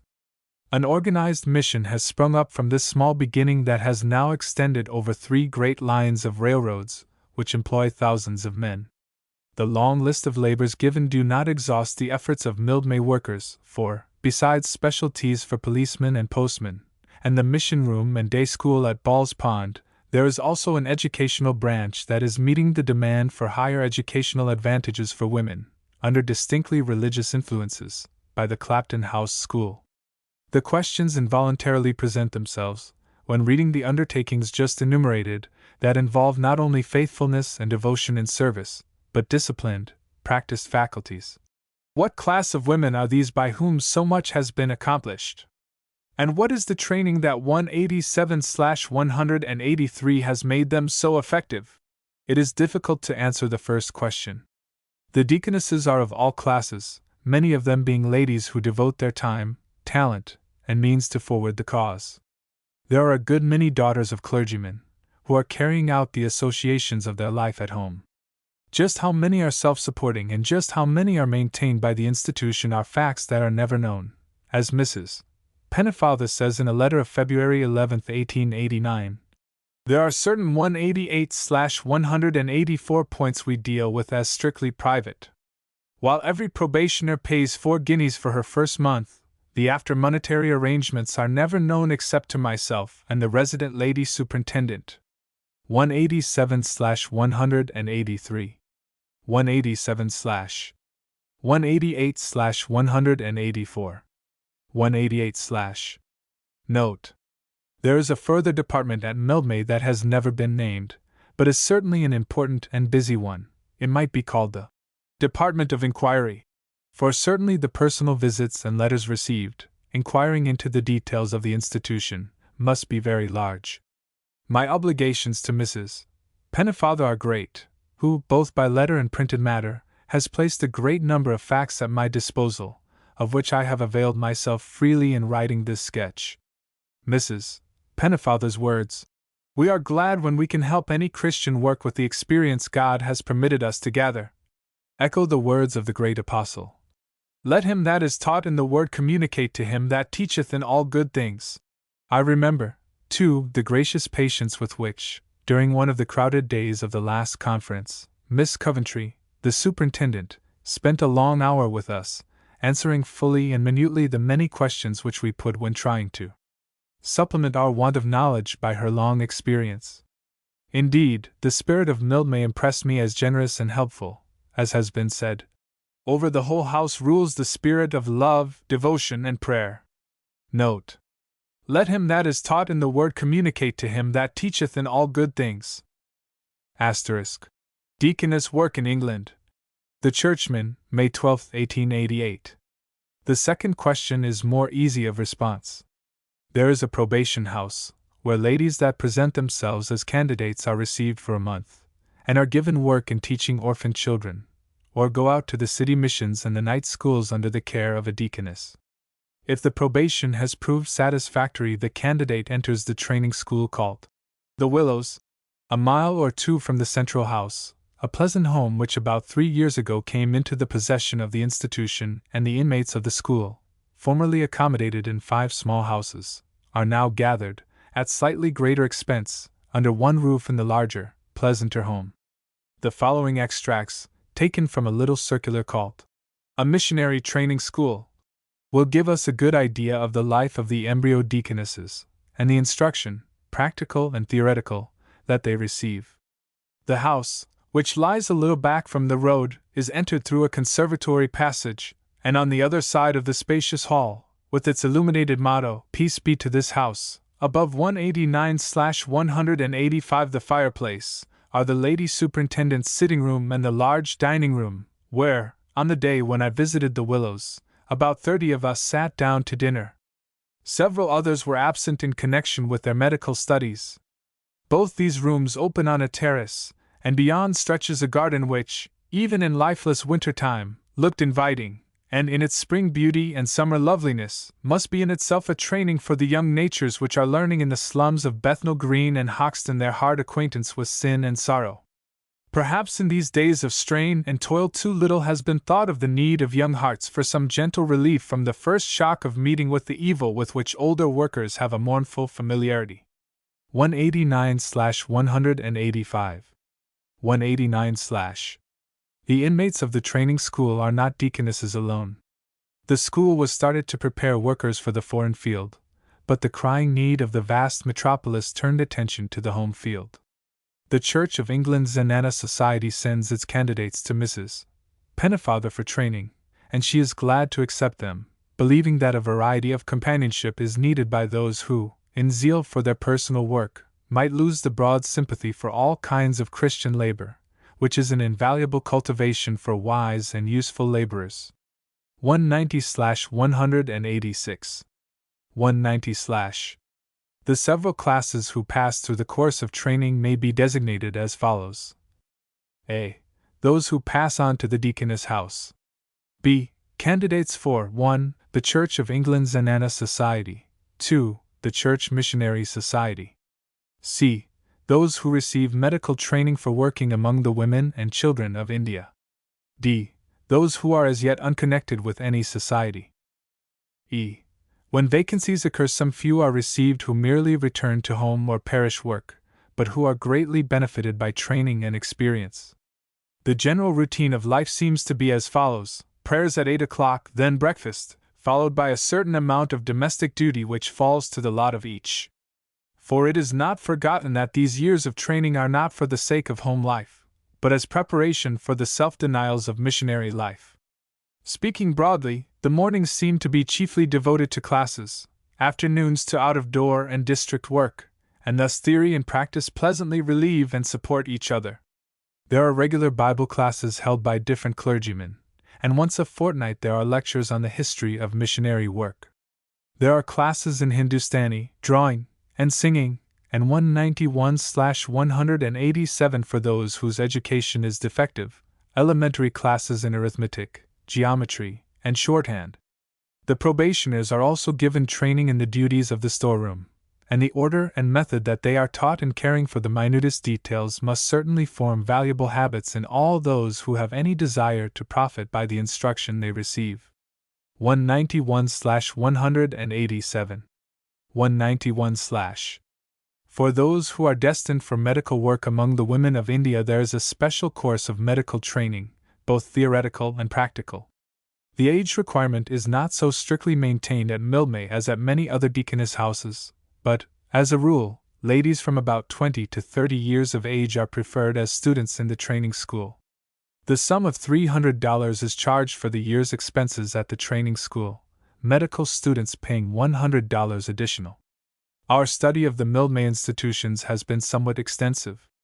As was said at the beginning of the chapter, the great freedom and simplicity of the Mildmay methods, as well as the happy faculty that its directors possess of utilizing all varieties of individual talent, make this deaconess establishment one that is full of valuable suggestions to the similar institutions that are now arising in American 192/188 Methodism. No working force is wasted. If a deaconess possess a special talent, she is given a field in which to exercise it, and if exceptional conditions arise, workers are found ready to meet them. This training provides well-equipped missionaries for the foreign field, and equally well-prepared missionaries for the great field of the present hour, the home mission work in the crowded wards of great cities. 192/188. 192/.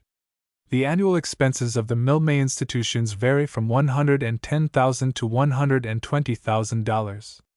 $60,000 are received in voluntary contributions, and the remaining sum is generally obtained from friends who are immediately concerned in the work.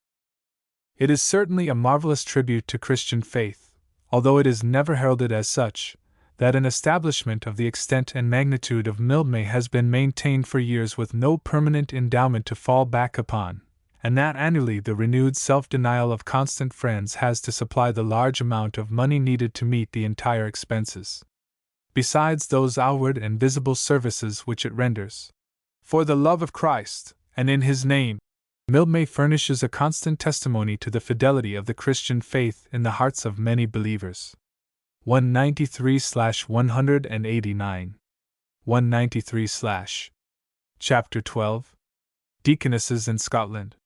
When Fliebner went on his second tour to England, he extended his journey to Scotland, and ventured to Edinburgh at a time when the cholera was sweeping with fearful ravages through the city in order to become acquainted with Dr. Chalmers, the great Scotch divine, and his good deeds, that were connected with all kinds of charitable endeavor, moved the German pastor to admiration and stirred him to holy emulation.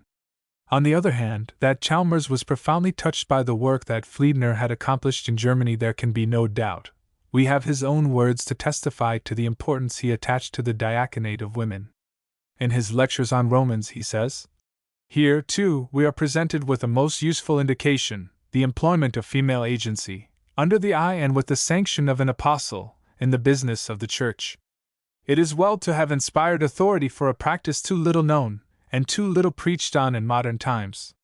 Phoebe 194/190 belonged to the order of Deaconesses, in which capacity she had been the helper of many, including Paul himself.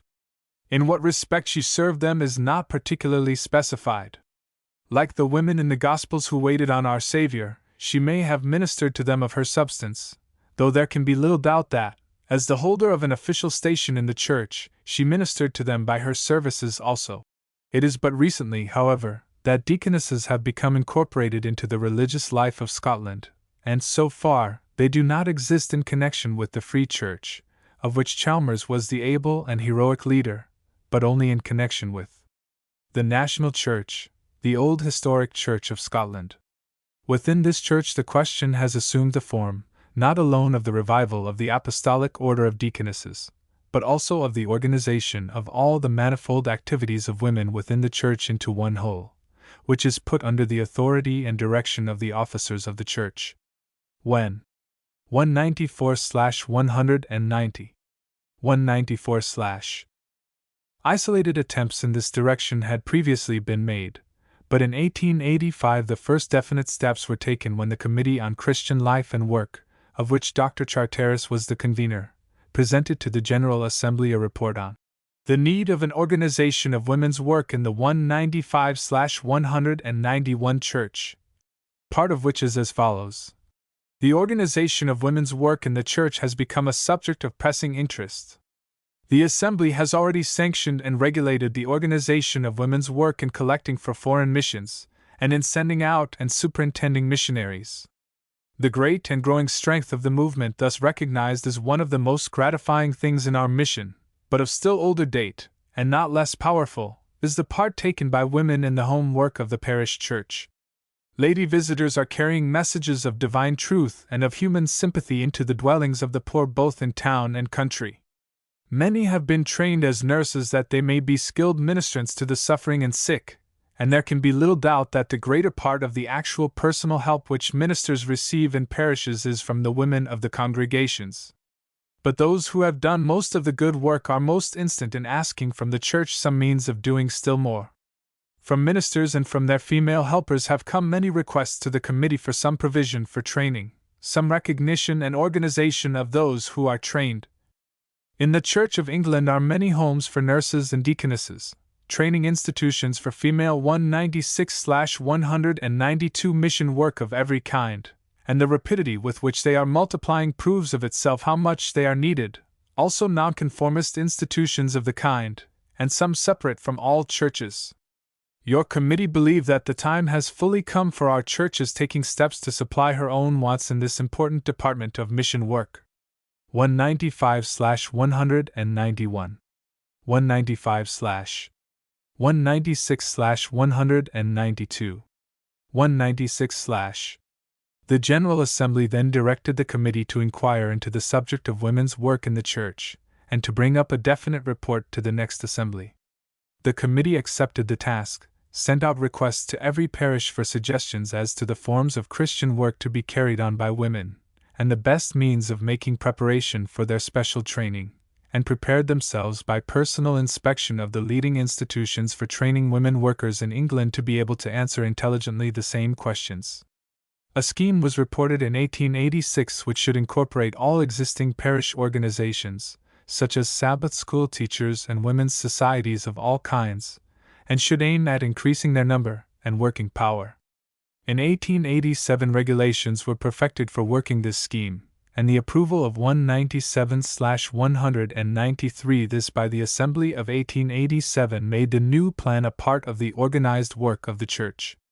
197/193 197/ The comprehensive character of the new departure in the Church of Scotland is plainly seen from a view of the organization as it now exists.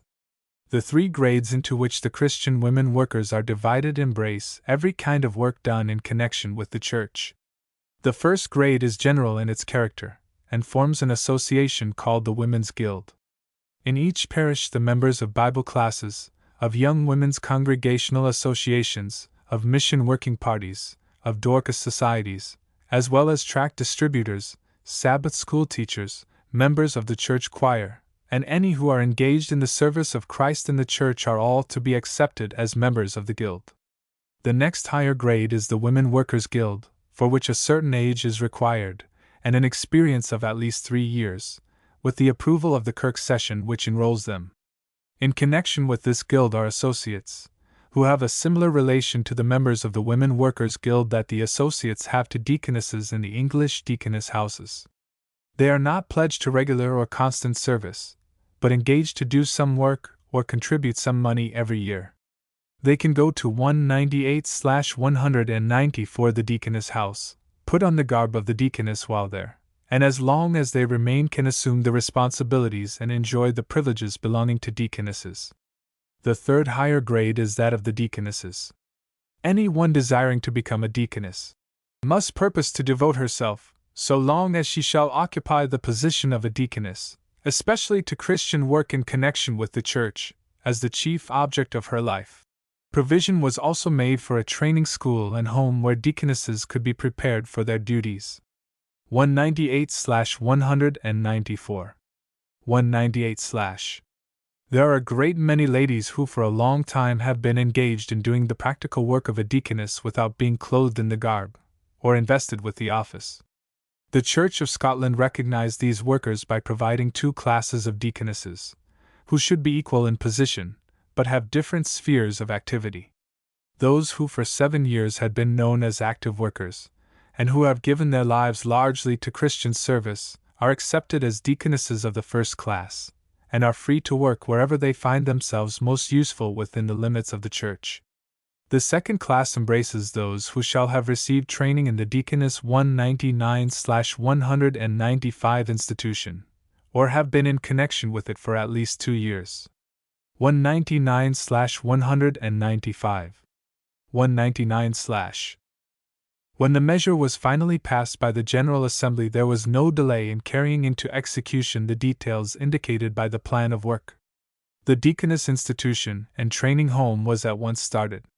It was located at Edinburgh, as the most central and convenient place for the institution, and as furnishing the most available advantages for the instruction and training of the deaconesses.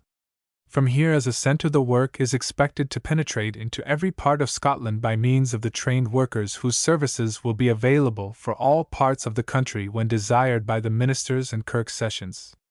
With true Scotch prudence and wisdom it was arranged that the lady who was chosen to be the superintendent should fit herself thoroughly for the duties of her responsible place by becoming familiar with the workings of similar institutions in England. She was accordingly given 6 months' leave of absence, which she spent among the great London homes, and only assumed the duties of her position May 1, 1888. Meanwhile the home had opened under the temporary care of a lady who had been a worker in Mrs. Meredith's prison mission, and for 6 years a milkmaid deaconess. It had from the 200/196 beginning the warm cooperation of sympathizing, influential friends. Regular courses of lectures were arranged on subjects connected with Christian work, and as similar courses will be demanded of like institutions in America it may be interesting to give the syllabus in full. 200/196. 200/ Syllabus of Lectures. On Tuesdays at 12. 1. B. Professor Charteris. For lectures. How to begin a mission. NOV. 29.1. Whom to visit, and why. The ills we know of, bodily, spiritual, social, and seek to lessen. December 06.2. How to induce the people who belong to no church, perhaps care for none, to come in. 0. December 13.3. What to do with the children, A. To attract, B. To influence them. December 20.4. What agencies besides Sunday services prove best? 2. See Dr. P. A. Young. 6 lectures. Medical hygiene for the use of visitors. January 03.1. Object and scope of the course of lectures. Short sketch of the structure and functions of the human body, including a brief description of the functions of digestion, absorption, circulation, respiration, excretion, secretion, and enervation. 0. January 10.2. Fractures, how to recognize and treat them temporarily, bleeding, and how to treat it, the use of the triangular bandage. January 17.3.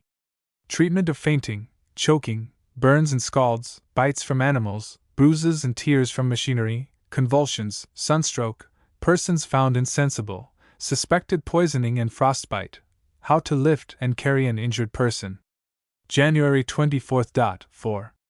Sick room, its selection, preparation, cleaning, warming, 201/197 ventilation, and furnishing, bed and bedding, infection and disinfection. 201/197. 201/. January 31.5. Washing and dressing patients, bed making, changing sheets, lifting helpless patients, food administration, medicines and stimulants, what to observe regarding a sick person. February 7.6. Taking temperature, baths, bedsores, nursing sick children, application of local remedies, poultices, fomentations, blisters, etc., management of convalescents. 3. D. Rev. George Wilson. For lectures.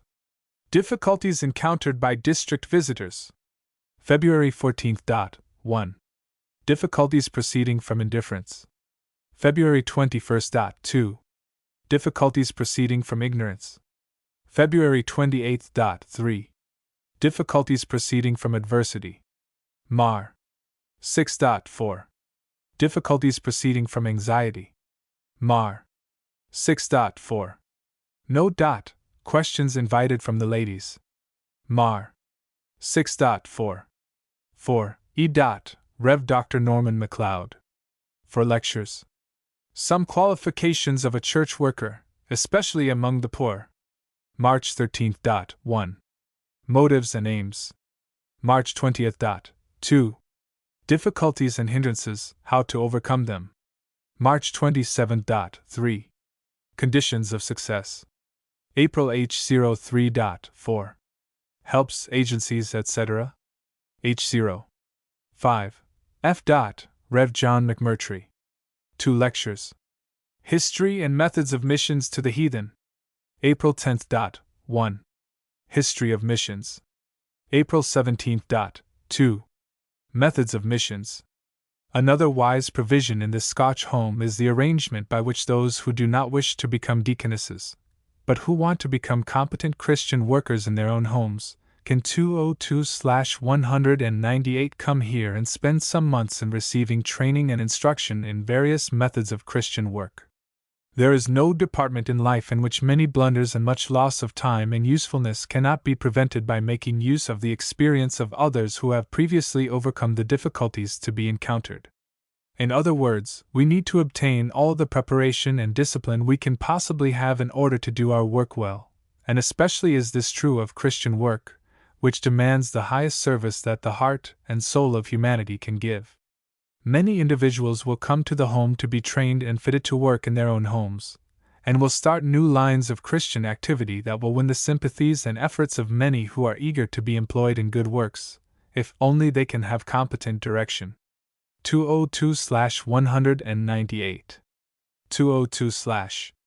A pamphlet entitled The Deaconess Institution and Training Home says, "Are there not many parts all over Scotland, mines, quarries, etc., where the population is poor and hard-working? Would it not in such places be an advantage both to minister and people to have a Christian lady, trained, experienced, and devoted, to live and work among them? Or, which would be possible in every parish, would it not be a great advantage that 203/199 in case of need, in a mining accident, an outbreak of sickness, a trained Christian nurse should be available during the emergency? 203/199. 203/. The General Assembly provided that deaconesses should be solemnly inducted into their office at a religious service in church. It also provided that along with the application for the admission of any person to the office of a deaconess there shall be submitted a certificate from a committee of the General Assembly entrusted with that duty stating that the candidate is qualified in respect of education, and that she has had 7 years' experience in Christian work, or 2 years' training in the deaconess institution and training home. Also, before granting the application, the Kirk Session shall intimate to the Presbytery their intention of doing so, unless objection be offered by the Presbytery at its first meeting thereafter. On Sunday, December 9, 1888, the first deaconess was set apart to her duties.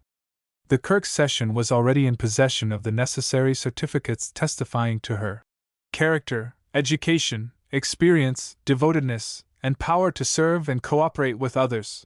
Due intimation had been made to the Presbytery. The questions were put that were appointed by the General Assembly. Do you desire to be set apart as a deaconess, 204/200, and as such to serve the Lord Jesus Christ in the Church, which is His body? 204/200. 204/. Do you promise, as a deaconess of the Church of Scotland, to work in connection with that church, subject to its courts, and in particular to the Kirk Session of the parish in which you work? Do you humbly engage, in the strength and grace of the Lord Jesus Christ, our Lord and Master, faithfully and prayerfully to discharge the duties of this office? The lady who, by answering the above questions, received the sanction of the Church as one of its appointed officers was Lady Grizel Bailey, of Dryburgh Abbey. She writes to the author of this book, I count it a great honor to be permitted to serve in the Church of my fathers, and I pray that I may be enabled faithfully and prayerfully to fulfill the duties to which I am called, and that it may be for the glory of our God and Savior that I am permitted to work in His vineyard. Miss Davidson, who was temporary superintendent of the home, but who is now engaged in organizing branches of the Women's Guild throughout Scotland, and Miss Alice Maud Maxwell, the present superintendent of the home, have also been set apart to the same office. As has been said, each represents an old Scottish family, whose members 205/201 have been distinguished for Christian and philanthropic labors. And each represents a different type of deaconess work. Lady Grizel Bailey is engaged in gentle ministrations among the people of her own home. Miss Davidson is at the service of every minister who desires aid in organizing women's work in his parish. And Miss Maxwell is at the training home, leading a busy life in directing the class labors and missionary activities that center around it, and in impressing her life and spirit upon a band of workers who are to further Christ's cause both at home and in the mission field. 205/201. 205/. The mention of any facts that can bring before us the varied character that the deaconess work can assume is valuable. For to be truly useful, this cause needs to provide a place for women of very unlike qualities, and also to allow a certain degree of freedom which will ensure the individuality of each worker. The action of the Church of Scotland has had its influence upon the Reformed churches throughout the world holding the Presbyterial system. At the session of the London Council of the Alliance of Reformed and Presbyterian Churches during the summer of 1888, Dr. Charteris presented a report embracing many of the features of the elaborate scheme 206/202 which he had previously devised for the Church of Scotland. And the Council, in receiving the report, not only approved it, but commended the details of the scheme stated in the report to the consideration of the churches represented in the Alliance. We may regard the Presbyterian churches of Great Britain, therefore, as committed, not only to the endorsement of deaconesses as officers in the service of the Church, but to the organization of the whole work of women in the churches, under ecclesiastical authority and direction. 206/202. 206/. There is one feature of the deaconess cause as it has been developed in the Church of Scotland that is of especial interest to the Methodists of America. Most of the great deaconess houses of England have sprung from the personal faith and works of earnest-souled individuals. Mildmay, for example, is a living testimony to the faithfulness and energy of the Rev. Mr. Pennefather and those associated with him. Within the Church of England, the recognition accorded deaconesses is a partial one, resting on the principles and rules signed by the archbishops and 18 bishops, and suggested for adoption in 1871.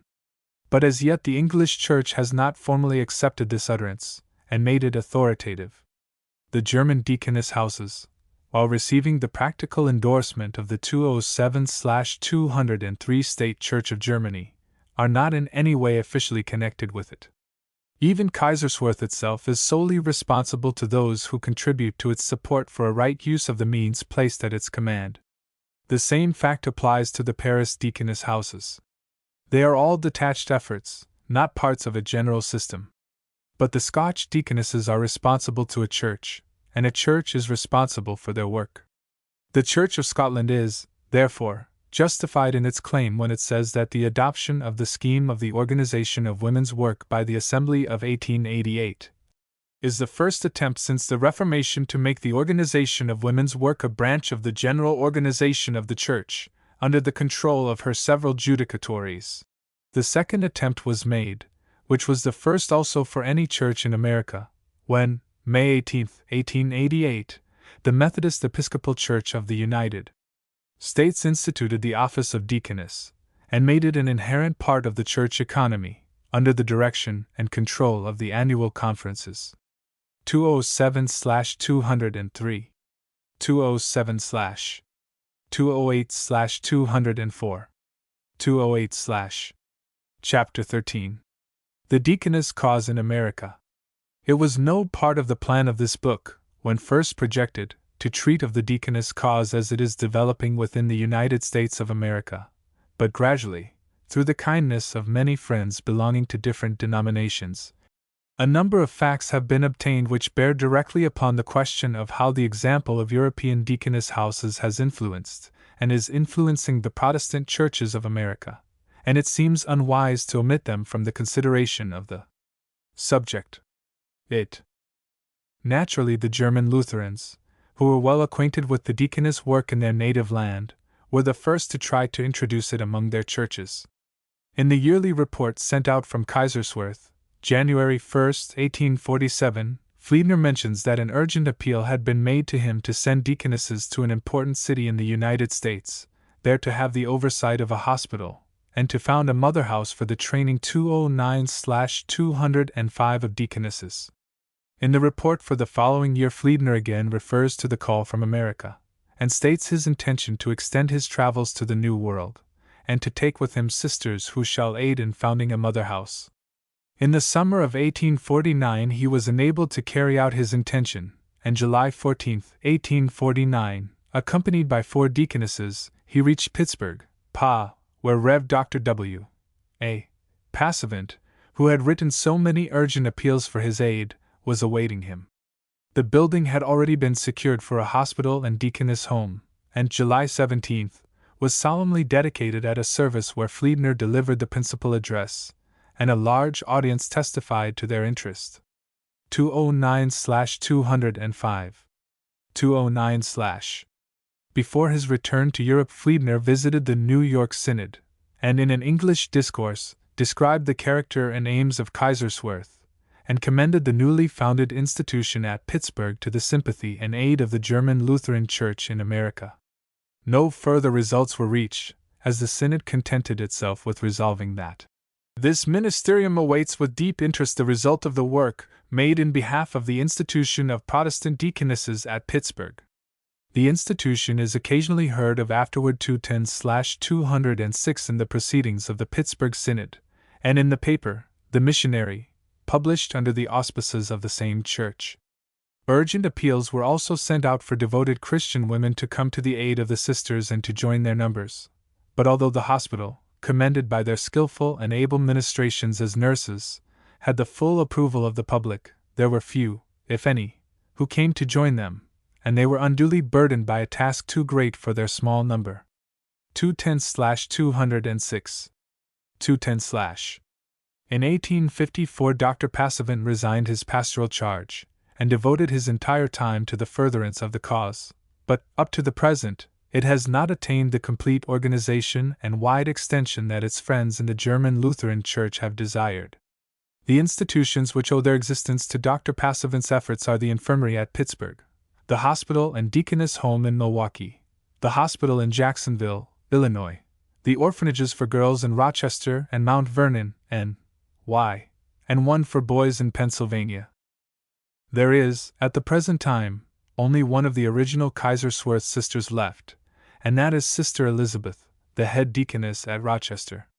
Dr. Passavant still continues to labor at forming a complete organization on the basis of the Kaiserswerth 211/207 system, and to quote the words of Dr. A. Spaeth, as he succeeded 40 years ago in bringing the first sisters over from Kaiserswerth to Pittsburgh, I have no doubt that now, when the Church is at last awakening to the importance of this work, he will succeed in the completion of his undertaking.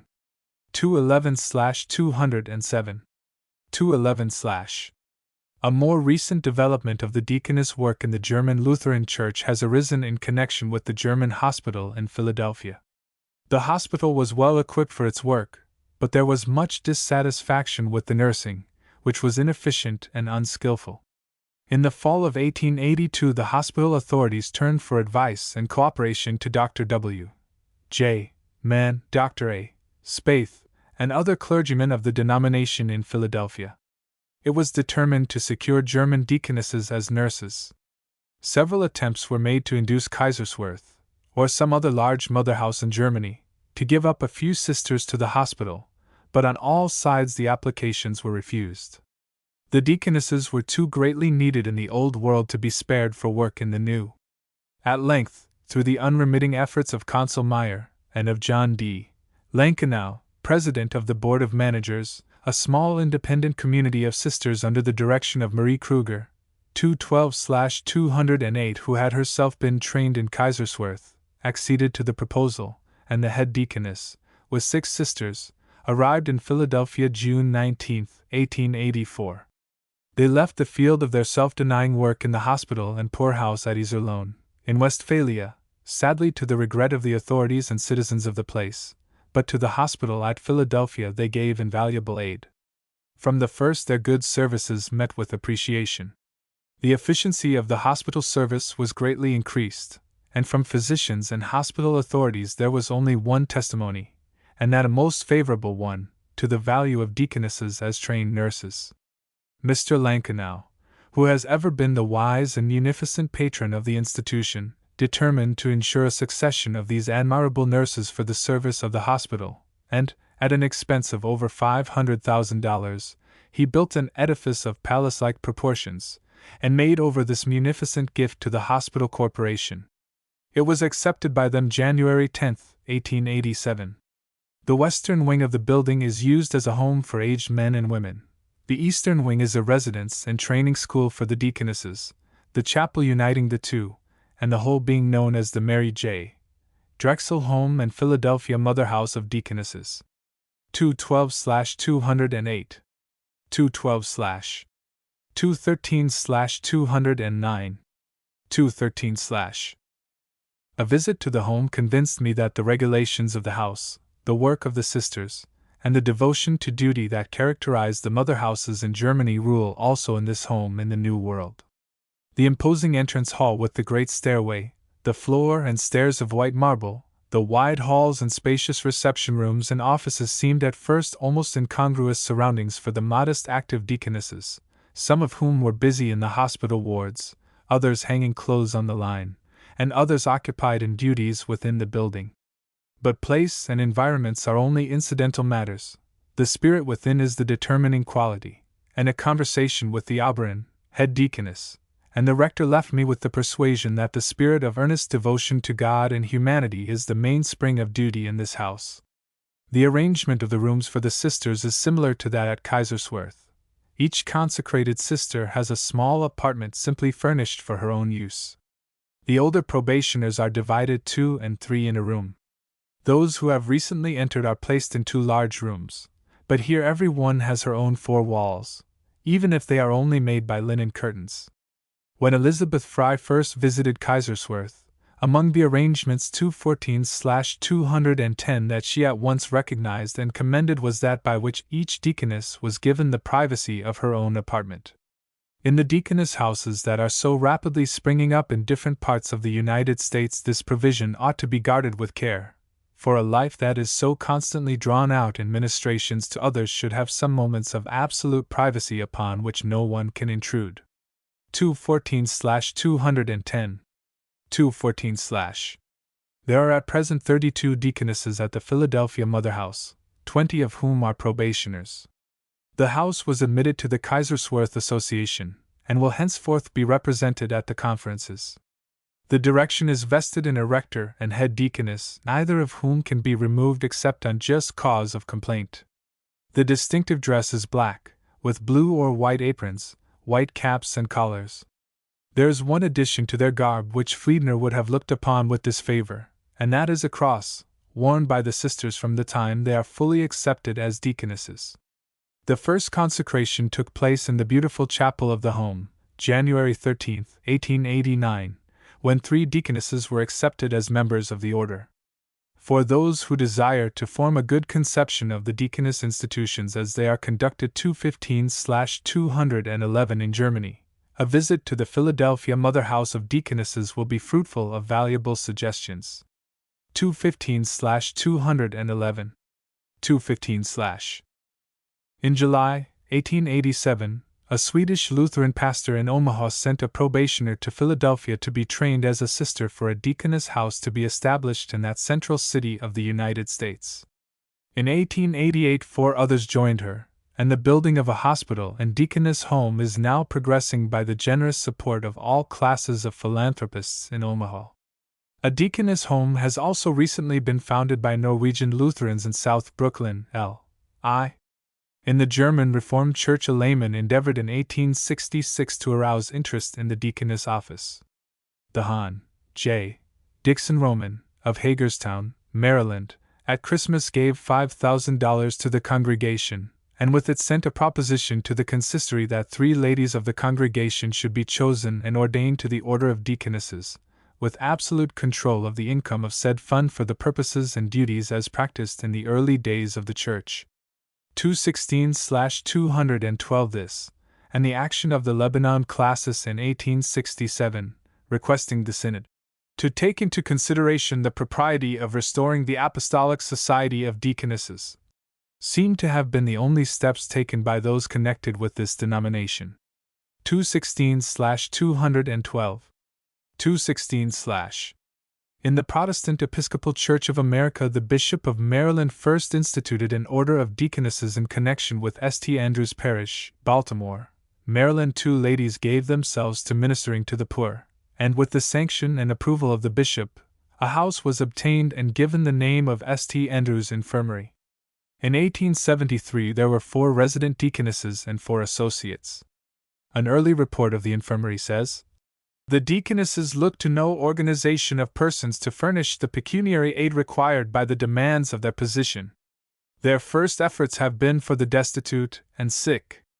At the home they minister daily to the suffering and destitute sick wherever found, some requiring only temporary medical aid and nursing, others, whom God has chastened with more continuous suffering, requiring, in their penury, constant care and continual ministration. There is also under 217/213 their charge a church school for vagrant children, and one also for the children of those comfortably situated in life." 217/213. 217/. The Forms for setting apart deaconesses, the Rules for self-examination, and the Rules of discipline in the order of deaconesses in Maryland are largely patterned after the Kaiserswerth rules. In truth, the general questions for self-examination in regard to external duties, spiritual duties to the sick, the conduct of the deaconesses or sisters to those whom they meet, and the means for improving in the duties of the office are in many cases selected, and but slightly altered, from the series prepared by Pastor Fliedner. The influence of the devout German pastor is indelibly stamped upon the deaconess cause in whatever denomination it has developed during the 19th century. In 1864 the deaconesses of the Diocese of Alabama were organized by Bishop Wilmer. Under the supervision of the bishop, the 3 deaconesses with whom the order originated were associated in taking charge of an orphanage and boarding school for girls. In 1873 there were 5 deaconesses, 1 probationer, and 2 resident associates. In the church home all of the work is done by 218/214 the inmates. As in the foreign homes, the deaconesses are provided with food and raiment, and during sickness or old age they are cared for at the expense of the order. They are forbidden to receive fee or compensation for their services. Any remuneration that is made is paid to the order. In one feature, however, the deaconesses of Alabama differ from either their German or English sisters, and that is in the care of their individual means. The Constitution and Rules says, "The private funds of deaconesses shall not be expended without the approval of the chief deaconess or the bishop." This usage prevails in sisterhoods, but outside of this instance, so far as the author has been able to learn, is not known in deaconess institutions. 218/214.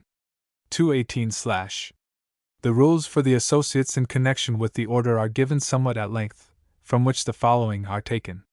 After defining an associate as a Christian woman desiring to aid the work of the deaconesses, and admonishing her that, although not bound by the rules of the community, yet she must be careful to lead such a life as is becoming one associated in a work of religion and charity, she is requested to state what kind of work she will undertake, under the direction of 219/215 the chief deaconess, and to report the result to her at such intervals as may be agreed upon. The following modes of assistance are suggested as most useful, namely, to provide and make clothing for the poor, to collect alms, to procure work, or promote its sale, to teach in the school, to assist in music or other classes, to relieve the destitute, to minister to the sick, to visit and instruct the ignorant, to attend the funeral arrangements for the poor, and to take charge of or assist in the decoration of the church. 219/215. 219/. The feature of the union of the associates with the deaconesses is one whose importance can scarcely be exaggerated. There are many who would be able to serve for a short time in this relation whose valuable aid would be entirely lost if none but deaconesses who give all their time and strength could work in the order. In the Diocese of Long Island, Bishop Littlejohn instituted an association of deaconesses by publicly admitting 6 women to the office of deaconess in St. Mary's Church, Brooklyn, February 11, 1872. The association has not continued in the form in which it originated, but has now changed into the Sisterhood of St. John the Evangelist. Still, this sisterhood retains many of the distinctive deaconess features. A sister may, for instance, withdraw 220/216 from the sisterhood for proper cause. She labors without remuneration, and the sisters live together in a home, or singly, as they may please, in any place where their work is located. 220/216. 220/. In the Diocese of Western New York there are 5 deaconesses, with their associates and helpers, under the direction of the bishop of the diocese. In America, however, as in England, within the Episcopal Church sisterhoods are more influential and more rapid in their growth than are deaconess institutions. In a list of the sisterhoods of the Episcopal Church in America, given in the monthly magazine devoted to women's work in the Church, 14 sisterhoods are named, 1 religious order of widows, and 2 orders of deaconesses, one of which is that which is now changed into the Sisterhood of St. John the Evangelist. In 1871 the Board of Missions of the Protestant Episcopal Church discussed at some length the relation of women's work to the Church, and there resulted increased interest in the subject of sisterhoods and deaconess institutions. An effort has been made to obtain for the order of deaconesses a wider recognition than it now enjoys, as it simply has the support of the bishop within whose diocese the deaconesses are at work. To this end, in the 221/217 General Convention of 1880, a canon was presented to the House of Bishops, and accepted by a large vote. But it reached the lower house too late for consideration, and no further action has been taken since that time. 221/217. 221/. In the Presbyterian Church of America the question of the revival of the office of deaconess has already claimed some attention. The late Dr. A.T. McGill for many successive years earnestly recommended the revival of the office to the members of his classes in the Theological Seminary at Princeton, and his views, matured by years of reflection, were given for publication in an article published in the Presbyterian Review, 1880. In the minutes of the General Assembly for 1884, page 114, and of 1888, page 640, we find an overture asking if the education of deaconesses is consistent with Presbyterian polity, and if so, should they be ordained, answered in the negative, in the following words. The form of government declares that in all cases the persons elected deacons must be male members. Chapter 13. 2. In all ages of the Church, godly women have been appointed to aid the officers of the Church in their labors, especially for the relief of the poor and the infirm. They rendered important service in the Apostolic Church, but they do not appear to have occupied a 222/218 separate office, to have been elected by the people, to have been ordained or installed. There is nothing in our Constitution, in the practice of our Church, or in any present emergency, to justify the creation of a new office. The next year an explanation of this action, which so obviously contradicts the facts of history, was asked, but the committee declined to say anything more. 222/218. 222/. The Southern Presbyterian Church has proceeded further, and in the direction of the female diaconate, as it is characterized in its main features wherever it has existed, when it declares in its Book of Church Order, adopted in 1879, that, where it shall appear needful, the Church Session may select and appoint godly women for the care of the sick, of prisoners, of poor widows and orphans, and in general, in the relief of the sick. In isolated Presbyterian congregations, deaconesses have already obtained recognition. At the Pan-Presbyterian Council, held in Philadelphia in 1880, Fritz Fliedner, the son of Dr. Theodore Fliedner, was present as a member, and through the influence of his words the Corinthian Avenue Presbyterian Church set apart 5 deaconesses, whose 223/219 duty it should be to care for the poor and sick belonging to the congregation. 223/219. 223/. More recently, the Third Presbyterian Church of Los Angeles, California, empowered its 3 deacons to choose 3 women from the congregation to cooperate with them in their work, granting them seats and votes in the board's monthly meeting. The very interesting article from which the quotation has just been made seems to think the term deaconess a misnomer for the Kaiserswerth deaconess, as she belongs to a community, whereas the deaconess of the early church was attached to a congregation and belonged to a single church as an officer. But it may well be questioned whether the class of duties assigned to the deaconess of the early church and of modern times alike, that is, the nursing of the sick, the care of the infirm in body and mind, the succoring of the unfortunate, and the education of children, are not the main characteristics of the office of a deaconess, while the fact of her connection with a number of like-minded women in community life is merely an external feature of the office as it has developed in the 19th century. Whatever form the question 224/220 may assume, with the Presbyterian churches of Scotland and England so far committed to the adoption of the office of the deaconess as an effective part of the organization of the Church, it seems inevitable that the Presbyterian Church of America will have to meet this question in the near future. 224/220. 224/. The Methodist Episcopal Church of America, although occupying itself with the question of the diaconate of women later than any of the denominations previously mentioned, by its acceptance of the office and by making it an inherent part of its ecclesiastical organization, has taken a higher ground than any Protestant body, with the exception of the Church of Scotland.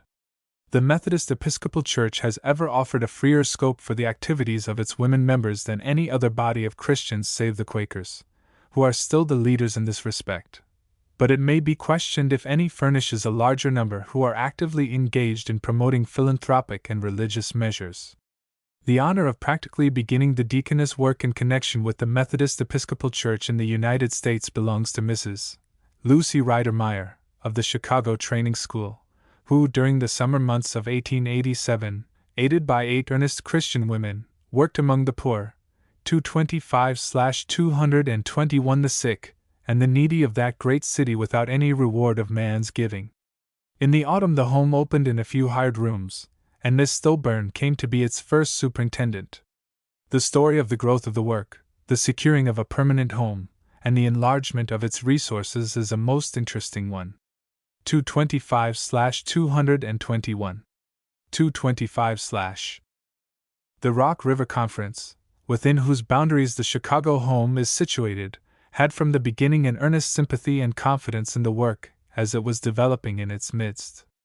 A memorial was prepared, and was presented to the General Conference in May, 1888, by the Rock River Conference, through its conference delegates, asking for church legislation with reference to deaconesses. At the same time, the Bengal Annual Conference, through Dr. J. M. Thoburn, also presented a memorial asking for the institution of an order of deaconesses who should have authority to administer the sacrament to the women of India. Our missionaries in India have long felt the need of some way of ministering to the converted women who are closely secluded in zenana life, and who, though sick and dying, are precluded by the customs 226/222 of the country from any religious service of comfort or consolation that male missionaries can render. If it had been possible for our women missionaries to administer the sacrament, many Indian women could have been received into the church. All of the papers and memorials on this subject were put into the hands of a committee, of which Dr. J. M. Thoburn, afterward made missionary bishop to India and Malaysia, was chairman, and the report of the committee was as follows. 226/222. 226/ The new office of deaconesses in the Methodist Episcopal Church. For some years past, our people in Germany have employed this class of workers with the most blessed results, and we rejoice to learn that a successful beginning has recently been made in the same direction in this country. A home for deaconesses has been established in Chicago, and others of a similar character are proposed in other cities. There are also a goodly number of similar workers in various places, women who are deaconesses in all but name, and whose number might be largely increased if a systematic effort were made to accomplish this result.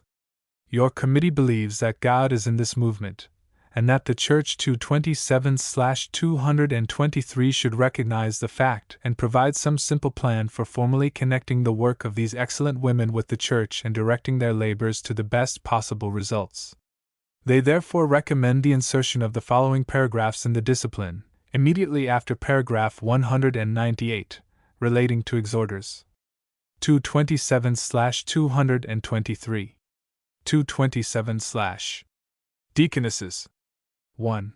The duties of the deaconesses are to minister to the poor, visit the sick, pray with the dying, care for the orphan, seek the wandering, comfort the sorrowing, save the sinning, and relinquishing wholly all other pursuits, devote themselves in a general way to such forms of Christian labor as may be suited to their abilities. 2. No vow shall be exacted from any deaconess, and any one of their number shall be at liberty to relinquish her position as a deaconess at any time. 3. In every annual conference within which deaconesses may be employed, a conference board of 9 members, at least 3 of whom shall be women, shall be appointed by the conference to exercise a general control of the interests of this form of work. 4. This board shall be empowered to issue certificates to duly qualified persons, authorizing them 228/224 to perform the duties of deaconesses in connection with the church, provided that no person shall receive such certificate until she shall have served a probation of 2 years of continuous service, and shall be over 25 years of age. 228/224. 228/. 5. No person shall be licensed by the Board of Deaconesses except on the recommendation of a quarterly conference, and said Board of Deaconesses shall be appointed by the annual conference for such term of service as the annual conference shall decide, and said Board shall report both the names and work of such deaconesses annually, and the approval of the annual conference shall be necessary for the continuance of any deaconess in her work. 6. When working singly, each deaconess shall be under the direction of the pastor of the church with which she is connected. When associated together in a home, all the members of the home shall be subordinate to and directed by the superintendent placed in charge. J. M. Thoburn, Chairman. J. M. Thoburn, Chairman. J. M. Thoburn. A. B. Leonard, Secretary. A. B. Leonard. The adoption of this report made its contents a portion of the organic law of the Church. It is doubtful if there was any measure taken at the General Conference of 1888 that will be more 229/225 far-reaching in its results than that which instituted the office of deaconess. The full and complete recognition accorded by the highest authority of the Church commended it to the people, who showed a remarkable readiness to accept the provisions. Nearly simultaneously, at important points distinct from each other, steps were taken to establish deaconess homes, and to provide lectures and practical training to educate deaconesses for their work. 229/225. 229/. The terms of the law in which the conference action was expressed were not closely defined. It was felt that in establishing a new office for a great church there must be room for a wide interpretation, to meet the various exigencies that will arise.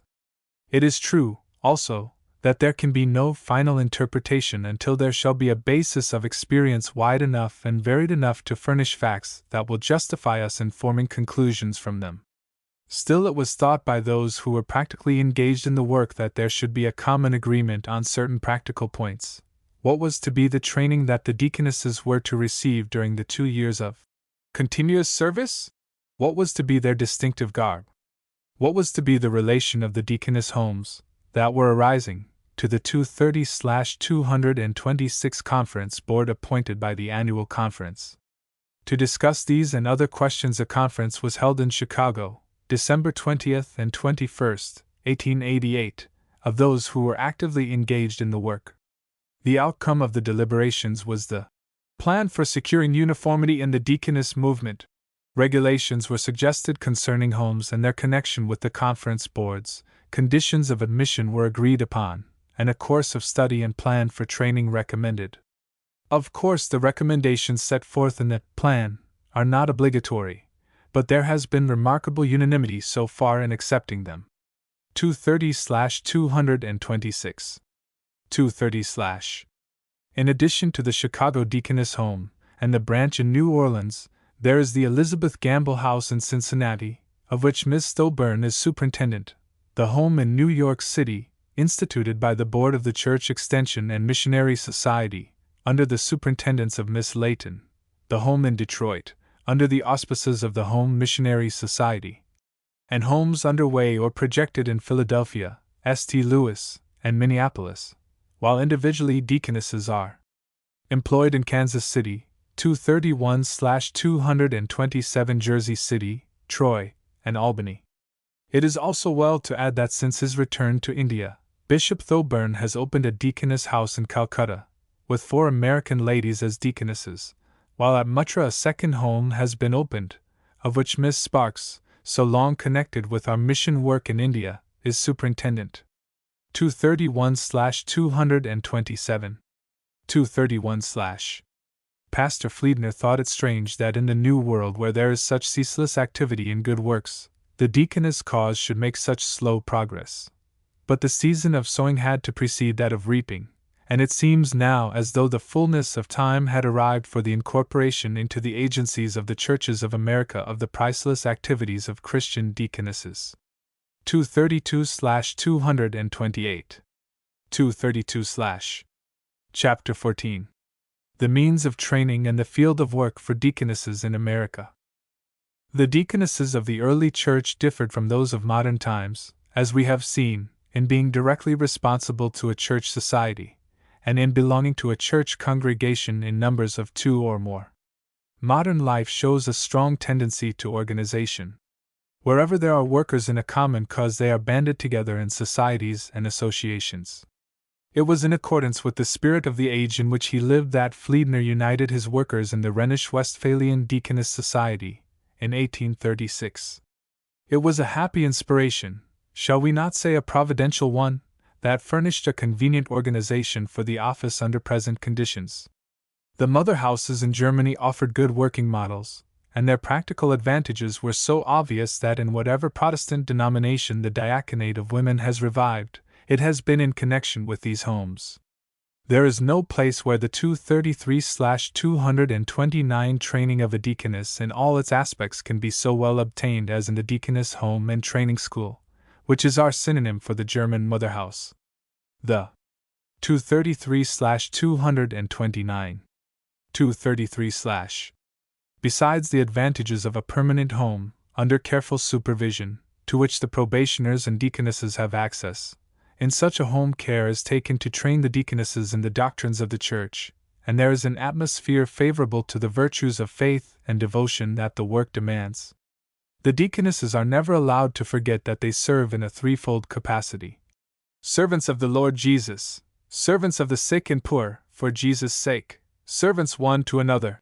The motto of the indomitable little Republic of Switzerland, all for each and each for all, might well be accepted as that characteristically belonging to them.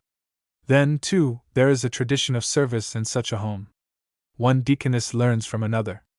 The physician is at hand to give his suggestions and medical instruction, and the lectures on church history, on the history of missions, and on methods of evangelization make the home a center of information on all questions that affect the usefulness of the office. There is no other one place in which to obtain the practical and theoretical instruction 234/230 that is needed for the education of a deaconess well equipped for her work. 234/230. 234/. Furthermore, the deaconess home offers a wide and varied field for those possessing different gifts. None can be so highly educated and cultivated that places cannot be found to utilize their talents to good advantage, while those who are sadly lacking in the education of the schools can, by talent, untiring industry, and energy make up for defects in early training. The field of work of the deaconess in modern times is a large one. It would be easier to define what it is not than what it is. In orphanages, in asylums for fallen women, in women's prisons, in reform schools, in Sunday schools, infant schools, and higher schools, in classes among working girls and servants, in industrial homes, in asylums for the blind and deaf and dumb, in hospitals of various kinds, and in churches, working under the direction of the pastor. In all of these relations and many others we find deaconesses in Germany, France, England, and other European countries. The service in hospitals seems especially incumbent upon Christian women, and in the early history of these institutions we find deaconesses mentioned in connection with them. Before the birth of Christ, hospitals were unknown. 235/231. It is true that in Rome and Athens a certain provision was made for the poor, and largesses were given them from time to time. But this was done from motives of political expediency, and not from sympathy or commiseration with their ills. But as soon as the early Christians were free to practice their religion openly, hospitals arose in all the great cities. In the latter half of the 4th century, the distinguished Christian teacher, Ephrem the Syrian, in Edessa, placed rows of beds for the sick and starving. His contemporary, Basil, the great bishop of Caesarea, founded a number of institutions for strangers, the poor, and the sick, caring especially for the lepers. Little houses were built closely together, but so that the patients could be separated one from another, and cared for separately. Even at that early date the hospitals were arranged into divisions for either sex, as they are at the present time. To use a modern phrase, the wards of the men patients were placed under the charge of a deacon, while the deaconesses ministered to the sick of their own sex, according as their services were required. It was a rule for the deacons and deaconesses to seek for the unfortunate day by day, and to inform the bishops, who in turn, accompanied 236/232 by a priest, visited the sick and needy of all classes. 235/231. 235/236/232. 236/. In the Middle Ages there were orders of hospitallers, consisting of laymen, monks, and knights, who devoted themselves entirely to the care of the sick. Under their influence great and splendid hospitals were built, of which the old Hôtel Dieu in Paris was a conspicuous example. The Hospital of the Holy Ghost in Rome, and the service of the same order, originated like hospitals all over Europe. In late years, with the development of medical and surgical art, hospital arrangements have arrived at a degree of perfection never before known, and the care of the sick, as it has been studied and practiced by Protestant deaconesses and Catholic Sisters of Mercy, has also greatly improved. The state to which the hospitals had degenerated in Fliedner's time, and the need of experienced nurses who should be actuated by the highest Christian motives, were among the strong reasons he advanced for providing the Church with deaconesses as helpers. Here are his words. The poor 237/233 sick people lay heavily on my mind. How often had I seen them neglected, their bodily wants miserably provided for, their spiritual needs quite forgotten, withering away in their often unhealthy rooms like leaves in autumn. For how many cities, even those having large populations, were without hospitals? And I have seen many on my travels in Holland, Brabant, England, and Scotland, as in our own Germany. I often found the portals of glittering marble, but the nursing and care were wretched. Physicians complained bitterly of the drunkenness and immorality of the attendants, and what shall I say of the spiritual care? In many hospitals preachers were no longer found, hospital chaplains yet more seldom. In the pious olden time these men were always in such institutions, especially in the Netherlands, where evangelical hospitals bore the beautiful name of God's house, because it was recognized that God especially visits the inmates of such houses, to draw them to himself. Do not such wrongs cry to heaven? Is not our Lord's reproachful word addressed to us, I was sick and in prison and ye visited me not, and shall not our Christian women be capable and willing to undertake the care of the sick for Christ's sake? It was by such words, and similar ones, as in his famous appeal, Vrijwillig voor volunteers to the front, 238/234, which he sent out from Württemberg to Basel in 1842, that he aroused the Christian women of Germany to give themselves to this service. By their aid he instituted a system of nursing that has changed the aspect of every hospital ward in Germany, and through the training that Florence Nightingale enjoyed at Kaiserswerth, the reform that was there instituted passed to England, and has effected a transformation in the entire hospital system of England. 237/233. 237/238/234. 238/. In Germany, deaconesses are often trained to special duties that are required in hospitals for certain diseases or certain classes of patients, and they are becoming so skillful in their duties that the present system of hospital nursing could not be continued without their aid. The nursing care of deaconesses in insane asylums is especially valuable.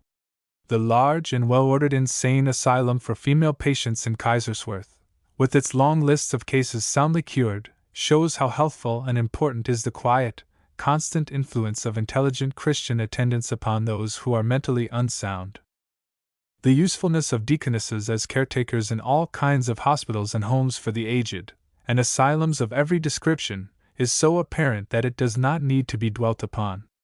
The crèche, or 239/235 day home, where infants and young children can be sheltered and watched during the day while their mothers are at work, is an institution that started in Paris in 1834, through the efforts of M.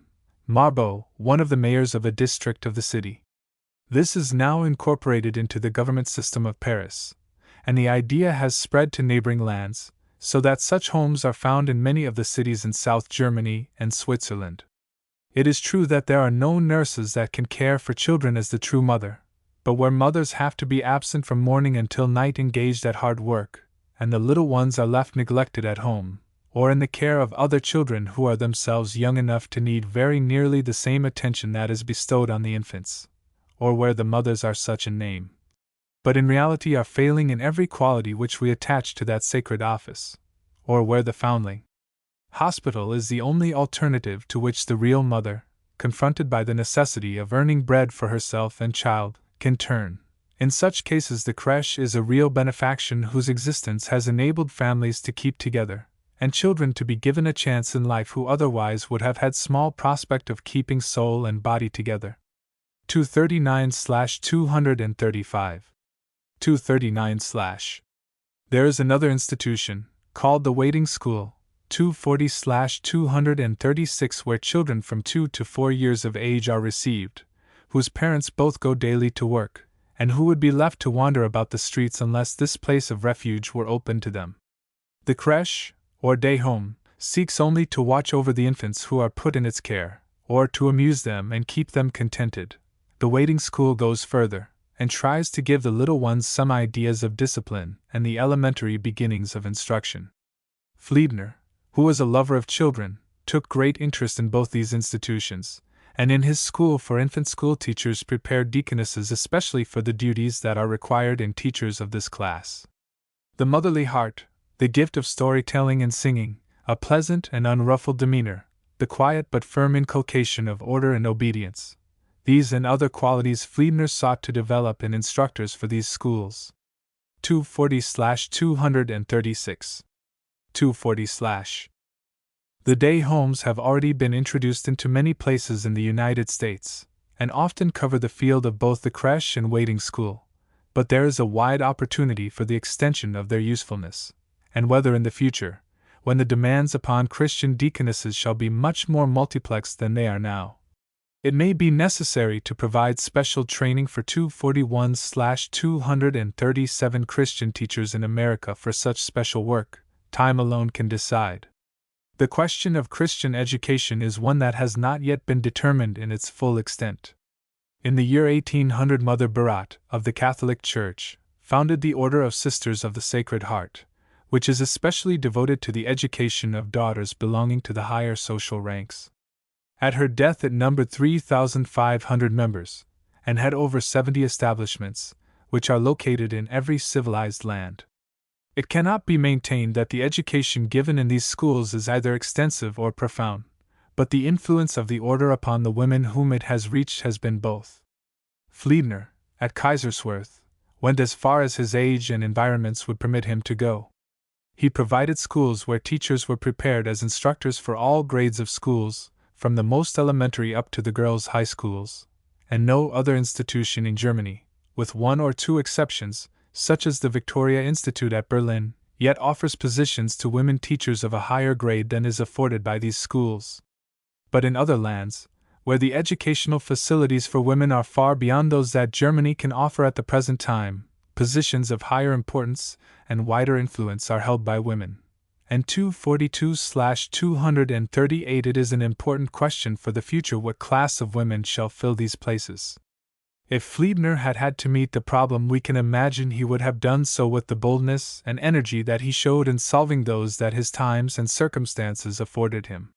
He would, doubtless, have enlisted among his deaconesses those whose talents gave him reason to provide them with the widest training the schools can offer, and then he would have endeavored to place them where they could do the most effective service for Christ and His Church.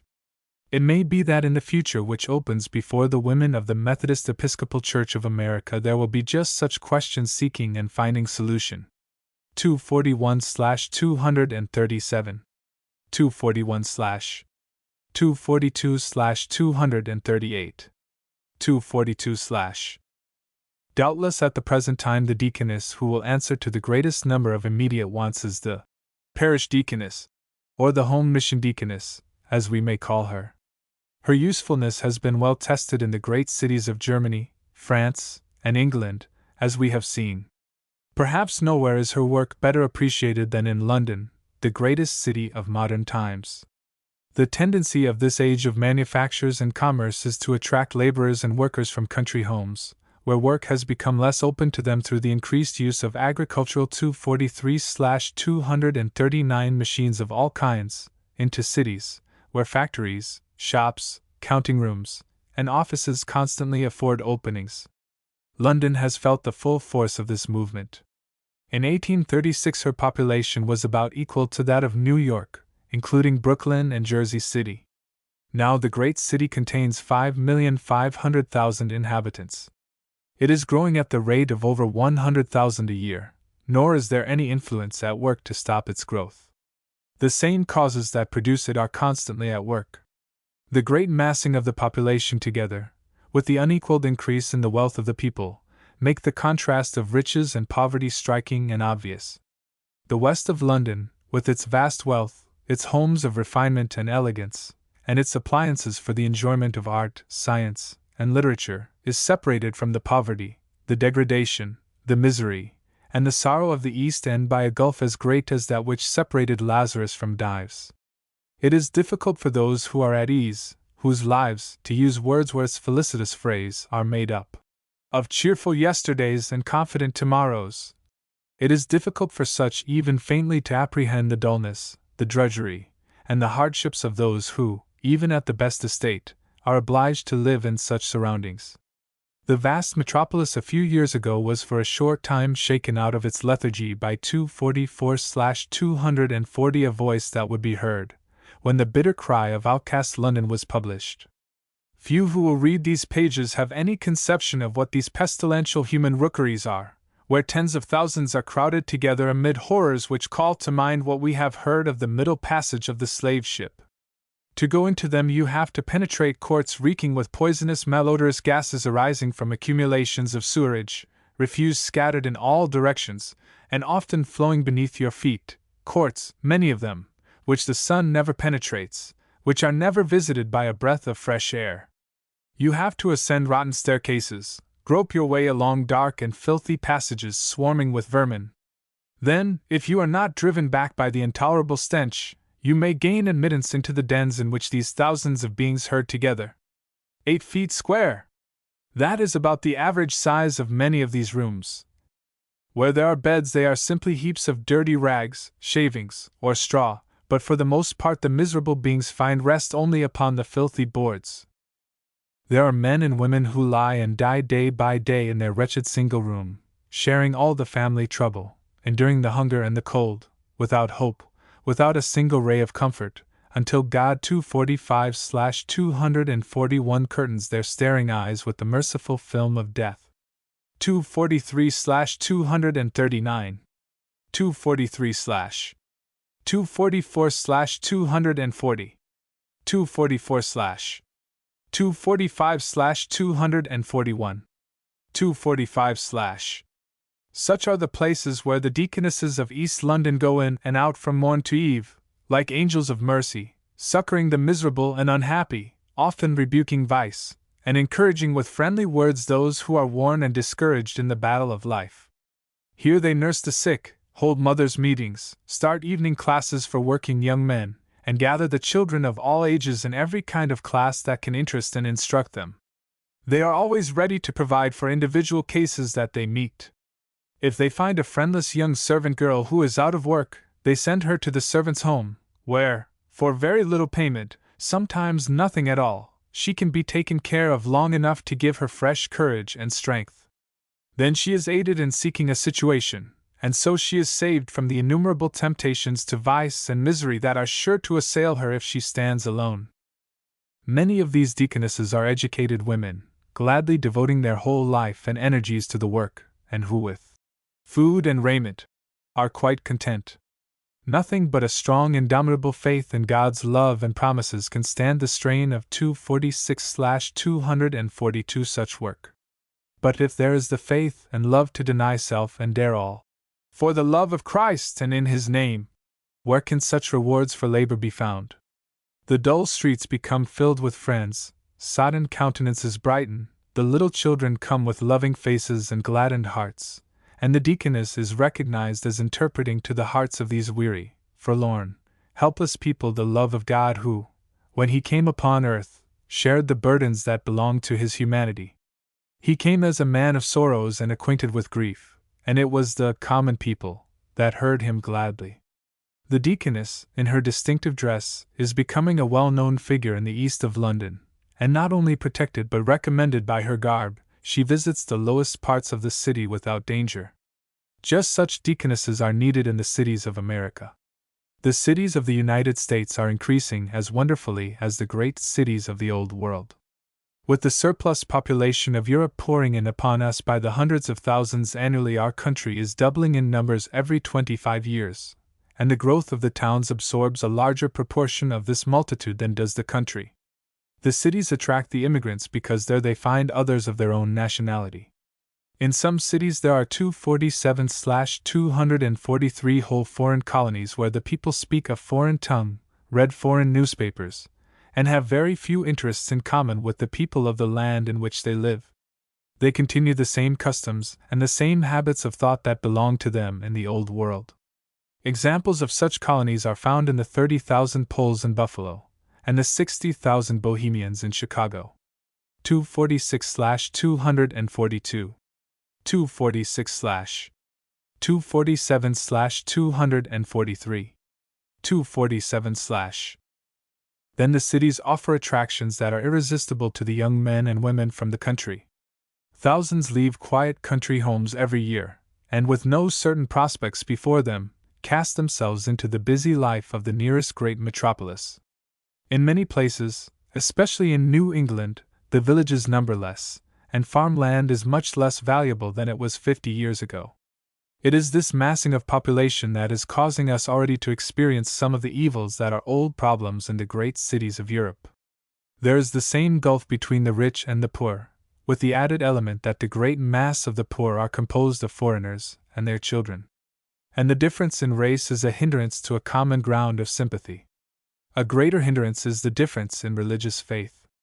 The preponderating number of Native Americans are Protestants, 248/244, and their thoughts and beliefs are permeated with the principles that their fathers held so dear, and which they sacrificed home and country to preserve. They hold a faith that is inseparably connected with free institutions, personal liberty, and personal responsibility. But the mass of foreigners that are in the great cities largely belong to the working class, and with the large proportion of the poor who are the wards of the city, are Roman Catholic in faith, a faith that has little in sympathy with republican institutions, and which least prepares its followers to exercise the duties of citizens of a republic. Keeping these facts in mind, the statistics contained in the following extracts are of telling force. If the laboring class should contribute its due proportion to the congregations, the churches, many of which are now half empty, would not begin to hold the people. In 1880 there was in the United States one evangelical organization to every 516 of the population. In Boston, counting churches of all kinds, there was but one to every 1,600 of the population. In Chicago, one to every 2,081. In New York, one to every 2,468. In St. Louis, one to every 2,800. The worst of it is that, instead of improving, the condition of things has been growing worse every year.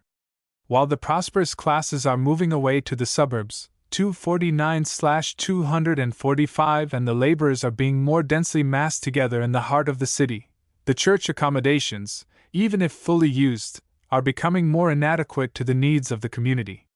Including religious organizations of all sorts, New York had in 1830 one place of worship for every 1,853 of its inhabitants. In 1840, one for every 1,840. In 1850, one for every 2,095. In 1860, one for every 2,344. In 1870, one for every 2,004. In 1880, one for every 2,468, and the religious history of Chicago is even more noteworthy in this respect. Chicago had in 1841 church for every 747 of its population. In 1851 there was one for every 1,009. In 1862, one for every 1,301. In 1870, one for 1,593, in 1880, one for 2,081, in 1885, one for 2,254. All the large cities have districts which are destitute of church accommodations, and have not seats in Sunday school for more than 1/10 of their children. 248/244. 248/249/245. 249/. Have we not as great need of deaconesses as any of the cities of the Old World? Most of our pastors stand alone. They do not have the assistant curates and pastors that are connected with large city churches in Berlin and London.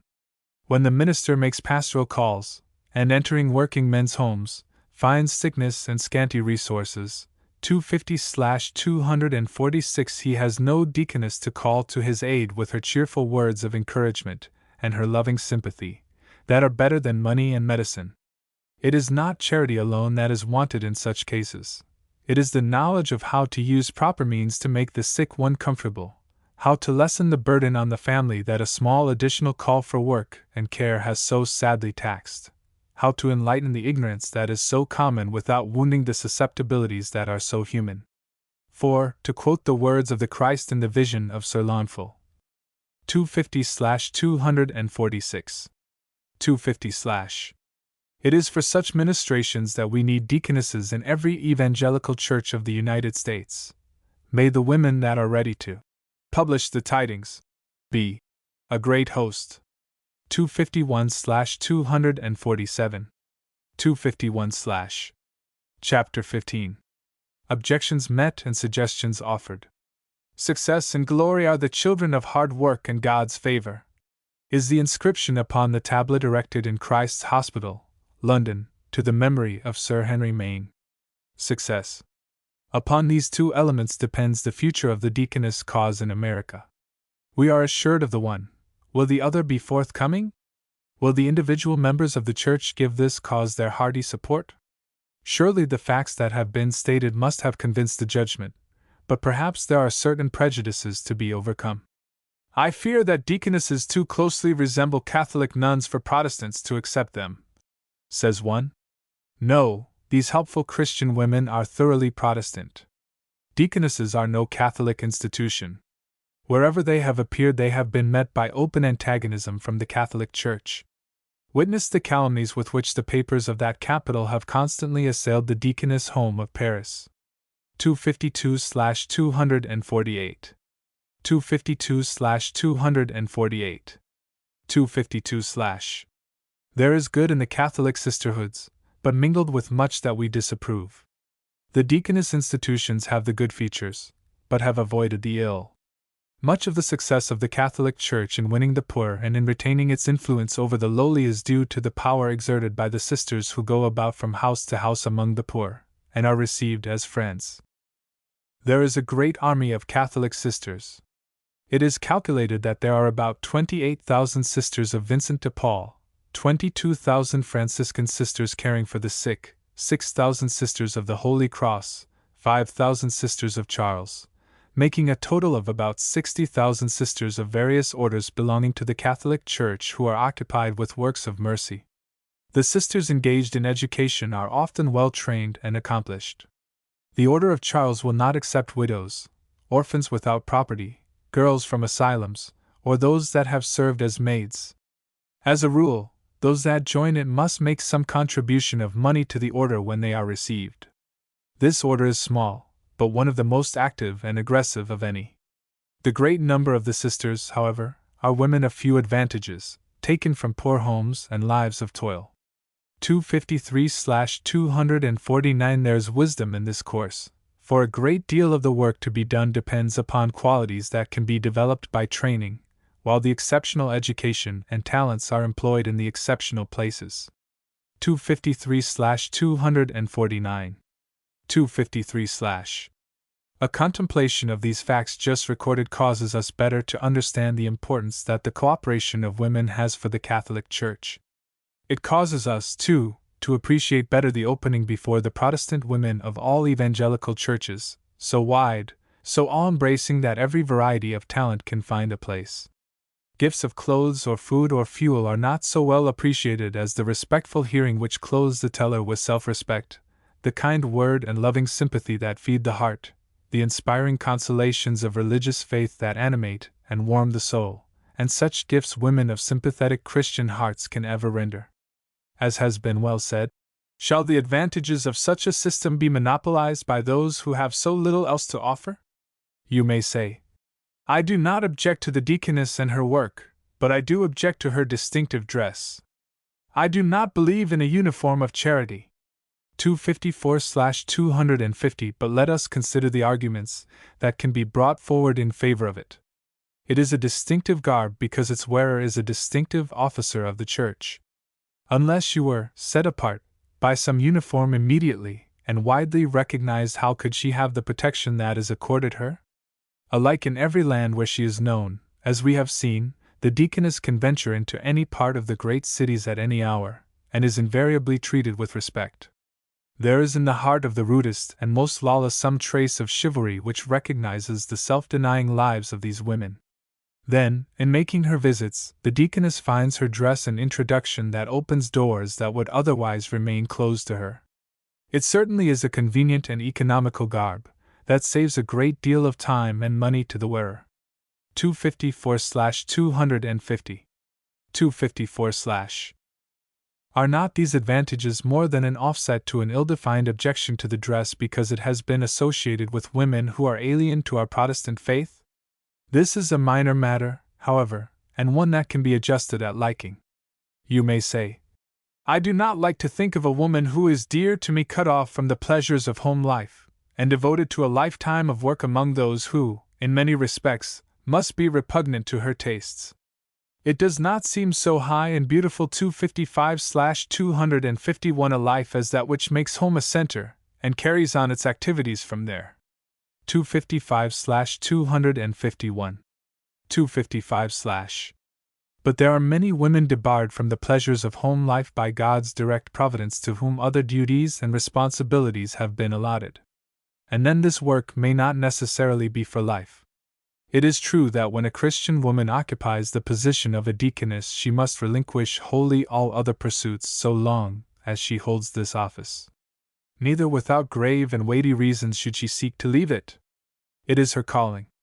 The period of probation has its uses, not only in making the probationer familiar with the duties and tasks demanded of her, but in giving her time to test the strength of her call to service, that she may not, through enthusiasm, lightly assume the duties of the office, nor as lightly throw them aside. But if a deaconess is called away to perform her duties as a sister or daughter, or if she desires to marry, she is free to do so, after giving due information to those with whom she is connected in work. Freedom and liberty are in every phase of this office. As to the highest life for a woman, an Archbishop of England well said some years ago, that whatever life God gives to any woman is the highest life for that woman. And that, in 256/252, becoming a deaconess, a woman devoting herself to this life must believe that it is the highest life for her, and that in it she gives herself wholly to the Lord. 256/252. 256/. There should be no country like America for the favorable development of the deaconess cause, because in no other have women such large freedom of action, and if we may believe our friends, they have improved it well. A distinguished English historian has just given us what we are fain to accept as words of just and discriminating praise. In no other country have women borne so conspicuous a part in the promotion of moral and philanthropic causes. Their services in dealing with charities and reformatory institutions have been inestimable. The nation, as a whole, owes to the active benevolence of its women, and their zeal in promoting social reforms, benefits which the customs of continental Europe would scarcely have permitted women to confer. Those who know the work they have done and are doing in many a noble cause will admire still more their energy, their courage, their devotion. No country seems to owe more to its women than America does, nor to owe to them so much of what is best in 257/253 social institutions, and in the beliefs that govern conduct. 257/253. 257/. Nor in any denomination should we expect women to be more ready to adopt this work than in the Methodist Episcopal Church, because women members have been accustomed to exercise nearly all the obligations and duties, and many of the privileges, that are accorded the laity of the Great Connection, and they are prepared to accept new duties and new relations. This church has over 1 million women enrolled as members, able to serve it in every capacity, from the lady in her home dispensing gracious Christian hospitality, to the one standing quite alone, who will welcome, as a brevet of rank, this new call to service. There are many such women ready to respond. Many, too, whose hearts have been left desolate by bereavement, who will be glad to fill the empty hands and vacant life by work for God and humanity. To such a woman the wide world is her home. The dear ones of her family are the poor and sick and needy who crave her aid. The beautiful Mildmay motto is, "They dwell with the King for his work." There are thousands of women all over the land who are ready to become King's daughters. In this additional sense 258/254 of the word.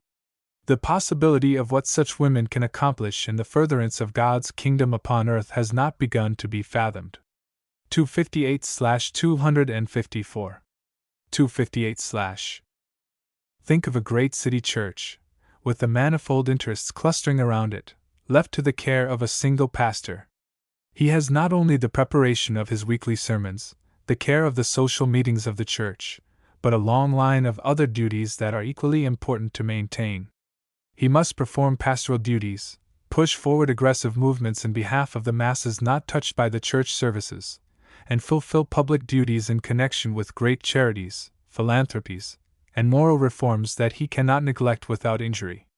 If the efforts of such a pastor could be furthered by 1, 2, or more deaconesses, as are many of the pastors of the London churches, how greatly would the working force of such a church be increased. It is true that we must develop the work in accordance with our American ideas and institutions. Through the study of the methods that have been adopted in European institutions, and the experience that has been there won through long years of patient toil, we are prepared in a measure to start where their work leaves off. But we shall find that our circumstances require new adjustments, and that we shall have our own problems to solve, so 259/255 that eventually our work will assume a distinctively American form. 259/255. 259/. We have only to plant the seed and to give it favorable conditions for growth. The outcome is not ours. In the morning sow thy seed, and in the evening withhold not thy hand.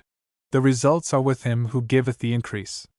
The practical question may occur to someone who reads these pages. What shall I do to become a deaconess? Write to the superintendent of the nearest deaconess home, and ask for directions. It is best not to multiply homes until we have a larger number of trained deaconesses that are ready to take charge of them, and until the number of applicants desiring to enter them is much greater than at present. Many churches that need the services of a deaconess will doubtless select one of their number whose heart God has inclined to this service, and will provide the means by which she can secure the necessary training at a home and training school. There are many devout Christian women in every community who have for years been deaconesses in labors, if not in title and prerogatives. It is very important for such women to give their sympathies and fostering care to this new institution. If not deaconesses by office, they can ally themselves as 260/256 associates. The associate is a real officer in many of the deaconess establishments in London. Ladies who have great sympathy with the cause, and an earnest desire to do what they can to advance it, give some portion of their time, their labor, or their means to promote its interests. They will go to the home and reside there for some weeks or months, being under the direction of the superintendent and filling all the duties of a sister. Or, if such duties are not practicable, they will work in behalf of the home, often securing the aid of those whose assistance is most valuable. In some places it is arranged that a woman who earns her bread by daily toil shall be assigned to labor at her regular vocation, consecrating a certain portion of her wages, perhaps 1/24, to the cause with which she is allied. 260/256. 260/. The Church has been accused of being too abstract, too ideal, too far removed from the life of the people in its everyday aspects. It is well for church members to examine themselves, and the church communities to which they belong, to judge how much ground there is for such criticism. None are so sharp-sighted as hostile critics, and from none can such good lessons be learned. But this accusation is not a new one, and the only effectual way to meet it is to point to what the Church 261/257 has accomplished. Over 1800 years ago, when John the Baptist was in danger of mistaking our Lord, he sent to him, saying, "Art thou he that should come? Or look we for another?" And the answer was, "Go your way, and tell John what things ye have seen and heard, how that the blind see, the lame walk, the lepers are cleansed, the deaf hear, the dead are raised, to the poor the gospel is preached." 261/257. 261/. Let us be prepared to make a similar answer today, and the Church need fear no accusation of holding aloof from the needs of the daily life of the people. Christianity, as it stands in the Bible and in our creeds, will neither be read nor understood by millions. Christianity, as it is revealed in the loving service of deaconesses, will be recognized by the dullest eyes. We have reached a new departure in Methodism. The Church has added another to its aggressive forces. How is it to be received? What welcome will be given it? May pastors and people, one and all, be in that attitude of spirit where we shall respond readily to the command, "Whatsoever he saith unto you, do it." 262/258. 262/ Note: Yearly expenditures at Kaiserswerth. While the book is in press, the following interesting statistics are received, which are deemed of sufficient importance to insert here. Receipts and expenditures of Kaiserswerth for the 3 years from 1885 to 1888. Year. Receipts. Expenses. 1885 to 1886. 333,476 m, 74 pf. 331,812 m, 12 pf. 1886 to 1887. 371,523 m, 46 pf. 370,626 m, 45 pf.